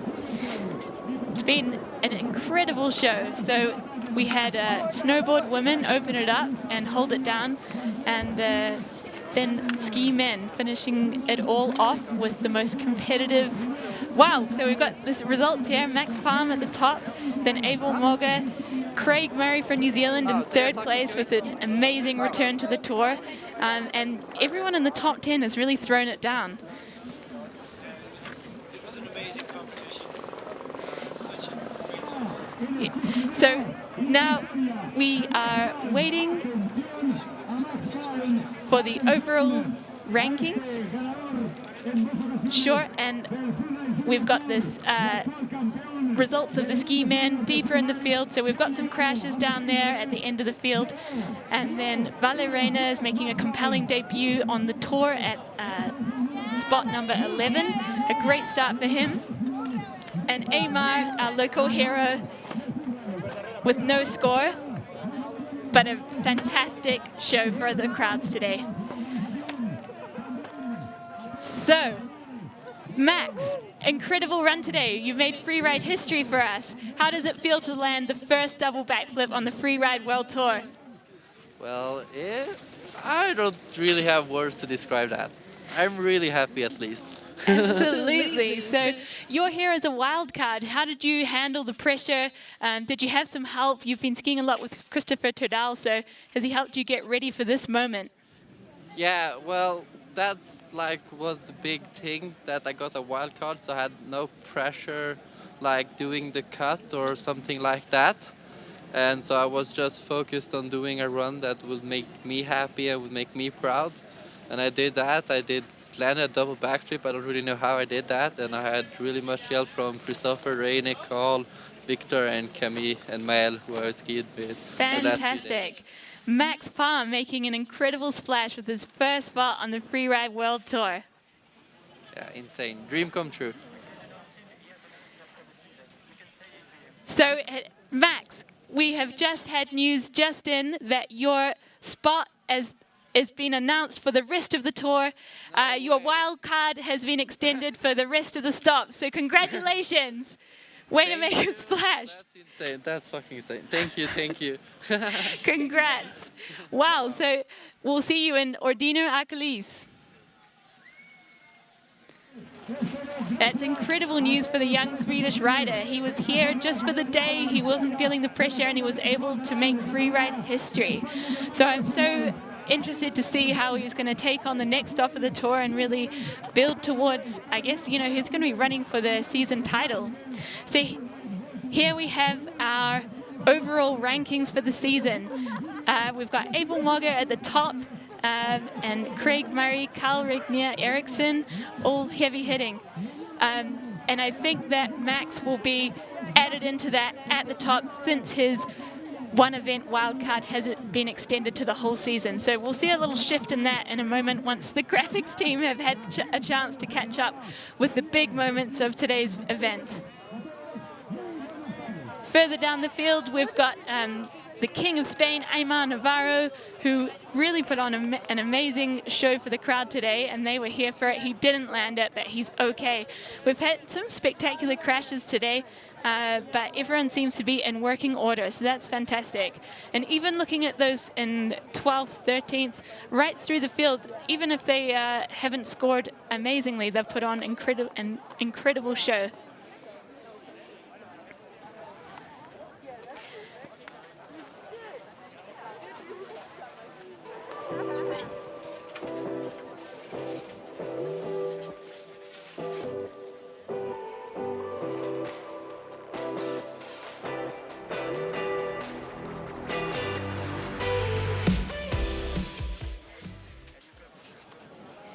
So I've got Bertie here in the booth. You're hot out of the judge's seat. I think you've had a really tough job today. Can you talk me through the highlights?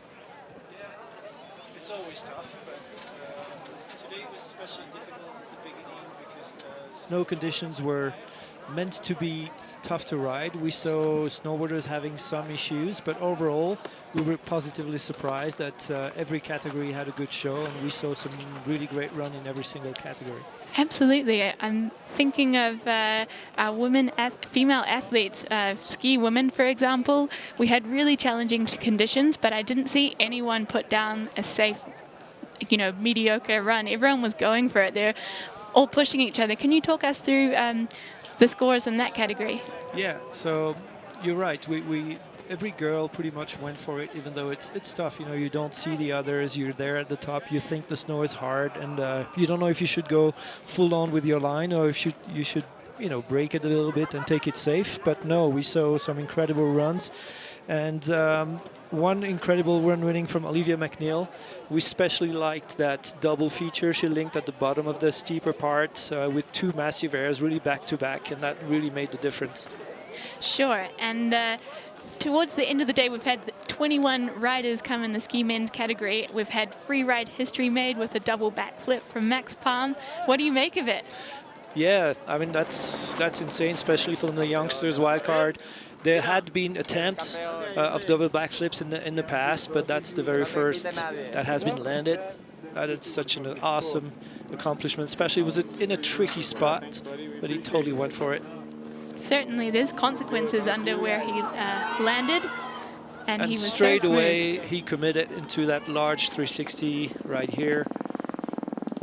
So back to back, double back to large 3. That was the winning run today, no question. Incredible control. He's dodging rocks in his landing, and yeah, incredible air and style. Yeah, and he stopped skiing. You know, the very top part of the mountain was really in difficult conditions, and he was just skiing through bad snow with no issue. This kid is strong. For sure. So he's come here today with a wild card just for this event, and he's made such a compelling case that we've brought him right onto the tour for the rest of the season. So ladies and gentlemen, you will be seeing a lot more of Max Palm from this season. So Bertie, what did you make of we're going to ski women again now? I think we'll be seeing some of the winning runs. Olivia McNeil dropping in the gate here. Let's just talk through the technicality of her line. Yeah. Well, we can tell right off the gate that she's keen. She takes these small airs and goes for it. And then she has to go through this part where the snow was really wind affected and a bit hard. So you have to take it easy through there, which she did. Take it safe. And she actually took it quite safe that first bit. At first we were like, okay, we need to see more here. Some other girls took a couple hits right here. And here she goes for her first air. She could have taken a second here, but decided to ski around it. So there she lost a bit of points for that in our book. But then that's where she is setting up for that double that we really, really liked. Yeah, linking together these features with really no So room. right here. So that's a really large jump, well stuck, and then that transfers straight into the next one. That is really what made the difference for us. That definitely warrants the double fist pump. Well done to Olivia McNeil.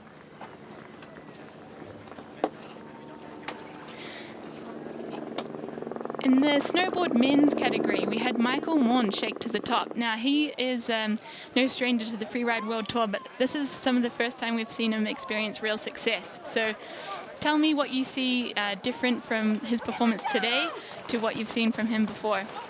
He really made the best out of his line choice. So he chose a line and really hit everything that was on it. Everything was clean, everything was smooth, linking threes with grabs, with style. So an absolute complete run without taking anything really, really huge, but solid in these snow conditions. He really built his line score well, and I think we've seen some really experienced riders in this category go down because of some of the difficult conditions. Yeah, some thought they had to charge a lot more to actually score today, and unfortunately couldn't make it like Victor. But Michael really, really built up his line, and everything was perfectly stopped with the first frontside three. And here he really gets into the Nairn. He has to be very precise to make it onto the right side of that windlet. We like that technical entrance, and then he's going to link it to a back three, if I remember correctly, yeah, with a perfect grab. Very clean, very smooth. He's making it look easy when it's really not so easy today. So nothing huge, but today it was more difficult for snowboarders in these conditions. So he rode smart and very clean. Certainly. And turning to our courageous snowboard women, they were the first riders on the field today, and they are also without Marion Erti, who's typically been at the top of the podium for this field. But I don't think they rested on their laurels. They really went for it. So tell me your thoughts on the overall performance of the field. Yeah, it was tough for the girls to be the first down that face. They saw foreigners yesterday and saw that the snow was difficult to ride, but they had to go for it. And somebody had to step up with Marion not here, and Erika did, absolutely. She started with that small revert right off the gate, and she had a really, really smooth run, and probably the best run I've seen from her over the last years. So really, a really big step up for her, I think. She's stepping up to the plate, and I really like her riding is so smooth. She makes every turn look like a joy, and she always takes her landings to her feet, which we saw today. Yeah, and she kept her fluidity. She didn't side slip or anything. She was just linking turns and never stopping or hesitating, so we like that as well. And there she goes into the steep.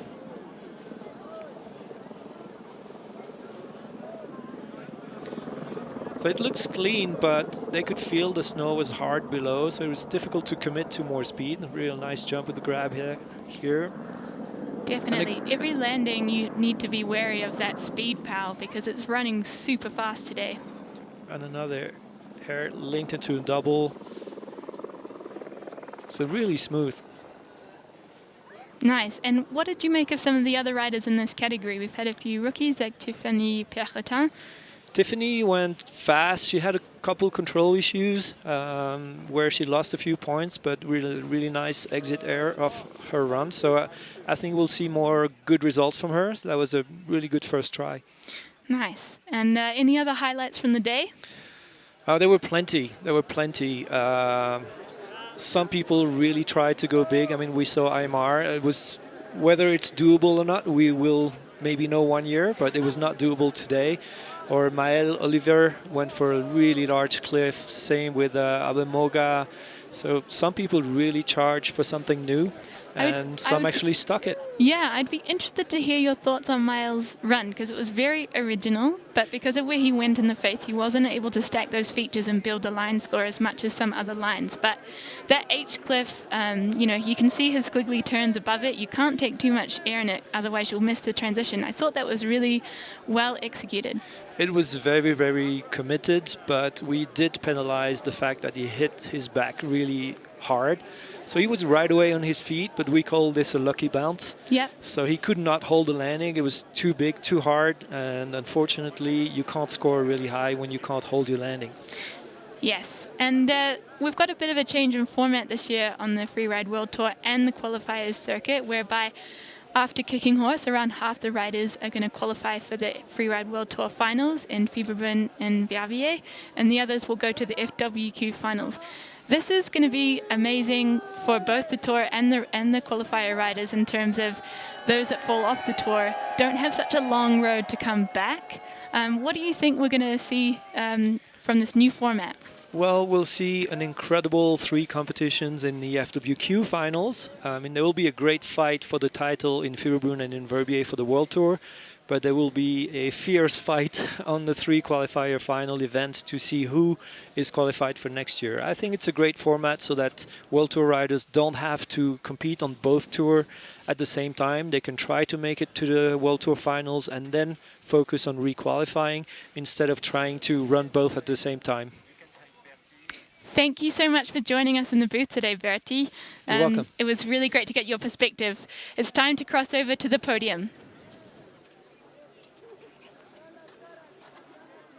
The crowd is gathering. They're excited to congratulate the winners down there.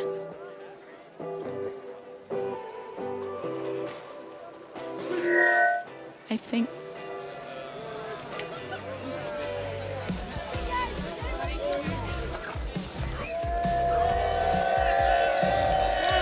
Yes! Freeride World Tour, Baqueira Beret, we are going to drop in on some podiums. Congratulations to all the riders, and a huge thank you to the fans. This place stepped up big time to support Freeride. Absolute magic. All right, we're going to drop right in on our snowboard women. 3rd place in her very first ever Freeride World Tour contest. Give it up for Tiffany Perrotin!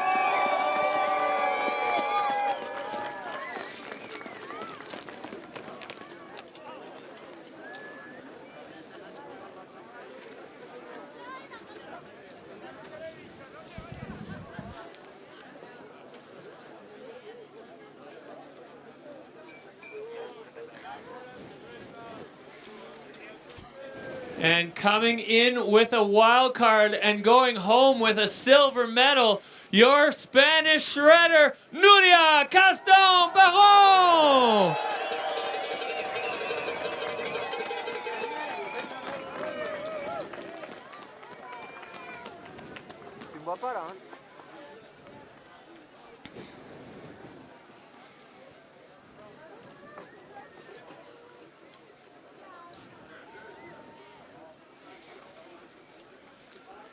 And standing right in between these 2 ladies, taking the W with a run packed full of features. Give it up for Erika Vikander!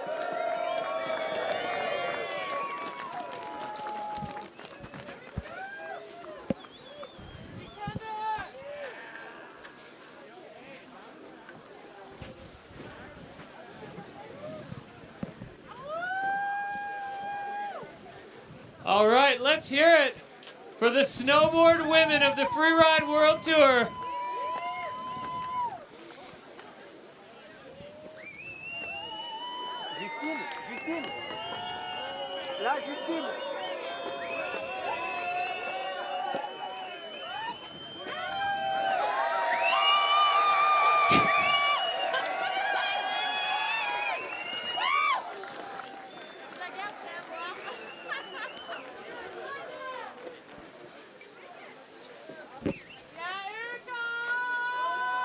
Yes!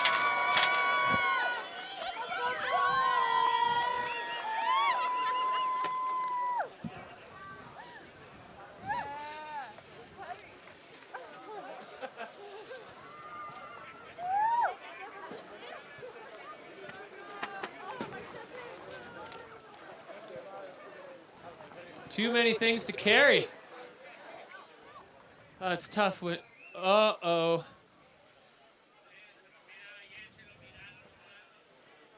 Solid work, team. We're gonna move right on into our snowboard men's category. Third place with the bronze medal in the crustiest of lips, Cody Bramwell.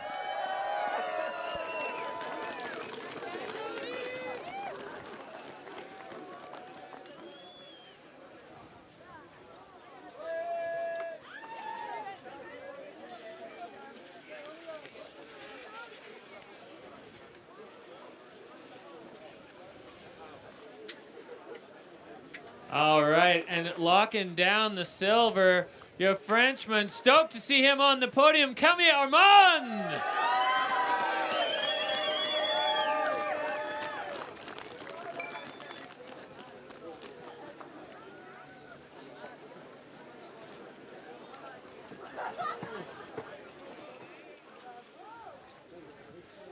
And taking the W today, after quite a journey from the Freeride World Tour to the qualifiers and to the top step of the podium, Michael Maud!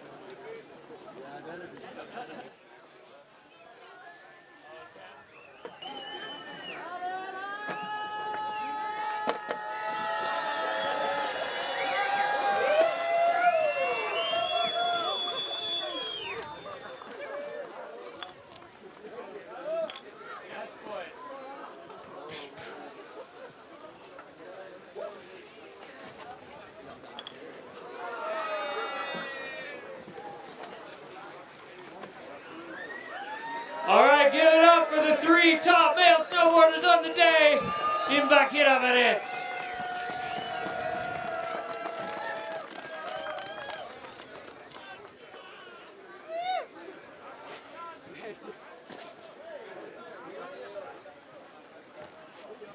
All right. Well done, gentlemen. Moving on to our ski women.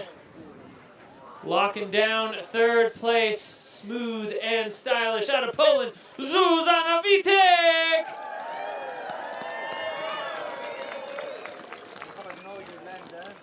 Yeah, it doesn't really matter.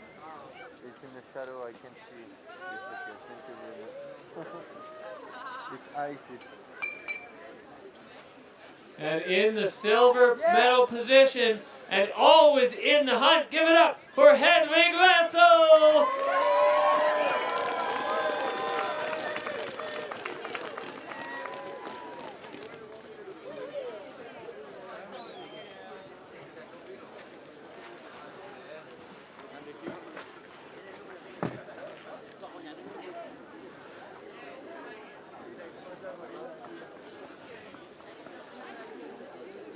And finally, proving to herself that she can finish a Freeride World Tour run, your winner, first time World Tour winner, Olivia McNeil!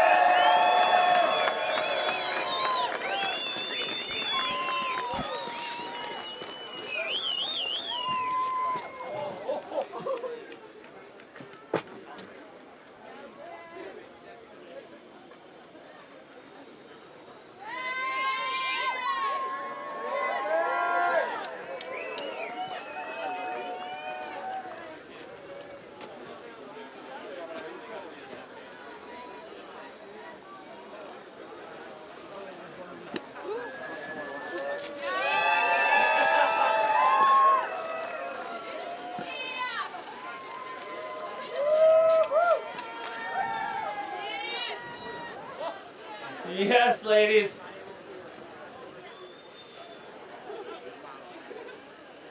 All right, let's hear it one more time for the ski women of the Freeride World Tour.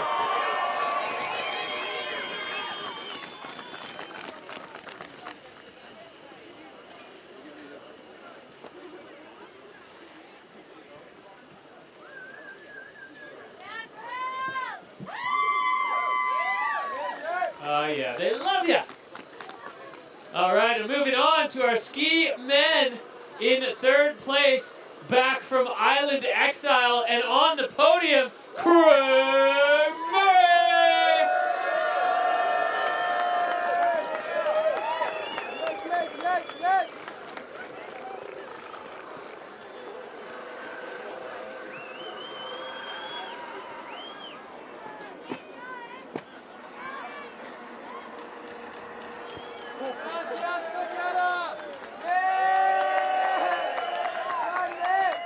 Taking the silver in his first ever Freeride World Tour contest from right here on the podium!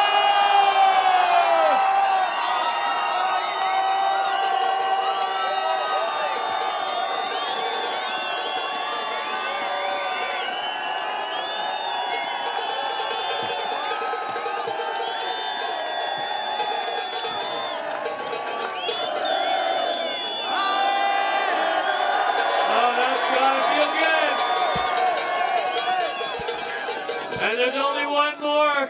He's a young buck. He's the reigning junior world champion, and he shows he belongs right here with the big dog, Max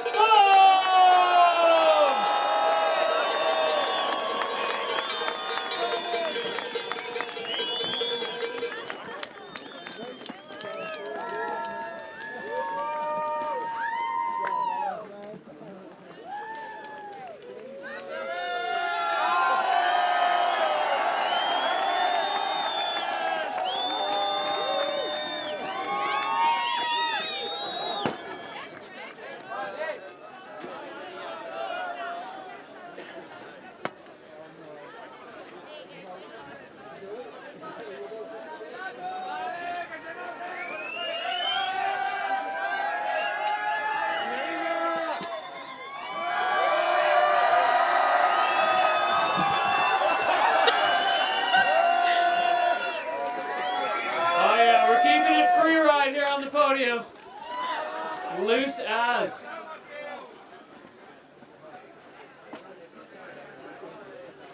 Once more for the men of the Freeride World Tour!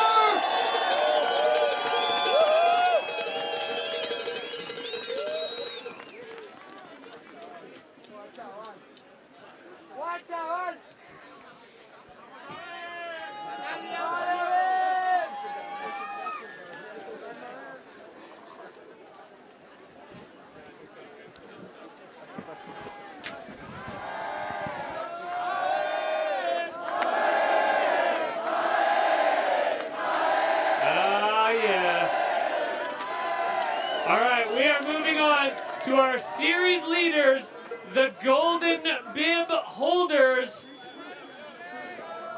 We just got to get them on. All right, in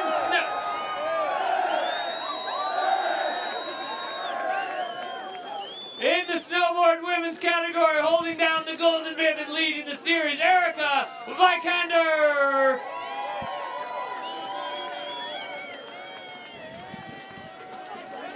And your golden bibber, your golden goose in snowboard men, mark 'em on!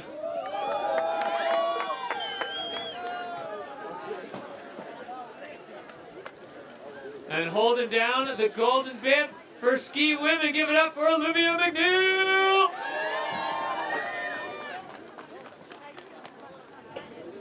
And it looks like it's official that this man turned an event wildcard into a full season tour wildcard, and he's now leading that tour, Max Poe!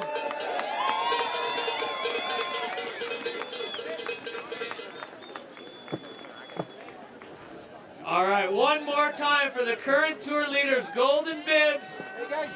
Absolute magic here in Baqueira Beret.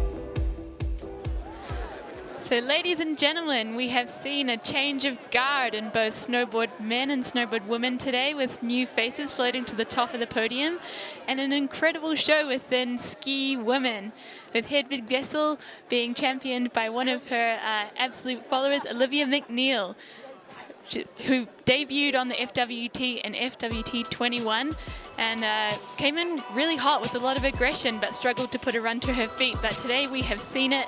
She has put down an absolutely storming run.